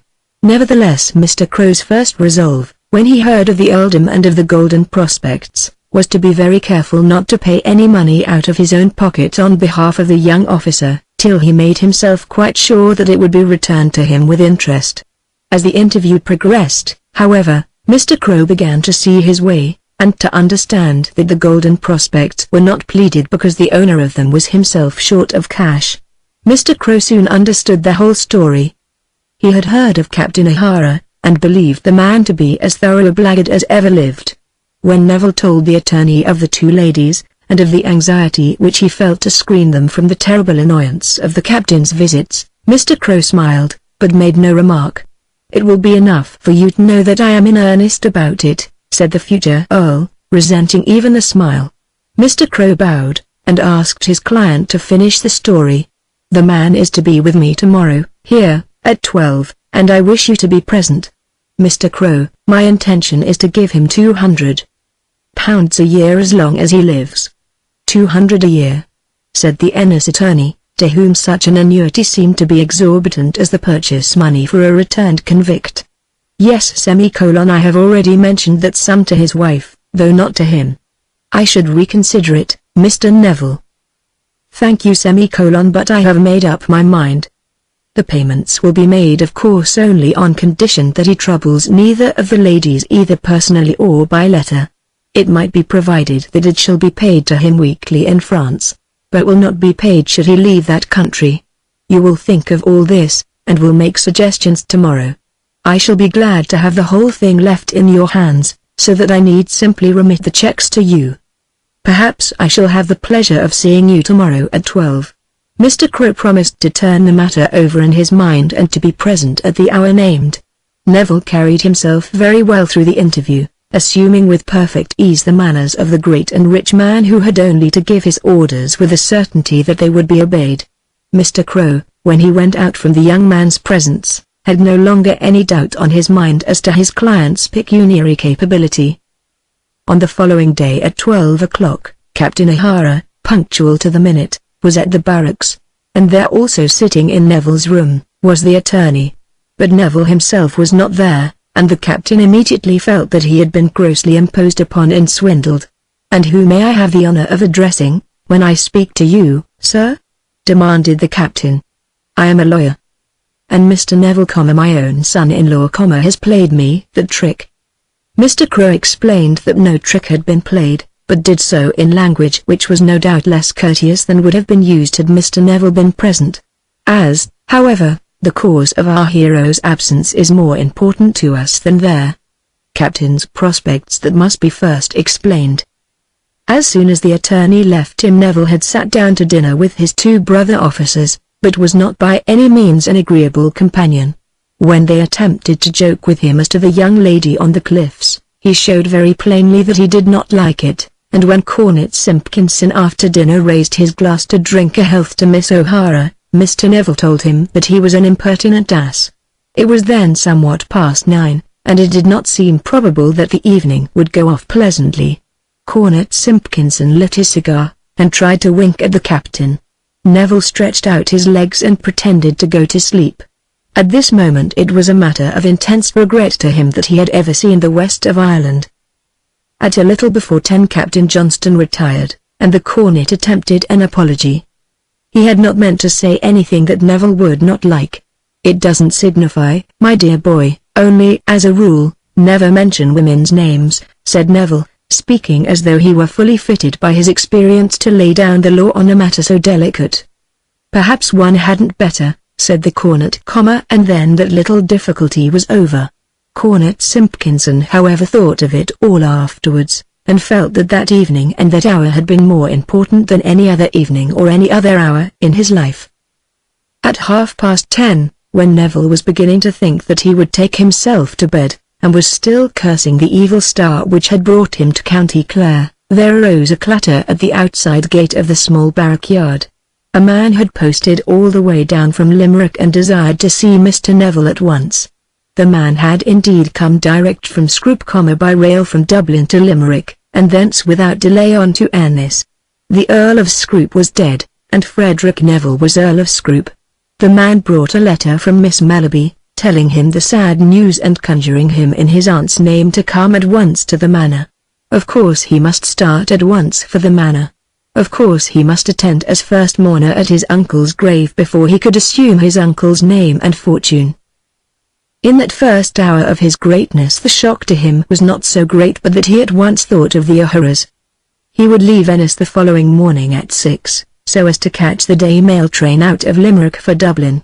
That was a necessity, but though so very short a span of time was left to him, he must still make arrangements about the O'Haras. He had hardly heard the news half an hour before he himself was knocking at the door of Mr. Crow the attorney. He was admitted, and Mr. Crow descended to him in a pair of slippers and a very old dressing gown. Mr. Crow, as he held his tallow candle up to his client's face, looked as if he didn't like it. "I know I must apologize," said Neville, "but I have this moment received news of my uncle's death." "The Earl?" "Yes. And I have now the honor of speaking to the Earl of Scroop." "Never mind that. I must start for England almost immediately. I haven't above an hour or two. You must see that man." "Ahara, without me?" "Certainly, my lord." "You shouldn't speak to me in that way yet," said Neville angrily. "You will be good enough to understand that the terms are fixed $200 a year as long as he remains in France and never molests anyone either by his presence or by letter." "Thank you. I shall be so much obliged to you. I shall be back here after the funeral, and will arrange about payments. Good night." So it happened that Captain O'Hara had no opportunity on that occasion of seeing his proposed son-in-law. Mr. Crow, fully crediting the power confided to him, did as he was bidden. He was very harsh to the poor captain, but in such a condition a man can hardly expect that people should not be harsh to him. The captain endeavored to hold up his head, and to swagger, and to assume an air of pinchbeck respectability. But the attorney would not permit it. He required that the man should own himself to be penniless, a scoundrel, only anxious to be bought, and the captain at last admitted the facts. The figure was the one thing important to him, the figure and the nature of the assurance. Mr. Crow had made his calculations, and put the matter very plainly. A certain number of francs, 100 francs, would be paid to him weekly at any town in France he might select, which however would be forfeited by any letter written either to Mrs. O'Hara, to Miss O'Hara, or to the Earl. "The Earl!" ejaculated the captain. Mr. Crow had been unable to refrain his tongue from the delicious title, but now corrected himself. "Nor Mr. Neville, I mean. No one will be bound to give you a farthing, and any letter asking for anything more will forfeit the allowance altogether." The captain vainly endeavored to make better terms, and of course accepted those proposed to him. He would live in Paris, dear Paris. He took £5 for his journey, and named an agent for the transmission of his money. And so Fred Neville was the Earl of Scroop. He had still one other task to perform before he could make his journey home. He had to send tidings in some shape to Ardkill of what had happened. As he returned to the barracks from Mr. Crow's residence he thought wholly of this. That other matter was now arranged. As one item of the cost of his adventure in County Clare he must pay $200 a year to that reprobate, the captain, as long as the reprobate chose to live, and must also pay Mr. Crow's bill for his assistance. This was a small matter to him as his wealth was now great, and he was not a man by nature much prone to think of money. Nevertheless it was a bad beginning of his life. Though he had declared himself to be quite indifferent on that head, he did feel that the arrangement was not altogether reputable, that it was one which he could not explain to his own man of business without annoyance, and which might perhaps give him future trouble. Now he must prepare his message for the ladies at Ardkill, especially to the lady whom on his last visit to the cottage he had found armed with a dagger for the reception of her husband. And as he returned back to the barracks it occurred to him that a messenger might be better than a letter. "Simpkinson," he said, going at once into the young man's bedroom, "have you heard what has happened to me?" Simpkinson had heard all about it, and expressed himself as deucedly sorry for the old man's death, but seemed to think that there might be consolation for that sorrow. "I must go to Scroop immediately," said Neville. "I have explained it all to Johnston, and shall start almost at once. I shall first lie down and get an hour's sleep. I want you to do something for me." Simpkinson was devoted. Simpkinson would do anything. "I cut up a little rough just now when you mentioned Miss O'Hara's name." Simpkinson declared that he did not mind it in the least, and would never pronounce the name again as long as he lived. "But I want you to go and see her tomorrow," said Neville. Then Simpkinson sat bolt upright in bed. Of course the youthful warrior undertook the commission. What youthful warrior would not go any distance to see a beautiful young lady on a cliff, and what youthful warrior would not undertake any journey to oblige a brother officer who was an earl? Full instructions were at once given to him. He had better ask to see Mrs. O''Hara, in describing whom Neville made no allusion to the dagger. He was told how to knock at the door, and send in word by the servant to say that he had called on behalf of Mr. Neville. He was to drive as far as Listener, and then get some boy to accompany him on foot as a guide. He would not perhaps mind walking 2 or 3 miles. Simpkinson declared that were it 10 he would not mind it. He was then to tell Mrs. O'Hara just the truth. He was to say that a messenger had come from Scroop announcing the death of the Earl, and that Neville had been obliged to start at once for England. "But you will be back?" said Simpkinson. Neville paused a moment. "Yes, I shall be back, but don't say anything of that to either of the ladies." "Must I say I don't know? They'll be sure to ask, I should say." "Of course they'll ask. Just tell them that the whole thing has been arranged so quickly that nothing has been settled, but that they shall hear from me at once. You can say that you suppose I shall be back, but that I promised that I would write. Indeed that will be the exact truth, as I don't at all know what I may do. Be as civil to them as possible." "That's of course. They are ladies, you know. I supposed that. And I am most desirous to do all in my power to oblige them. You can say that I have arranged that other matter satisfactorily." "That other matter?" "They'll understand. The mother will at least, and you'd bet. Say that to her. You'll go early. I'll start at 7 if you like. 8 or 9 will do. Thank you, Simpkinson. I'm so much obliged to you. I hope I shall see you over in England some day when things are a little settled." With this Simpkinson was delighted, as he was also with the commission entrusted to him. And so Fred Neville was the Earl of Scroop. Not that he owned even to himself that the title and all belonging to it were as yet in his own possession. Till the body of the old man should be placed in the family vault he would still be simply Fred Neville, a lieutenant in Her Majesty's 20th Hussars. As he travelled home to Scroop, to the old gloomy mansion which was now in truth not only his home, but his own house, to do just as he pleased with it, he had much to fill his mind. He was himself astonished to find with how great a weight his new dignities sat upon his shoulders, now that they were his own. But a few months since he had thought and even spoken of shifting them from himself to another, so that he might lightly enjoy a portion of the wealth which would belong to him without burdening himself with the duties of his position. He would take his yacht, and the girl he loved, and live abroad, with no present record of the coronet which would have descended to him, and with no assumption of the title. But already that feeling had died away within him. A few words spoken to him by the priest and a few serious thoughts within his own bosom had sufficed to explain to him that he must be the Earl of Scroop. The family honours had come to him, and he must support them, either well or ill as his strength and principles might govern him. And he did understand that it was much to be a peer, an hereditary legislator, one who by the chance of his birth had a right to look for deferential respect even from his elders. It was much to be the lord of wide acres, the ruler of a large domain, the landlord of many tenants who would at any rate regard themselves as dependent on his goodness.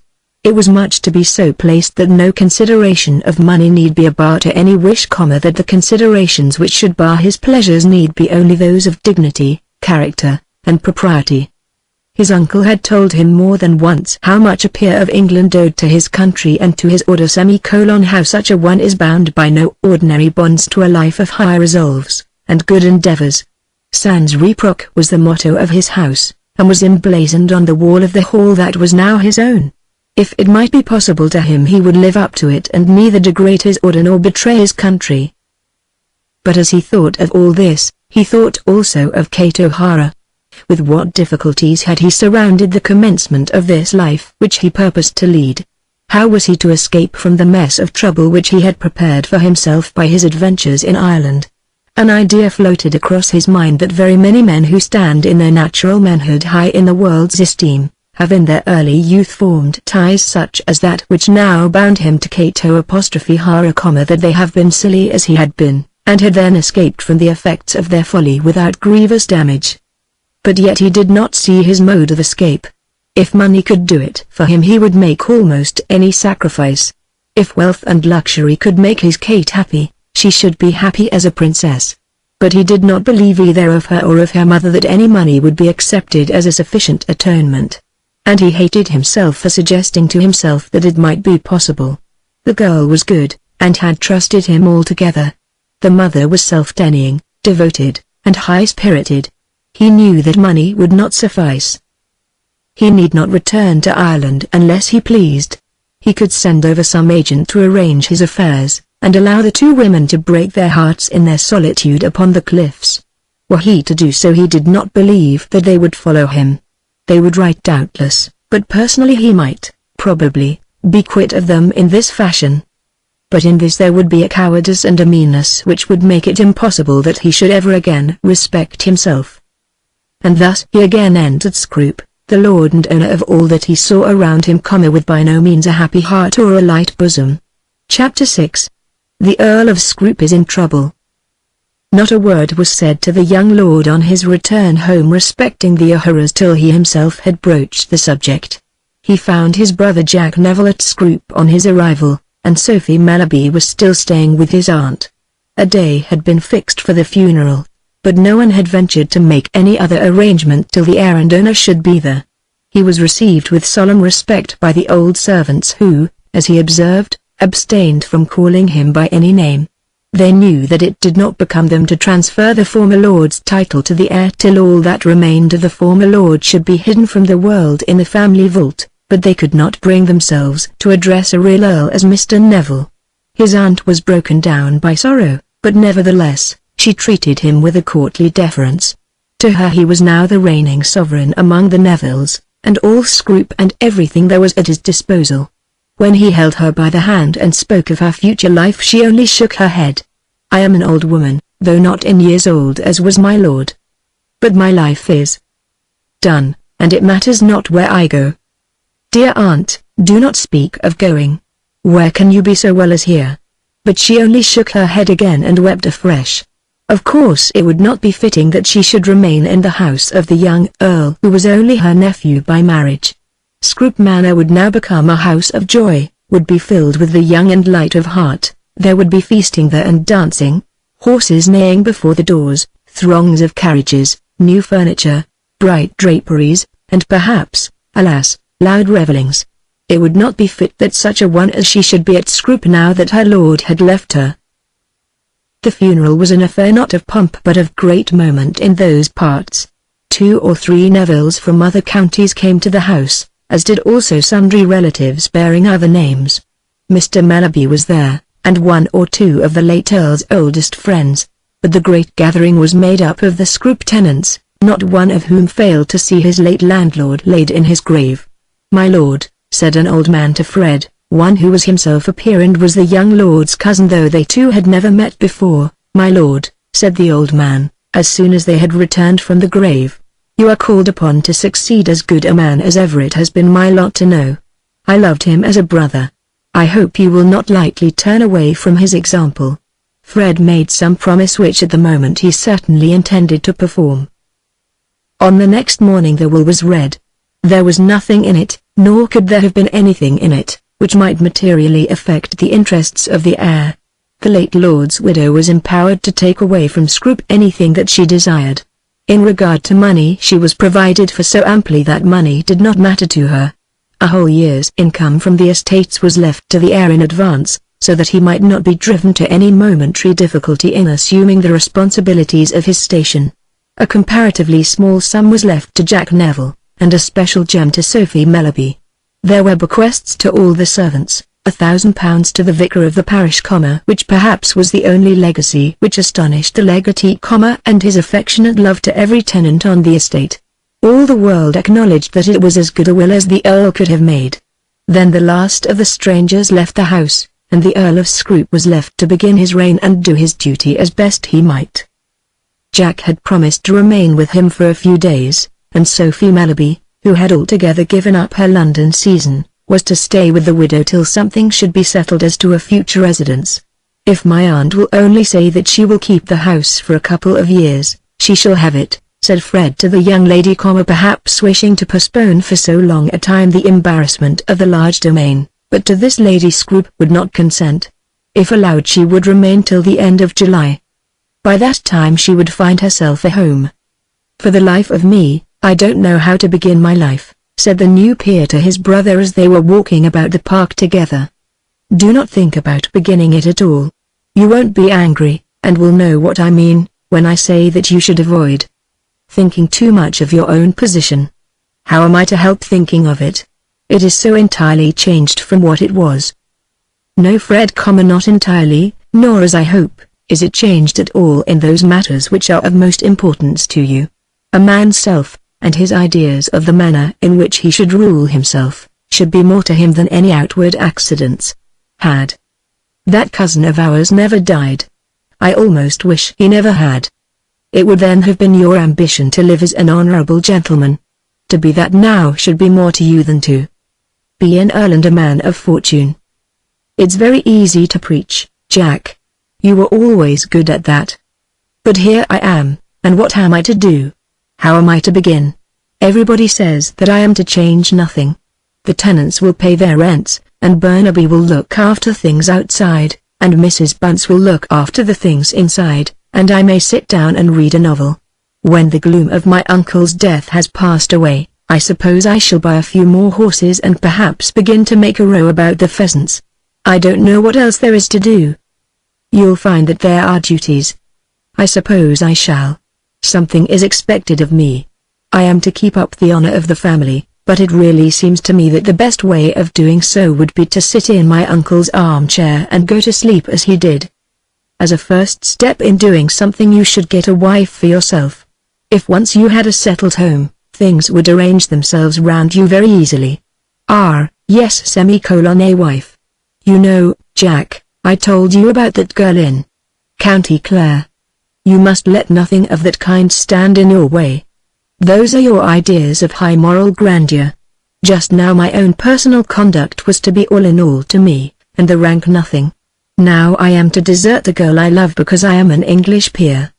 What has passed between you and the young lady, of course, I do not know.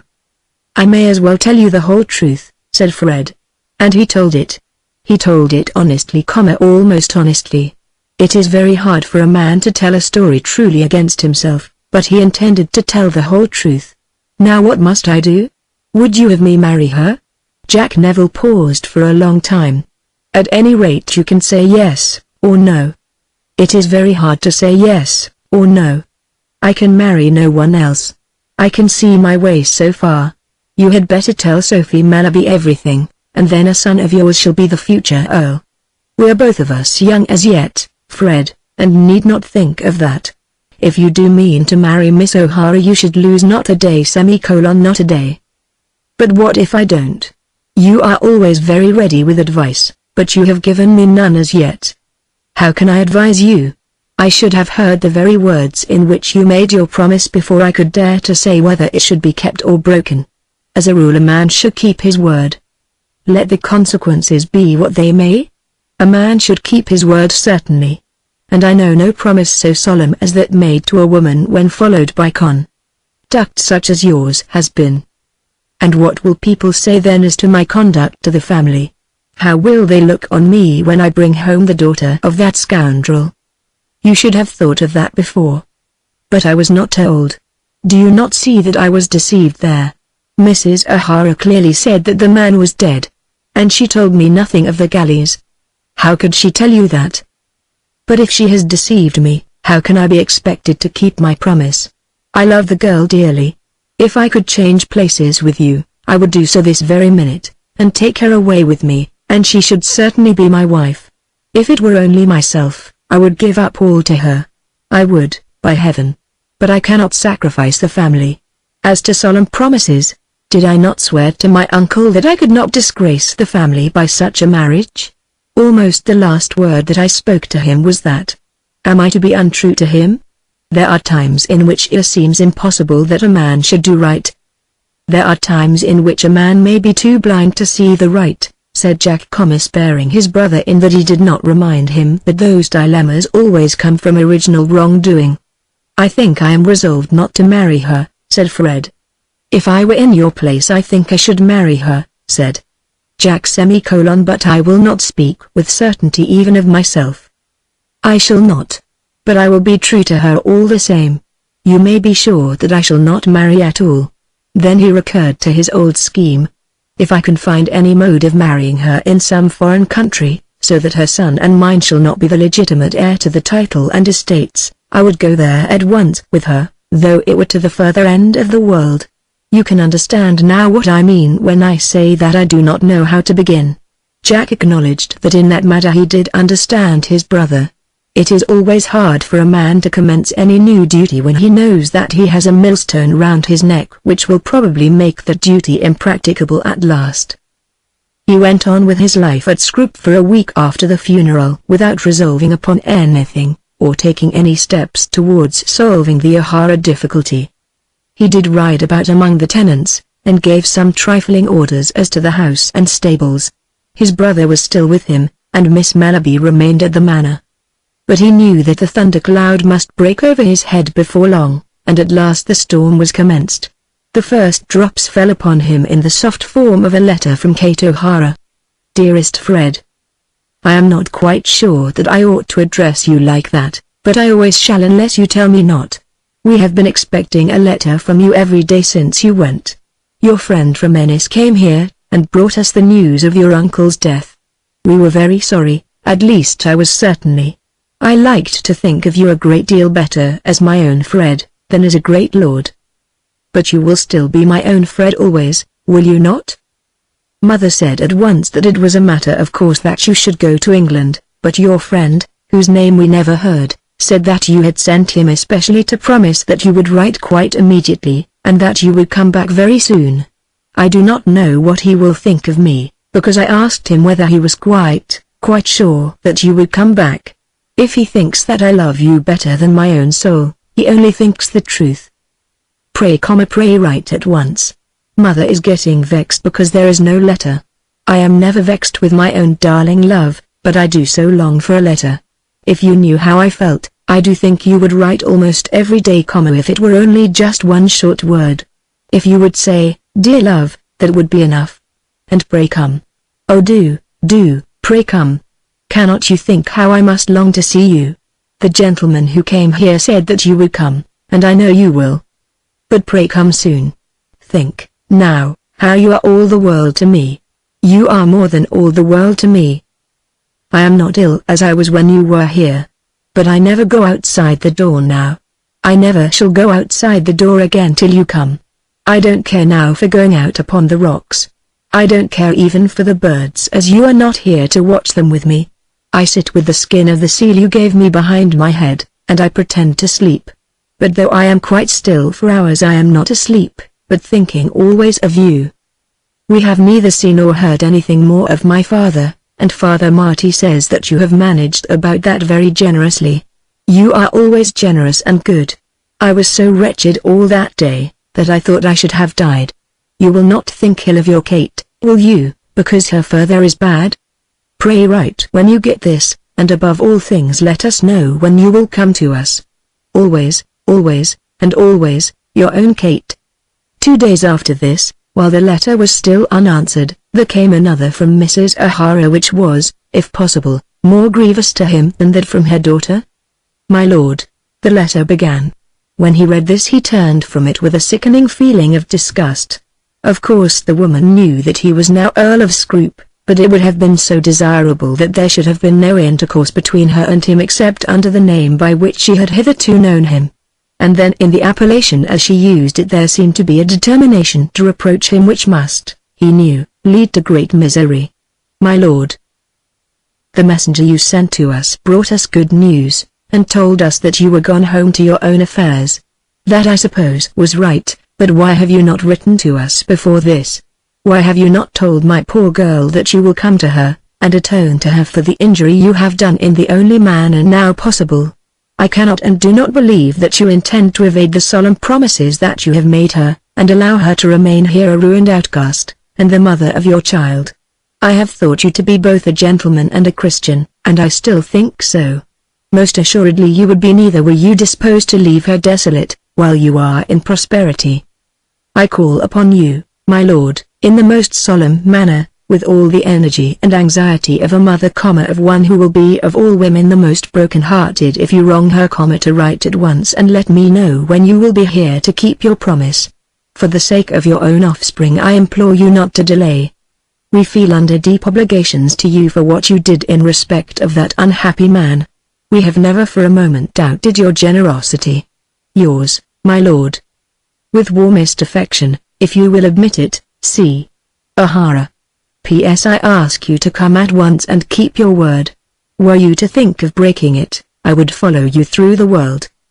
The young Earl, when he received this, was not at a loss for a moment to attribute the body of Mrs. O'Hara's letter to Father Marty's power of composition, and the postscript to the unaided effort of the lady herself. Take it as he might as coming from Mrs. O'Hara or from the priest, he found the letter to be a great burden to him. He had not as yet answered the one received from Kate, as to the genuineness of which he had entertained no doubt. How should he answer such letters? Some answer must of course be sent, and must be the forerunner of his future conduct. But how should he write his letter when he had not as yet resolved what his conduct should be? He did attempt to write a letter, not to either of the ladies, but to the priest, explaining that in the ordinary sense of the word he could not and would not marry Miss O'Hara, but that in any way short of that legitimate and usual mode of marriage, he would bind himself to her, and that when so bound he would be true to her for life. He would make any settlement that he, Father Marty, might think right either upon the mother or upon the daughter. But Countess of Scroop, the daughter of that Captain O'Hara, should not become through his means. Then he endeavored to explain the obligation laid upon him by his uncle, and the excuse which he thought he could plead in not having been informed of Captain O'Hara's existence. But the letter when written seemed to him to be poor and mean, cringing and at the same time false. He told himself that it would not suffice. It was manifest to him that he must go back to County Clare, even though he should encounter Mrs. O'Hara, dagger in hand. What was any personal danger to himself in such an affair as this? And if he did not fear a woman's dagger, was he to fear a woman's tongue, or the tongue of a priest? So he tore the letter, and resolved that he would write and name a day on which he would appear at Ardkill.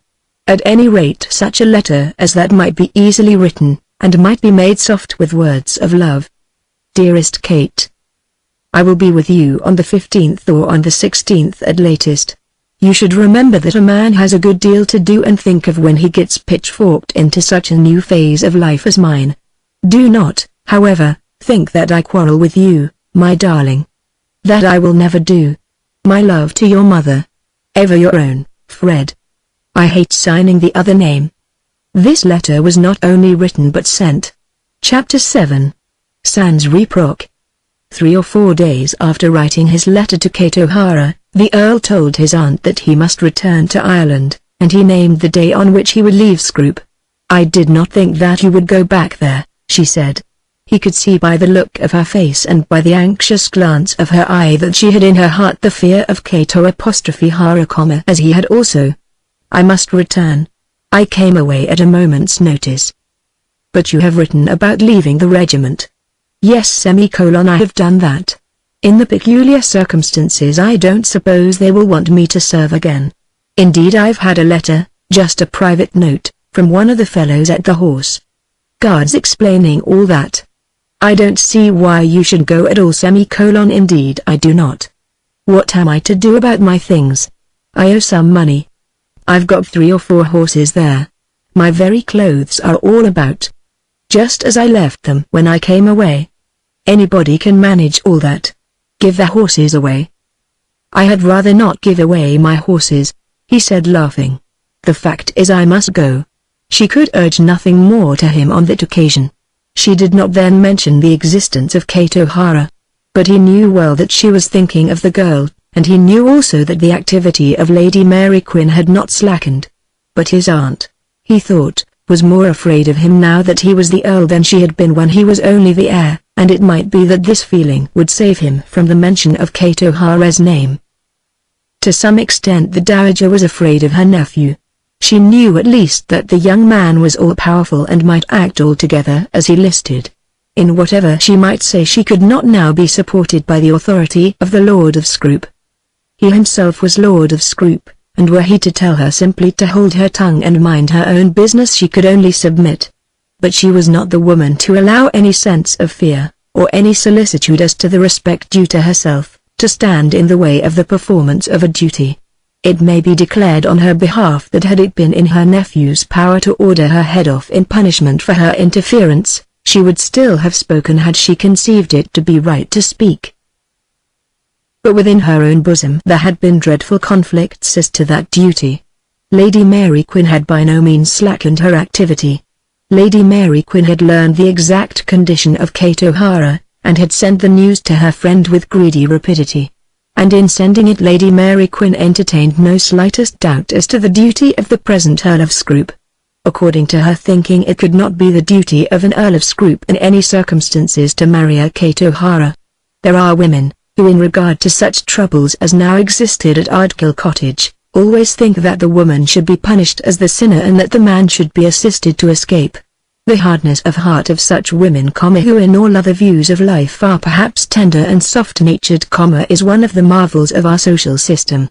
It is as though a certain line were drawn to include all women, a line, but, alas, little more than a line, by overstepping which, or rather by being known to have overstepped it, a woman ceases to be a woman in the estimation of her own sex. That the existence of this feeling has strong effect in saving women from passing the line, none of us can doubt. That its general tendency may be good rather than evil, is possible.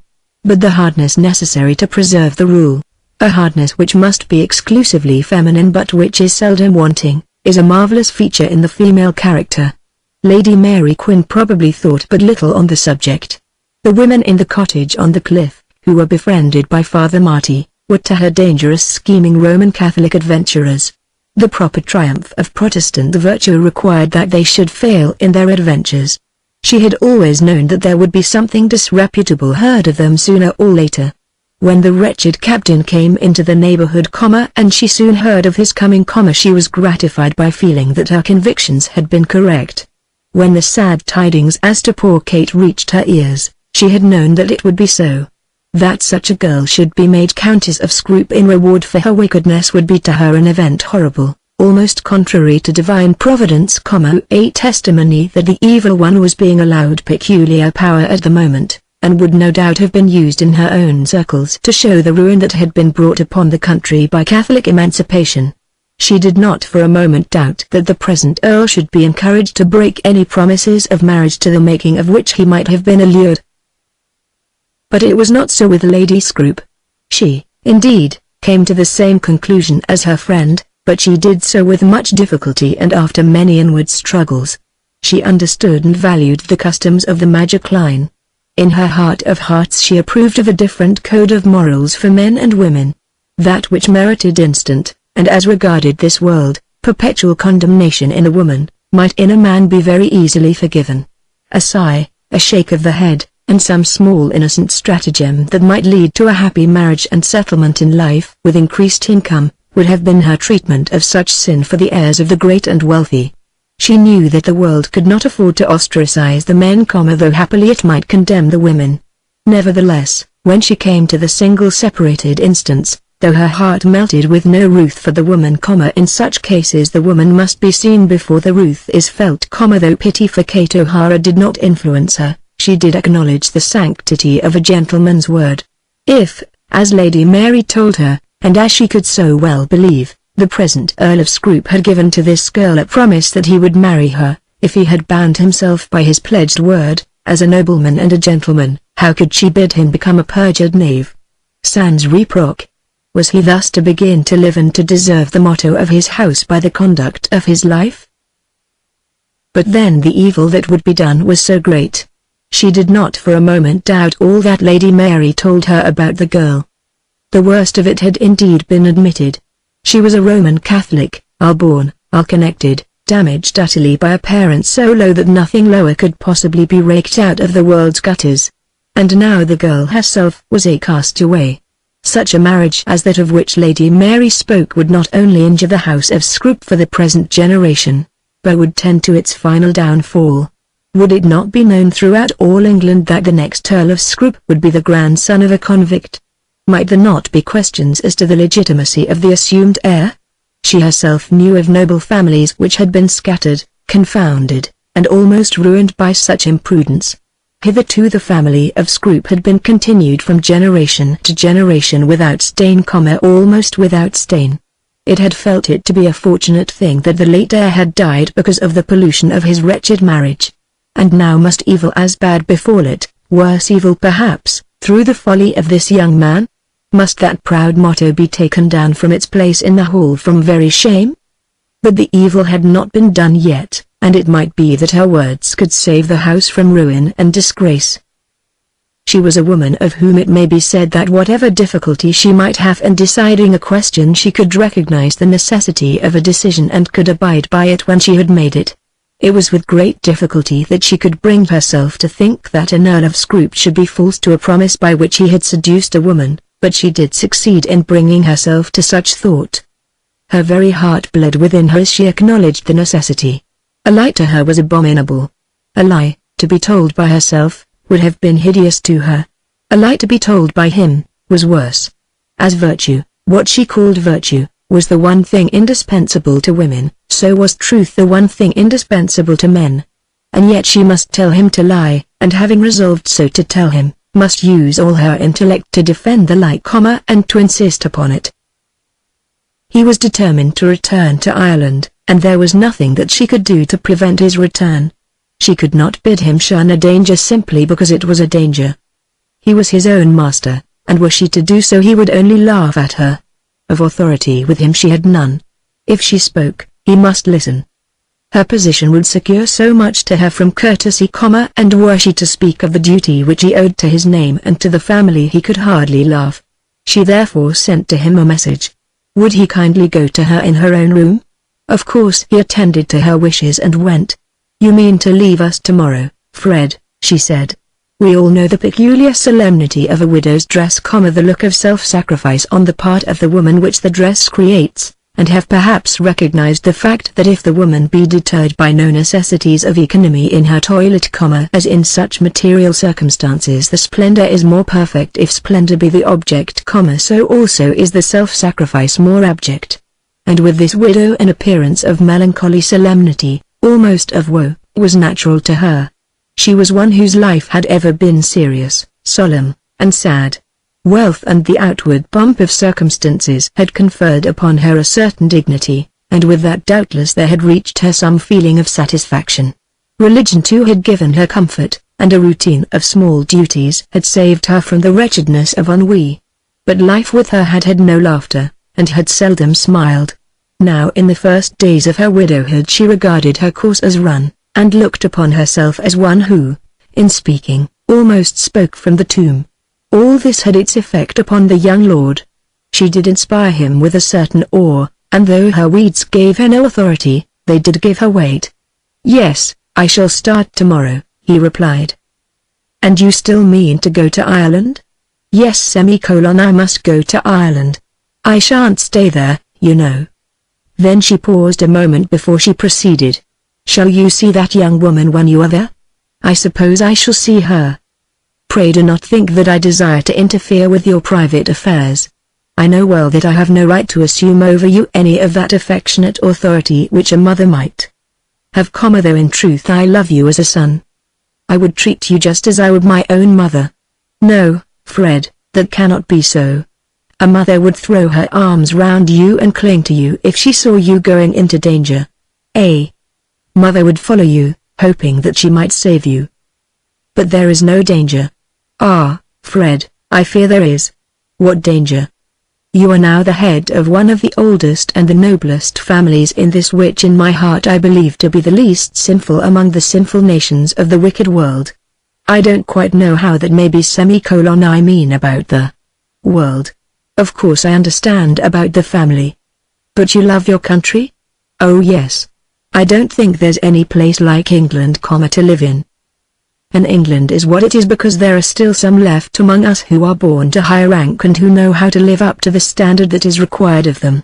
If ever there was such a man, your uncle was such a one. I'm sure he was just what he ought to have been.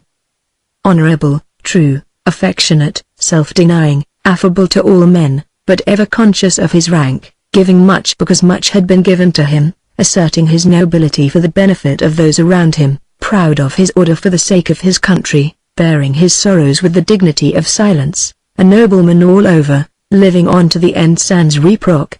He was a man whom you may dare to imitate, though to follow him may be difficult. She spoke not loudly, but clearly, looking him full in the face as she stood motionless before him. "He was all that," said Fred, almost overpowered by the sincere solemnity of his aunt's manner. "Will you try to walk in his footsteps? Two men can never be like one another in that way. I shall never be what he was. But I'll endeavor to get along as well as I can. You will remember your order?" "Yes, I will. I do remember it. Mind you, Aunt, I am not glad that I belong to it. I think I do understand about it all, and will do my best. But Jack would have made a better Earl than I shall do. That's the truth. The Lord God has placed you, and you must pray to him that he will enable you to do your duty in that state of life to which it has pleased him to call you. You are here and must bear his decree, and whether it be a privilege to enjoy, you must enjoy it, or a burden to bear, you must endure it. It is so, of course. Knowing that, you must know also how incumbent it is upon you not to defile the stock from which you are sprung." "I suppose it has been defiled," said Fred, who had been looking into the history of the family. "The ninth Earl seems to have married nobody knows whom, and his son was my uncle's grandfather." This was a blow to Lady Scrope, but she bore it with dignity and courage. "You would hardly wish it to be said that you had copied the only one of your ancestors who did amiss. The world was rougher then than it is now, and he of whom you speak was a soldier." "I'm a soldier too," said the Earl. "Oh, Fred, is it thus you answer me? He was a soldier in rough times, when there were wars. I think he married when he was with the army under Marlborough." "I have not seen anything of that kind, certainly. Your country is at peace, and your place is here, among your tenantry, at Scrope. You will promise me, Fred, that you will not marry this girl in Ireland? If I do, the fault will be all with that old maid at Castle Quin." "Do not say that, Fred. It is impossible. Let her conduct have been what it may, it cannot make that right in you which would have been wrong, or that wrong which would have been right. She's a nasty meddlesome cat. I will not talk about her. What good would it do? You cannot at any rate be surprised at my extreme anxiety. You did promise your uncle most solemnly that you would never marry this young lady." "If I did, that ought to be enough." He was now waxing angry and his face was becoming red.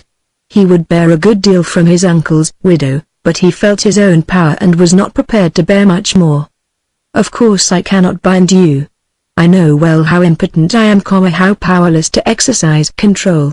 But I think, Fred, that for your uncle's sake you will not refuse to repeat your promise to me, if you intend to keep it. Why is it that I am so anxious? It is for your sake, and for the sake of a name which should be dearer to you than it is even to me. I have no intention of marrying at all. Do not say that." "I do say it. I do not want to keep either you or Jack in the dark as to my future life. This young lady, of whom, by the by, neither you nor Lady Mary Quin know anything, shall not become Countess of Scrope. To that I have made up my mind. Thank God. But as long as she lives I will make no woman Countess of Scrope. Let Jack marry this girl that he is in love with. They shall live here and have the house to themselves if they like it. He will look after the property and shall have whatever income old Malaby thinks proper. I will keep the promise I made to my uncle, but the keeping of it will make it impossible for me to live here. I would prefer now that you should say no more on the subject." Then he left her, quitting the room with some stateliness in his step, as though conscious that at such a moment as this it behoved him to assume his rank. The dowager sat alone all that morning thinking of the things she had done. She did now believe that he was positively resolved not to marry Kate O'Hara, and she believed also that she herself had fixed him in that resolution. In doing so, had she or had she not committed a deadly sin?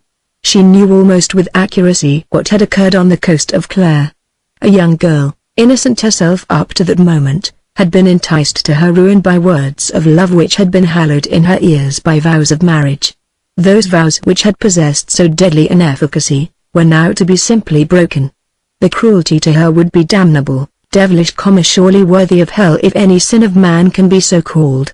And she, who could not divest herself of a certain pride taken in the austere morality of her own life, she who was now a widow anxious to devote her life solely to God, had persuaded the man to this sin, in order that her successor as Countess or Scroop might not be, in her opinion, unfitting for nobility.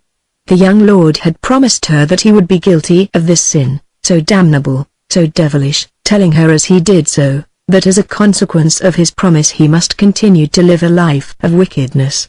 In the agony of her spirit she threw herself upon her knees and implored the Lord to pardon her and to guide her. But even while kneeling before the throne of heaven she could not drive the pride of birth out of her heart. That the young earl might be saved from the damning sin and also from the polluting marriage that was the prayer she prayed. Chapter 8. Loose about the world. The Countess was seen no more on that day, was no more seen at least by either of the two brothers. Miss Mellerby was with her now and again, but on each occasion only for a few minutes, and reported that Lady Scroop was ill and could not appear at dinner. She would, however, see her nephew before he started on the following morning. Fred himself was much affected by the interview with his aunt. No doubt he had made a former promise to his uncle, similar to that which had now been exacted from him. No doubt he had himself resolved, after what he had thought to be mature consideration, that he would not marry the girl, justifying to himself this decision by the deceit which he thought had been practiced upon him in regard to Captain O'Hara. Nevertheless, he felt that by what had now occurred he was bound more strongly against the marriage than he had ever been bound before. His promise to his uncle might have been regarded as being obligatory only as long as his uncle lived. His own decision he would have been at liberty to change when he pleased to do so. But, though his aunt was almost nothing to him, was not in very truth his aunt, but only the widow of his uncle, there had been a solemnity about the engagement as he had now made it with her, which he felt to be definitely binding. He must go to Ardkill prepared to tell them absolutely the truth. He would make any arrangement they pleased as to their future joint lives, so long as it was an arrangement by which Kate should not become Countess of Scroop. He did not attempt to conceal from himself the dreadful nature of the task before him. He knew what would be the indignation of the priest. He could picture to himself the ferocity of the mother, defending her young as a lioness would her whelp. He could imagine that that dagger might again be brought from its hiding place. And, worse than all, he would see the girl prostrate in her woe, and appealing to his love and to his oaths, when the truth as to her future life should be revealed to her. But yet he did not think of shunning the task before him. He could not endure to live a coward in his own esteem. He was unlike himself and very melancholy. "It has been so good of you to remain here," he said to Sophie Mellerby. They had now become intimate and almost attached to each other as friends. If she had allowed a spark of hope to become bright within her heart in regard to the young earl that had long since been quenched, she had acknowledged to herself that had it been possible in other respects they would not have suited each other, and now they were friends. "I love your aunt dearly and have been very glad to be with her. I wish you would learn to love somebody else dearly. Perhaps I shall, some day, somebody else, though I don't at all know who it may be. You knew whom I mean. I suppose I do. And why not love him? Isn't he a good fellow? One can't love all the good fellows, Lord Scroop. You'll never find a better one than he is. Did he commission you to speak for him? You know he didn't. You know that he would be the last man in the world to do so?" I was surprised. But I had a reason for speaking. No doubt. I don't suppose it will have any effect with you, but it is something you ought to know. If any man of my age can be supposed to have made up his mind on such a matter, you may believe that I have made up my mind that I will never marry. What nonsense, Lord Scroop. Well, yes, perhaps it is. But I am so convinced of it myself that I shall ask my brother to come and live here permanently, as master of the place. As he would have to leave his regiment, it would of course be necessary that his position here should be settled, and it shall be settled. I most sincerely hope that you will always live here yourself. It won't suit me. Circumstances have made it impossible. If he will not do so, nor my aunt, the house must be shut up. I am most anxious that this should not be done. I shall implore him to remain here, and to be here exactly as I should have been, had things with me not have been so very unfortunate. He will at any rate have a house to offer you, if... Lord Scrope. I know what you are going to say, Sophie. I don't know that I am as yet disposed to marry for the sake of a house to shelter me. Of course you would say that, but still I think that I have been right to tell you. I am sure you will believe my assurance. That Jack knows nothing of all this. That same evening he said nearly the same thing to his brother, though in doing so he made no special allusion to Sophie Mellerby. I know that there is a great deal that a fellow should do, living in such a house as this, but I am not the man to do it. It's a very good kind of life, if you happen to be up to it. I am not, but you are. My dear Fred, you can't change the accidents of birth. In a great measure I can, or at least we can do so between us. You can't be Lord Scrope, but you can be master of Scrope Manor. No, I can apostrophe T semicolon and, which is more, I won't. Don't think I am uncivil. You're uncivil, Jack. At any rate I am not ungrateful. I only want you to understand thoroughly that such an arrangement is out of the question. In no condition of life would I care to be the locum tenens for another man. You are now 5 or 6 and 20. At 30 you may be a married man with an absolute need for your own house. I would execute any deed, so that I might be enabled to keep the owner of the property out of the only place that is fit for him. It is a power which I should not use, and do not wish to possess. Believe me, Fred, that a man is bound to submit himself to the circumstances by which he is surrounded, when it is clear that they are beneficial to the world at large. There must be an Earl of Scrope, and you at present another man. They were sitting together out upon the terrace after dinner, and for a time there was silence. His brother's arguments were too strong for the young lord, and it was out of his power to deal with one so dogmatic. But he did not forget the last words that had been spoken.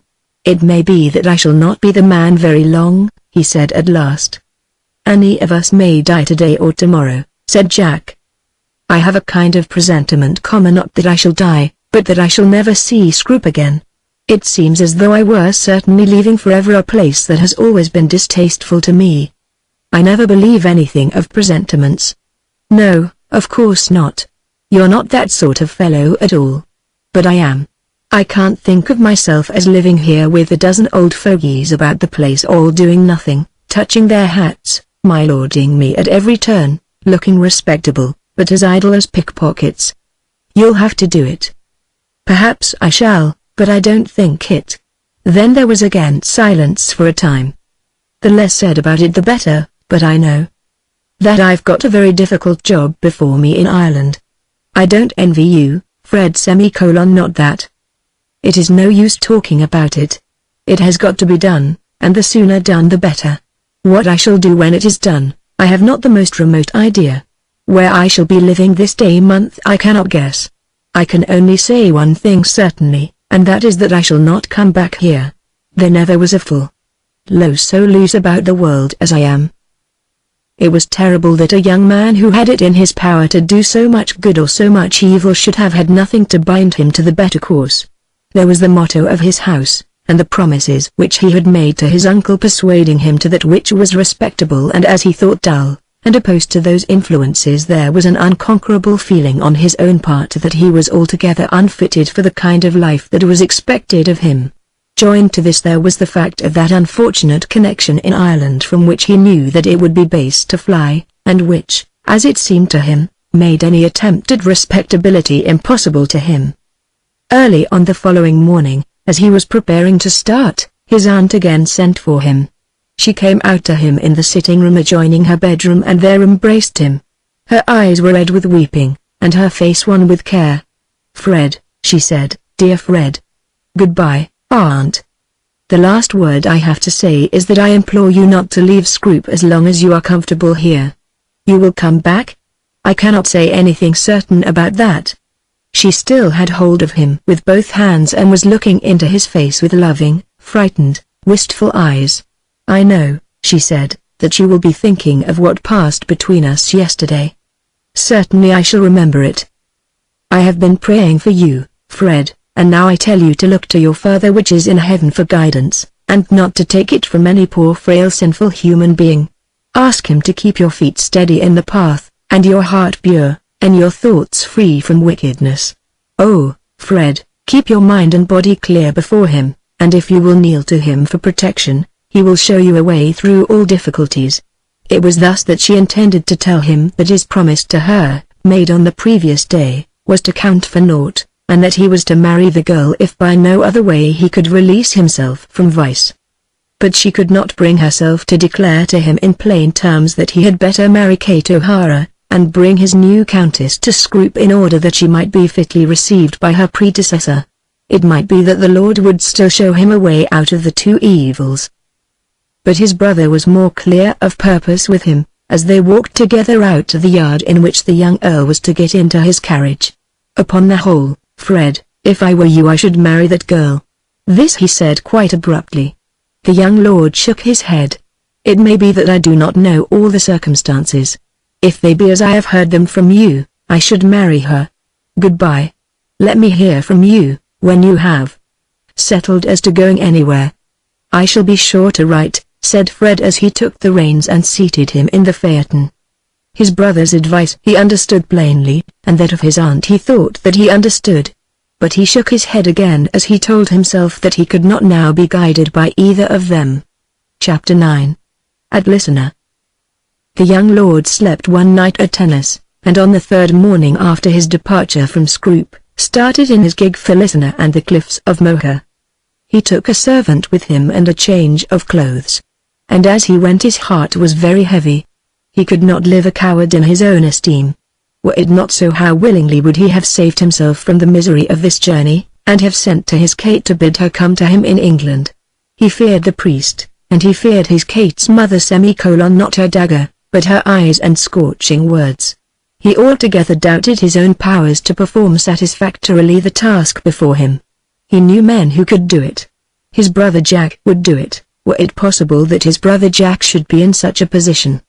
But for himself, he was conscious of a softness of heart, a feminine tenderness, which, to do him justice, he did not mistake for sincerity, that rendered him unfit for the task before him. The farther he journeyed from Scroop and the nearer that he found himself to the cliffs, the stronger did the feeling grow within him, till it had become almost tragical in its dominion over him. But still he went on.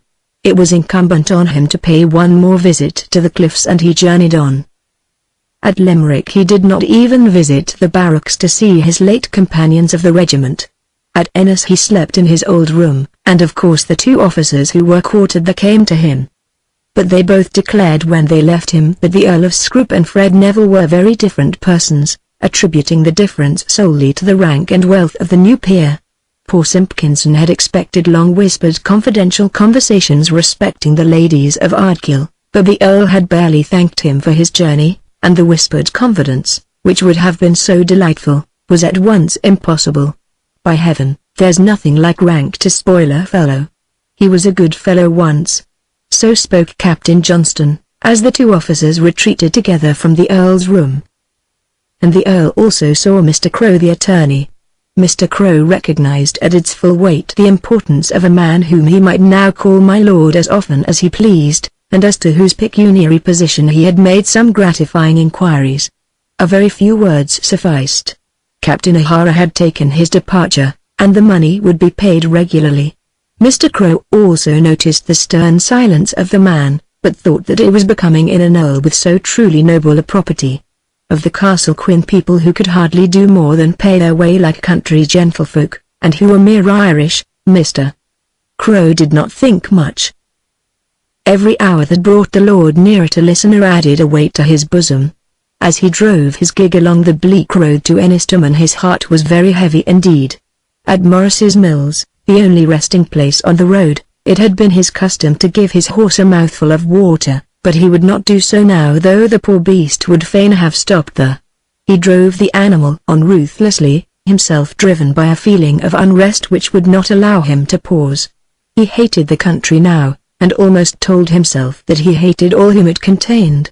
How miserable was his lot, that he should have bound himself in the opening of his splendor, in the first days of a career that might have been so splendid, to misfortune that was squalid and mean as this.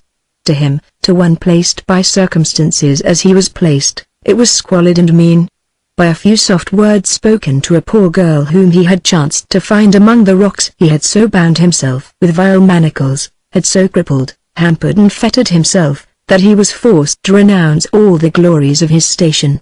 Wealth almost unlimited was at his command, and rank, and youth, and such personal gifts of appearance and disposition as best served to win general love. He had talked to his brother of his unfitness for his earldom, but he could have blazoned it forth at Scroop and up in London, with the best of young lords, and have loved well to do so. But this adventure, as he had been wont to call it, had fallen upon him, and had broken him as it were in pieces. Thousands a year he would have paid to be rid of his adventure, but thousands a year, he knew well, were of no avail. He might have sent over some English Mr. Crow with offers almost royal, but he had been able so to discern the persons concerned as to know that royal offers, of which the royalty would be simply money royalty, could be of no avail. How would that woman have looked at any messenger who had come to her with offers of money, and proposed to take her child into some luxurious but disgraceful seclusion? And in what language would Father Marty have expressed himself on such a proposed arrangement? And so the Earl of Scroop drove on with his heart falling ever lower and lower within his bosom.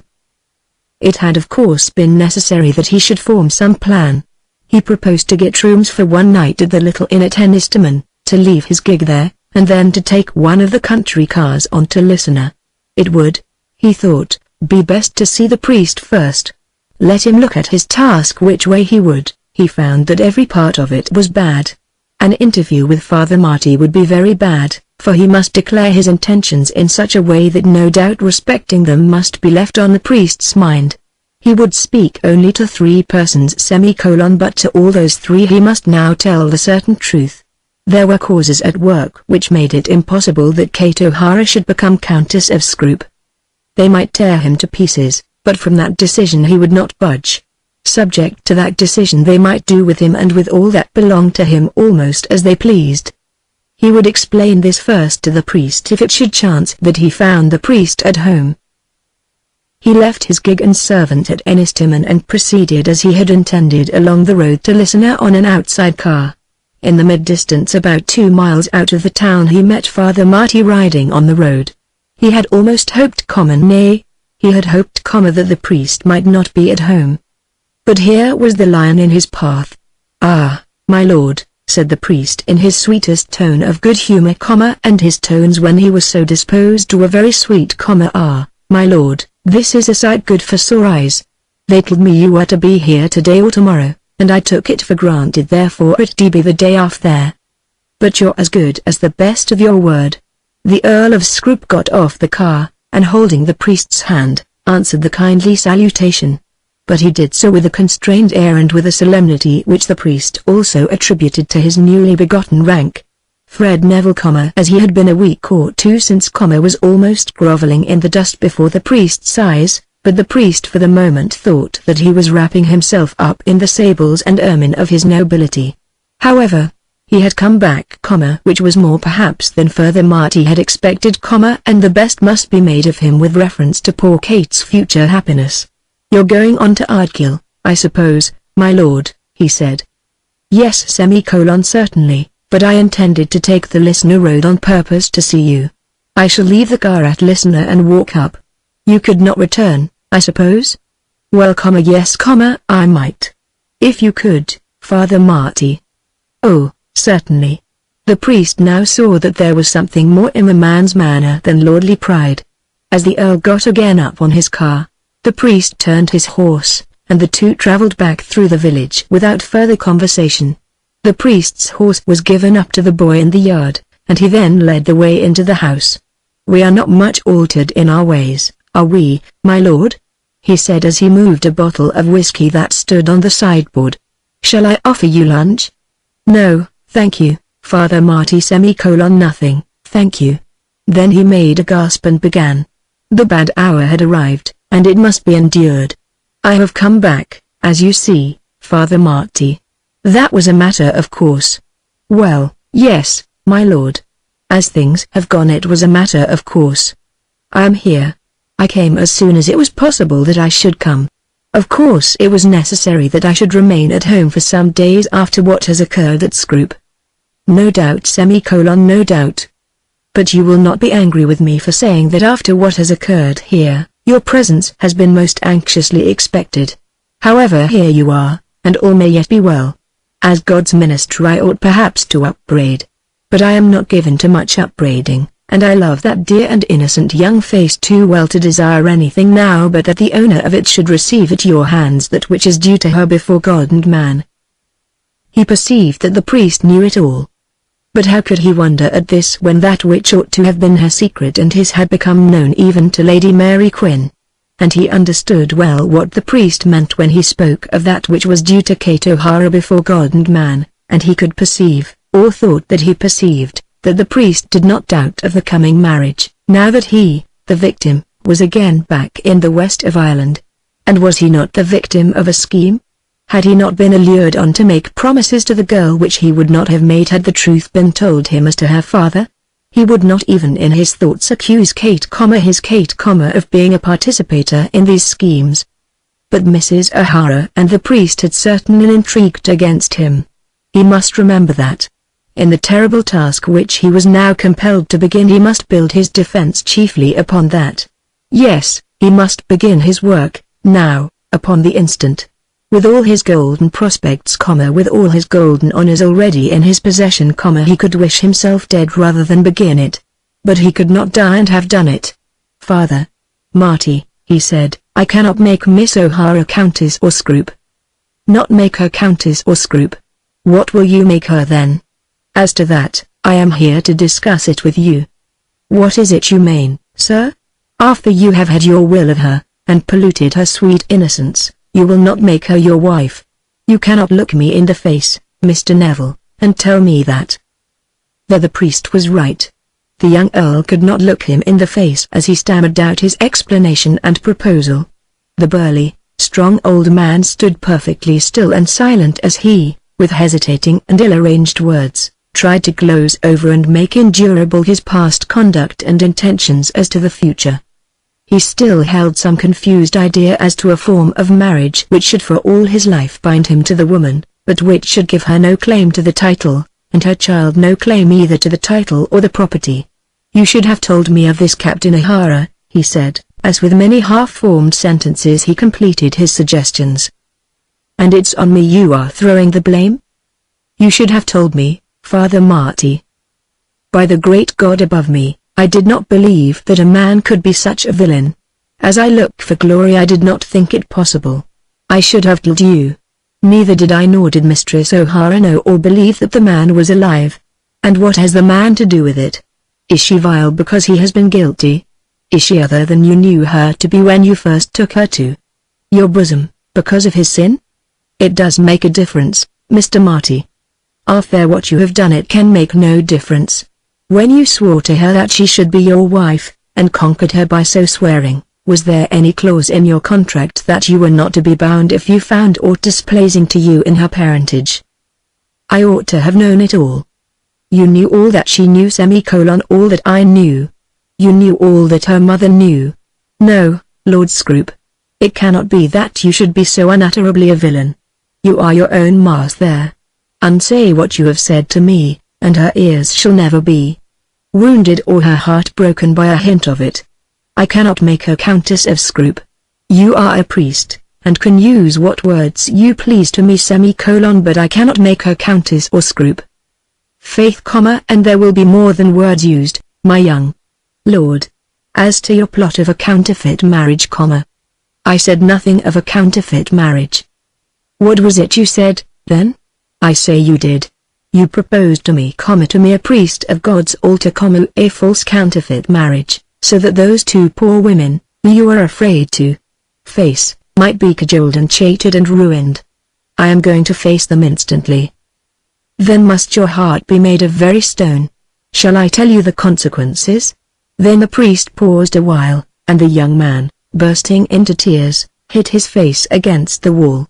I will tell you the consequences, Lord Scroop. They will die. The shame and sorrow which you have brought on them, will bring them to their graves, and so there will be an end of their troubles upon earth. But while I live there shall be no rest for the sole of your foot. I am old, and may soon be below the sod, but I will leave it as a legacy behind me that your iniquity shall be proclaimed and made known in high places. While I live I will follow you, and when I am gone there shall be another to take the work. My curse shall rest on you, the curse of a man of God, and you shall be accursed. Now, if it suits you, you can go up to them at Ardkill and tell them your story. She is waiting to receive her lover. You can go to her, and stab her to the heart at once. Go, sir. Unless you can change all this and alter your heart even as you hear my words, you are unfit to find shelter beneath my roof.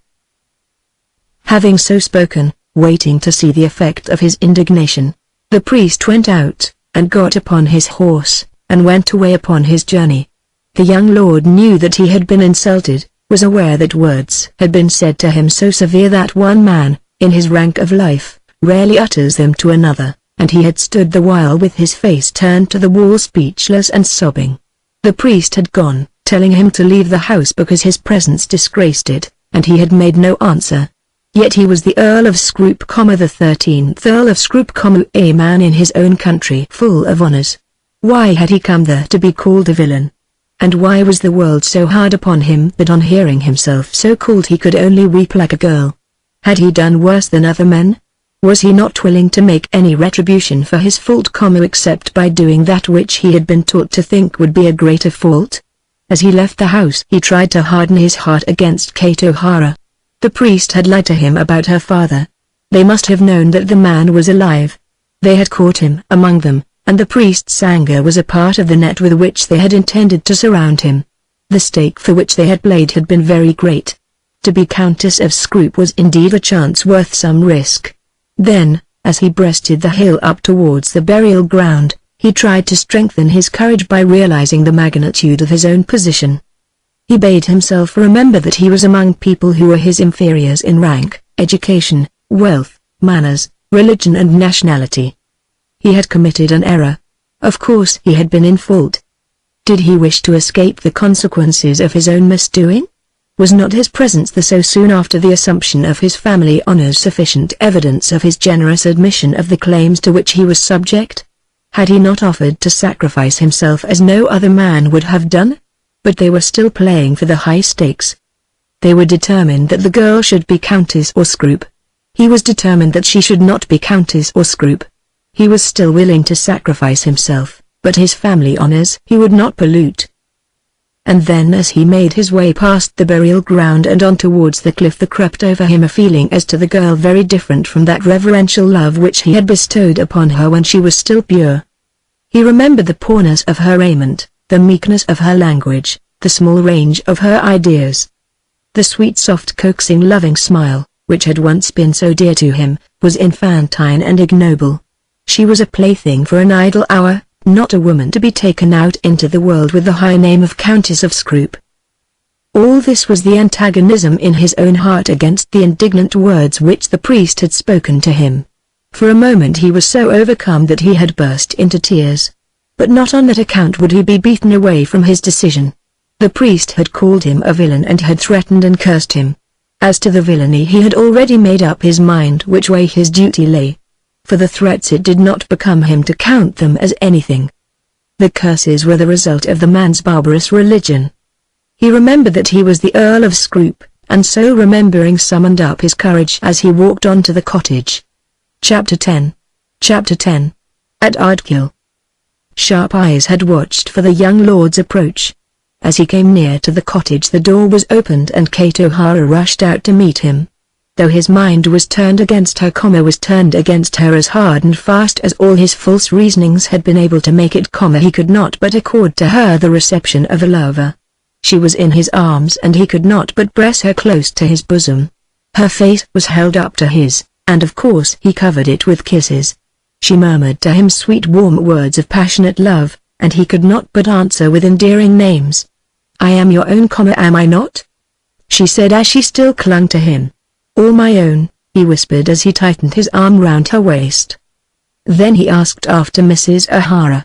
"Yes, Mother is there. She will be almost as glad to see you as I am. Nobody can be quite so glad. Oh Fred, my darling Fred, am I still to call you Fred? What else, my pet? I was thinking whether I would call you my lord." "For heaven's sake, do not." "No. You shall be Fred, my Fred, Fred to me, though all the world besides may call you grand names." Then again she held up her face to him and pressed the hand that was round her waist closer to her girdle. To have him once more with her, this was to taste all the joys of heaven while she was still on earth. They entered the sitting room together and met Mrs. O'Hara close to the door. "My lord," she said, "you are very welcome back to us. Indeed we need you much. I will not upbraid you as you come to make atonement for your fault. If you will let me, I will love you as a son." As she spoke she held his right hand in both of hers, and then she lifted up her face and kissed his cheek. He could not stay her words, nor could he refuse the kiss. And yet to him the kiss was as the kiss of Judas, and the words were false words, plotted words, prearranged, so that after hearing them there should be no escape for him. But he would escape. He resolved again, even then, that he would escape, but he could not answer her words at the moment. Though Mrs. O'Hara held him by the hand, Kate still hung to his other arm. He could not thrust her away from him. She still clung to him when he released his right hand, and almost lay upon his breast when he seated himself on the sofa. She looked into his eyes for tenderness, and he could not refrain himself from bestowing upon her the happiness. "Oh, Mother," she said, "he is so brown but he is handsomer than ever." But though he smiled on her, giving back into her eyes her own soft look of love, yet he must tell his tale. He was still minded that she should have all but the one thing, all if she would take it. She should not be Countess of Scroop, but in any other respect he would pay what penalty might be required for his transgression. But in what words should he explain this to those two women? Mrs. O'Hara had called him by his title and had claimed him as her son. No doubt she had all the right to do so which promises made by himself could give her. He had sworn that he would marry the girl, and in point of time had only limited his promise by the old Earl's life. The old Earl was dead, and he stood pledged to the immediate performance of his vow, doubly pledged if he were at all solicitous for the honor of his future bride. But in spite of all promises she should never be Countess or Scroop. Some tinkling false-tongued phrases to lovers' oaths had once passed across his memory and had then sufficed to give him a grain of comfort. There was no comfort to be found in it now. He began to tell himself, in spite of his manhood, that it might have been better for him and for them that he should have broken this matter to them by a well-chosen messenger. But it was too late for that now. He had faced the priest and had escaped from him with the degradation of a few tears. Now he was in the presence of the lioness and her young. The lioness had claimed him as a denizen of the forest, and, would he yield to her, she no doubt would be very tender to him. But, as he was resolved not to yield, he began to find that he had been wrong to enter her den. As he looked at her, knowing that she was at this moment softened by false hopes, he could nevertheless see in her eye the wrath of the wild animal. How was he to begin to make his purpose known to them? "And now you must tell us everything," said Kate, still encircled by his arm. "What must I tell you? You will give up the regiment at once?" "I have done so already." "But you must not give up must he, Mother?" "He may give it up when he takes you from it, Kate. But he will take you too, Mother?" The lioness at any rate wanted nothing for herself. "No, love. I shall remain here among my rocks, and shall be happy if I hear that you are happy." "But you won't part us altogether, will you, Fred?" "No, love. I knew he wouldn't. And Mother may come to your grand house and creep into some pretty little corner there, where I can go and visit her, and tell her that she shall always be my own darling mother." He felt that he must put a stop to this in some way, though the doing of it would be very dreadful. Indeed, in the doing of it the whole of his task would consist. But still he shirked it, and used his wit in contriving an answer which might still deceive without being false in words. "I think," said he, "that I shall never live at any grand house, as you call it." "Not live at Scroop?" asked Mrs. O'Hara. "I think not." It will hardly suit me." "I shall not regret it," said Kate. "I care nothing for a grand house. I should only be afraid of it. I know it is dark and somber, for you have said so. Oh, Fred, any place will be paradise to me, if I am there with you." He felt that every moment of existence so continued was a renewed lie. She was lying in his arms, in her mother's presence, almost as his acknowledged wife. And she was speaking of her future home as being certainly his also. But what could he do? How could he begin to tell the truth? His home should be her home, if she would come to him, not as his wife. That idea of some half-valid morganatic marriage had again been dissipated by the rougher approaches of the priest, and could only be used as a prelude to his viler proposal. And, though he loved the girl after his fashion, he desired to wound her by no such vile proposal. He did not wish to live a life of sin, if such life might be avoided. If he made his proposal, it would be but for her sake, or rather that he might show her that he did not wish to cast her aside. It was by asserting to himself that for her sake he would relinquish his own rank, were that possible, that he attempted to relieve his own conscience. But, in the meantime, she was in his arms talking about their joint future home. "Where do you think of living?" asked Mrs. O'Hara in a tone which showed plainly the anxiety with which she asked the question. "Probably abroad," he said. "But mother may go with us?" The girl felt that the tension of his arm was relaxed, and she knew that all was not well with him. And if there was aught amiss with him, how much more must it be amiss with her? "What is it, Fred?" she said. "There is some secret. Will you not tell it to me?" Then she whispered into his ear words intended for him alone, though her mother heard them. "If there be a secret, you should tell it me now. Think how it is with me. Your words are life and death to me now." He still held her with loosened arms but did not answer her. He sat, looking out into the middle of the room with fixed gaze, and he felt that drops of perspiration were on his brow. And he knew that the other woman was glaring at him with the eyes of an injured lioness, though he did not dare to turn his own to her face. "Fred, tell me," and Kate rose up, with her knees upon the sofa, bending over him, gazing into his countenance and imploring him. "There must be disappointment," he said, and he did not know the sound of his own voice. "What disappointment? Speak to me. What disappointment?" "Disappointment!" shrieked the mother. "How disappointment? There shall be no disappointment." Rising from her chair, she hurried across the room, and took her girl from his arms. "Lord Scrope, tell us what you mean. I say there shall be no disappointment. Sit away from him, Kate, till he has told us what it is." Then they heard the sound of a horse's foot passing close to the window, and they all knew that it was the priest.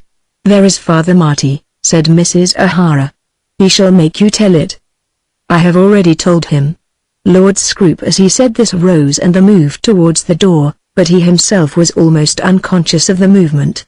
Some idea probably crossed his mind that he would meet the priest, but Mrs. O'Hara thought that he intended to escape from them. She rushed between him and the door and held him with both her hands. "No, no, you do not leave us in that way. Though you were twice an earl. I am not thinking of leaving you." "Mother, you shall not hurt him, you shall not insult him," said the girl. "He does not mean to harm me. He is my own, and no one shall touch him." "Certainly I will not harm you. Here is Father Marty. Mrs. O'Hara, you had better be tranquil. You should remember that you have heard nothing yet of what I would say to you." "Whose fault is that? Why do you not speak? Father Marty, what does he mean when he tells my girl that there must be disappointment for her? Does he dare to tell me that he hesitates to make her his wife?" The priest took the mother by the hand and placed her on the chair in which she usually sat. Then, almost without a word, he led Kate from the room to her own chamber, and bade her wait a minute till he should come back to her. Then he returned to the sitting room and at once addressed himself to Lord Scrope. "Have you dared," he said, "to tell them what you hardly dared to tell to me?" "He has dared to tell us nothing," said Mrs. O'Hara. "I do not wonder at it. I do not think that any man could say to her that which he told me that he would do." "Mrs. O'Hara," said the young lord, with some return of courage now that the girl had left them, That which I told Mr. Marty this morning, I will now tell to you. For your daughter I will do anything that you and she and he may wish, but one thing. I cannot make her Countess of Scroop. You must make her your wife, said the woman, shouting at him. I will do so tomorrow if a way can be found by which she shall not become Countess of Scroop. That is, he will marry her without making her his wife, said the priest. He will jump over a broomstick with her and will ask me to help him, so that your feelings and hers may be spared for a week or so. Mrs. O'Hara, he is a villain, a vile, heartless, cowardly reprobate, so low in the scale of humanity that I degrade myself by speaking to him. He calls himself an English peer. Peer to what? Certainly to no one worthy to be called a man. So speaking, the priest addressed himself to Mrs. O'Hara, but as he spoke his eyes were fixed full on the face of the young lord. I will have his heart out of his body, exclaimed Mrs. O'Hara. Heart he has no heart. You may touch his pockets or his pride, what he calls his pride, a damnable devilish inhuman vanity, or his name, that bugbear of a title by which he trusts to cover his baseness, or his skin, for he is a coward. Do you see his cheek now? But as for his heart, you cannot get at that. I will get at his life, said the woman. Mr. Marty, you allow yourself a liberty of speech which even your priesthood will not warrant. Lay a hand upon me if you can. There is not blood enough about you to do it. Were it not that the poor child has been wakened too trusting, I would bid her spit on you rather than take you for her husband. Then he paused, but only for a moment. Sir, you must marry her, and there must be an end of it. In no other way can you be allowed to live. Would you murder me? I would crush you like an insect beneath my nail. Murder you? Have you thought what murder is, that there are more ways of murder than one? Have you thought of the life of that young girl who now bears in her womb the fruit of your body? Would you murder her, because she loved you, and trusted you, and gave you all simply because you asked her, and then think of your own life? As the God of heaven is above me, and sees me now, and the Savior in whose blood I trust, I would lay down my life this instant, if I could save her from your heartlessness. So saying he too turned away his face and wept like a child. After this the priest was gentler in his manner to the young man, and it almost seemed as though the Earl was driven from his decision. He ceased, at any rate, to assert that Kate should never be Countess of Scroop, and allowed both the mother and Father Marty to fall into a state of doubt as to what his last resolve might be. It was decided that he should go down to Ennistimon and sleep upon it.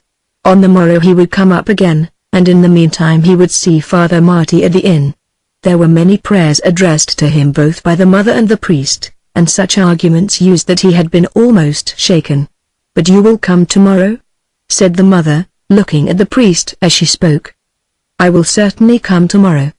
No doubt he will come tomorrow, said Father Marty, who intended to imply that if Lord Scroop escaped out of Ennistimon without his knowledge, he would be very much surprised.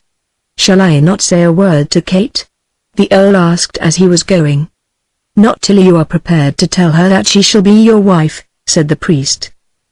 But this was a matter as to which Kate herself had a word to say. When they were in the passage she came out from the room, and again rushed into her lover's arms.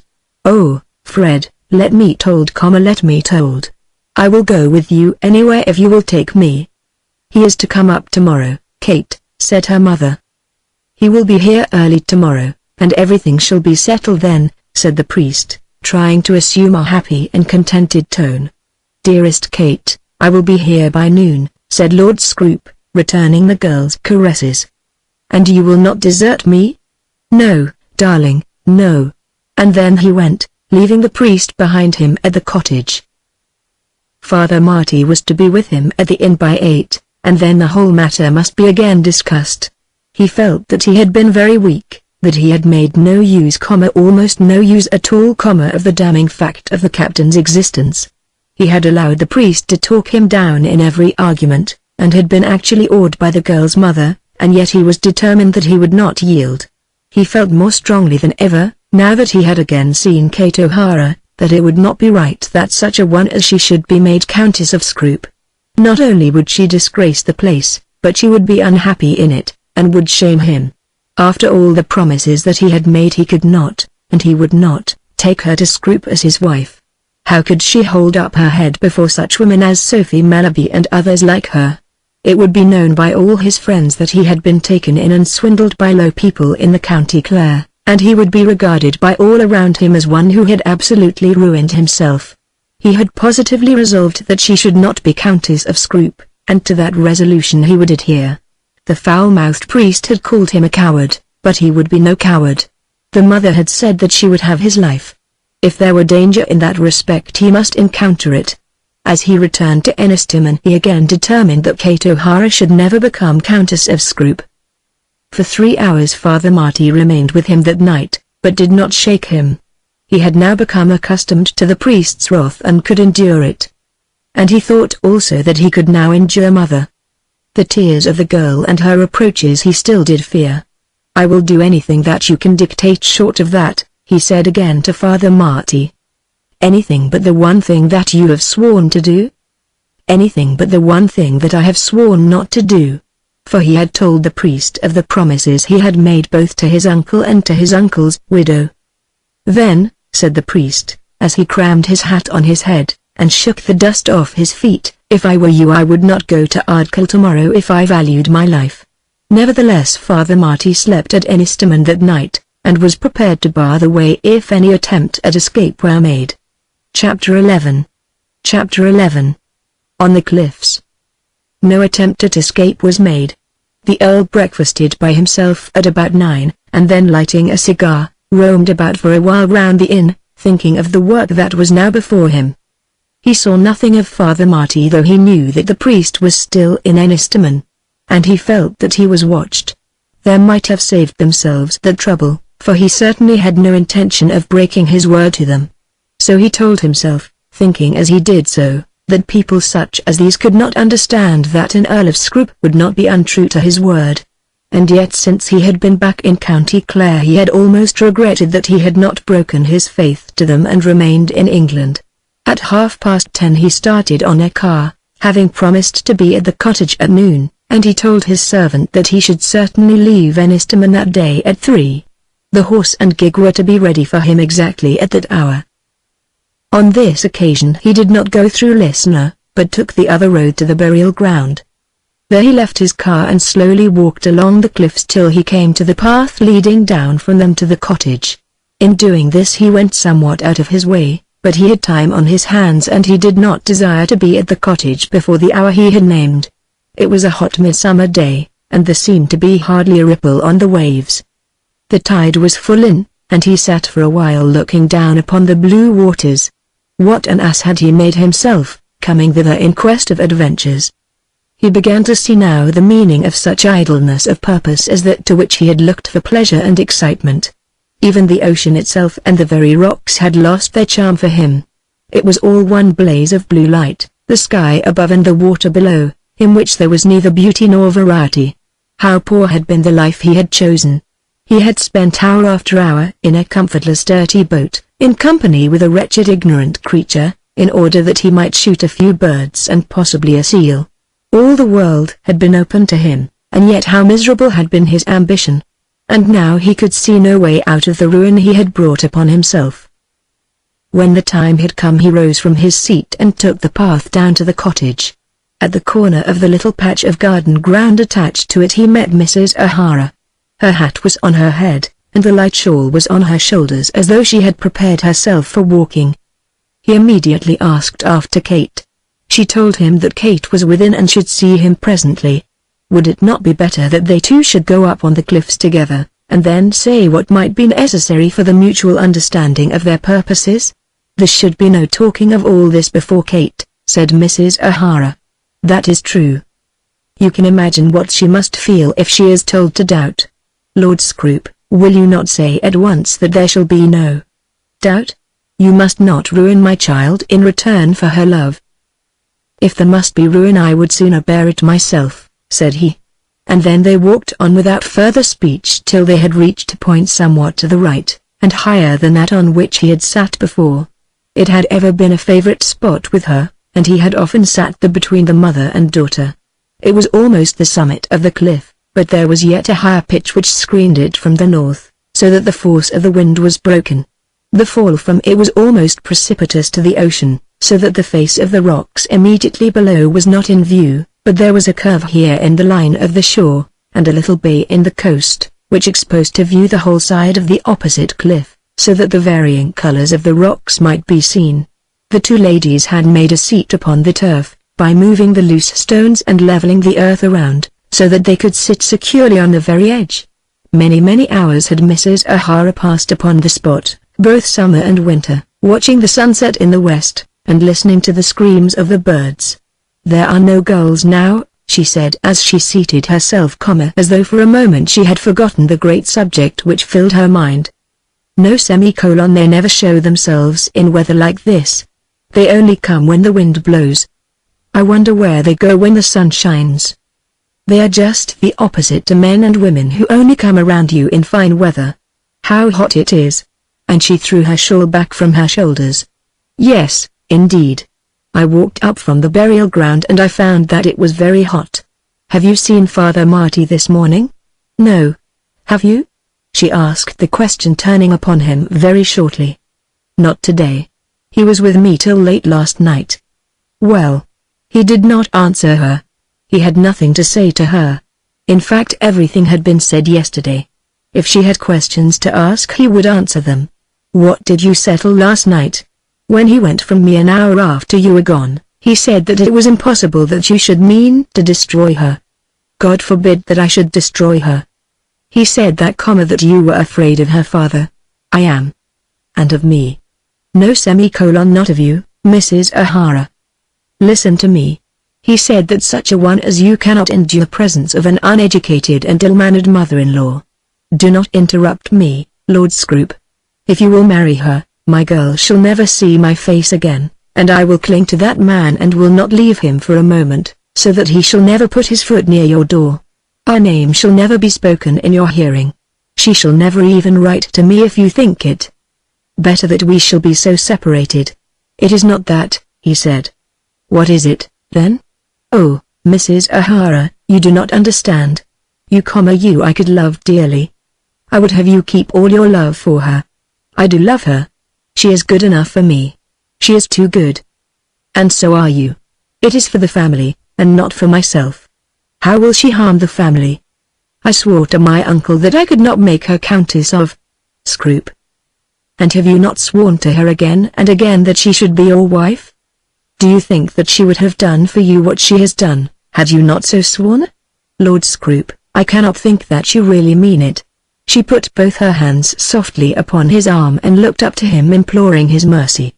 He got up from his seat and roamed along the cliff, and she followed him, still imploring.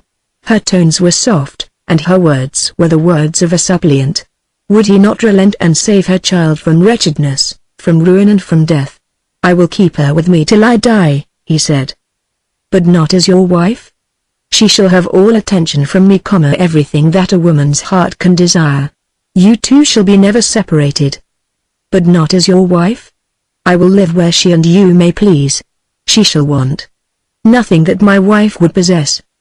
"But not as your wife?" "Not as Countess or Scrope." "You would have her as your mistress, then?" As she asked this question, the tone of her voice was altogether altered, and the threatening lion look had returned to her eyes. They were now near the seat, confronted to each other, and the fury of her bosom, which for a while had been dominated by the tenderness of the love for her daughter, was again raging within her. Was it possible that he should be able to treat them thus, that he should break his word and go from them scatheless, happy, joyous, with all the delights of the world before him, leaving them crushed into dust beneath his feet? She had been called upon from her youth upwards to bear injustice, but of all injustice, surely this would be the worst. "As your mistress," she repeated, "and I her mother, am to stand by and see it, and know that my girl is dishonored. Would your mother have borne that for your sister? How would it be if your sister were as that girl is now? I have no sister. And therefore you are thus hard-hearted.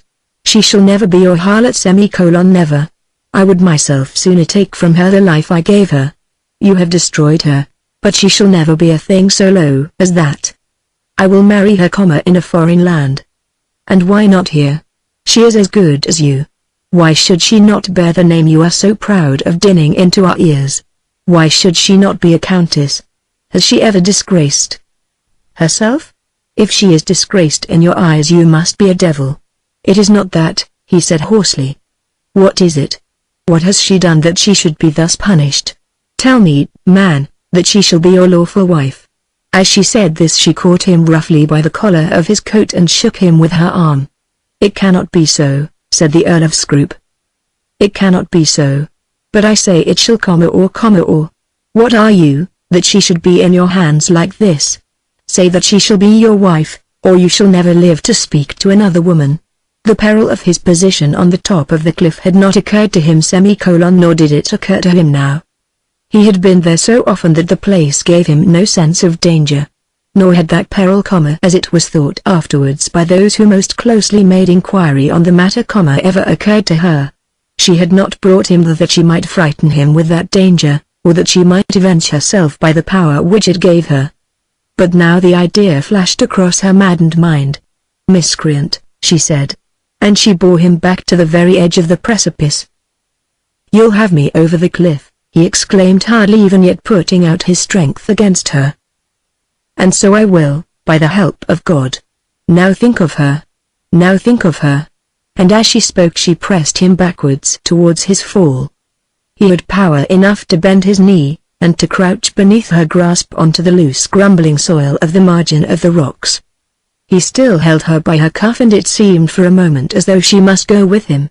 But, on a sudden, she spurned him with her foot on the breast, the rag of cloth parted in his hand, and the poor wretch tumbled forth alone into eternity. That was the end of Frederick Neville, Earl of Scroop, and the end, too, of all that poor girl's hopes in this world. When you stretch yourself on the edge of those cliffs and look down over the abyss on the sea below, it seems as though the rocks were so absolutely perpendicular, that a stone dropped with an extended hand would fall amidst the waves. But in such measurement the eye deceives itself, for the rocks in truth slant down, and the young man, as he fell, struck them again, and at last it was a broken, mangled corpse that reached the blue waters below. Her Kate was at last avenged. The woman stood there in her solitude for some minutes, thinking of the thing she had done. The man had injured her, sorely, and she had punished him. He had richly deserved the death which he had received from her hands. In these minutes, as regarded him, there was no remorse. But how should she tell the news to her child? The blow which had thrust him over would, too probably, destroy other life than his. Would it not be better that her girl should so die? What could prolonged life give her that would be worth her having? As for herself, in these first moments of her awe she took no thought of her own danger. It did not occur to her that she might tell how the man had ventured too near the edge and had fallen by mischance. As regarded herself, she was proud of the thing she had accomplished, but how should she tell her child that it was done? She slowly took the path, not to the cottage, but down towards the burial ground and listener, passing the car which was waiting in vain for the young lord. On she walked with rapid step, indifferent to the heat, still proud of what she had done, raging with a maddened pride. How little had they two asked of the world. And then this man had come to them and robbed them of all that little, had spoiled them ruthlessly, cheating them with lies, and then excusing himself by the grandeur of his blood. During that walk it was that she first repeated to herself the words that were ever afterwards on her tongue, an eye for an eye. Was not that justice? And, had she not taken the eye herself, would any court in the world have given it to her? Yes, an eye for an eye.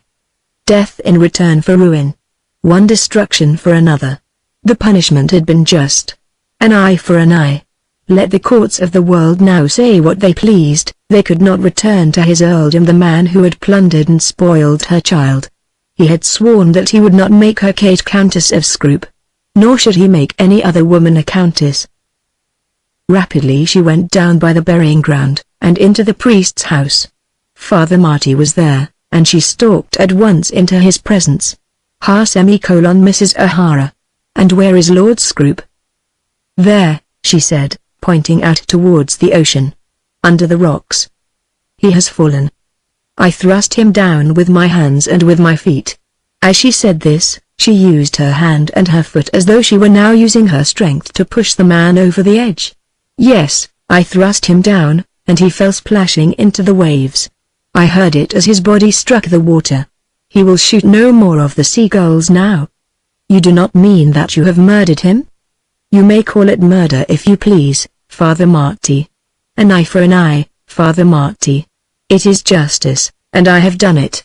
An eye for an eye." Chapter 12. Chapter 12. Conclusion. The story of the poor mad woman who still proclaims in her seclusion the justice of the deed which she did, has now been told. It may perhaps be well to collect the scattered ends of the threads of the tale for the benefit of readers who desire to know the whole of her history. Mrs. O'Hara never returned to the cottage on the cliffs after the perpetration of the deed. On the unhappy priest devolved the duty of doing whatever must be done. The police at the neighboring barracks were told that the young lord had perished by a fall from the cliffs, and by them search was made for the body. No real attempt was set on foot to screen the woman who had done the deed by any concealment of the facts. She herself was not alive to the necessity of making any such attempt. "An eye for an eye," she said to the head constable when the man interrogated her. It soon became known to all listener, to Anne Nisterman, to the ladies at Castle Quin, and to all the barony of Corcombe Row that Mrs. O'Hara had thrust the Earl of Scroop over the cliffs of Moher, and that she was now detained at the house of Father Marty in the custody of a policeman. Before the day was over it was declared also that she was mad, and that her daughter was dying. The deed which the woman had done and the death of the young lord were both terrible to Father Marty, but there was a duty thrown upon him more awful to his mind even than these. Kate O'Hara, when her mother appeared at the priest's house, had been alone at the cottage. By degrees Father Marty learned from the wretched woman something of the circumstances of that morning's work. Kate had not seen her lover that day, but had been left in the cottage while her mother went out to meet the man, and if possible to persuade him to do her child justice. The priest understood that she would be waiting for them, or more probably searching for them on the cliffs. He got upon his horse and rode up the hill with a heavy heart. What should he tell her, and how should he tell it? Before he reached the cottage she came running down the hillside to him. "Father Marty, where is mother? Where is Mr. Neville? You know. I see that you know. Where are they?"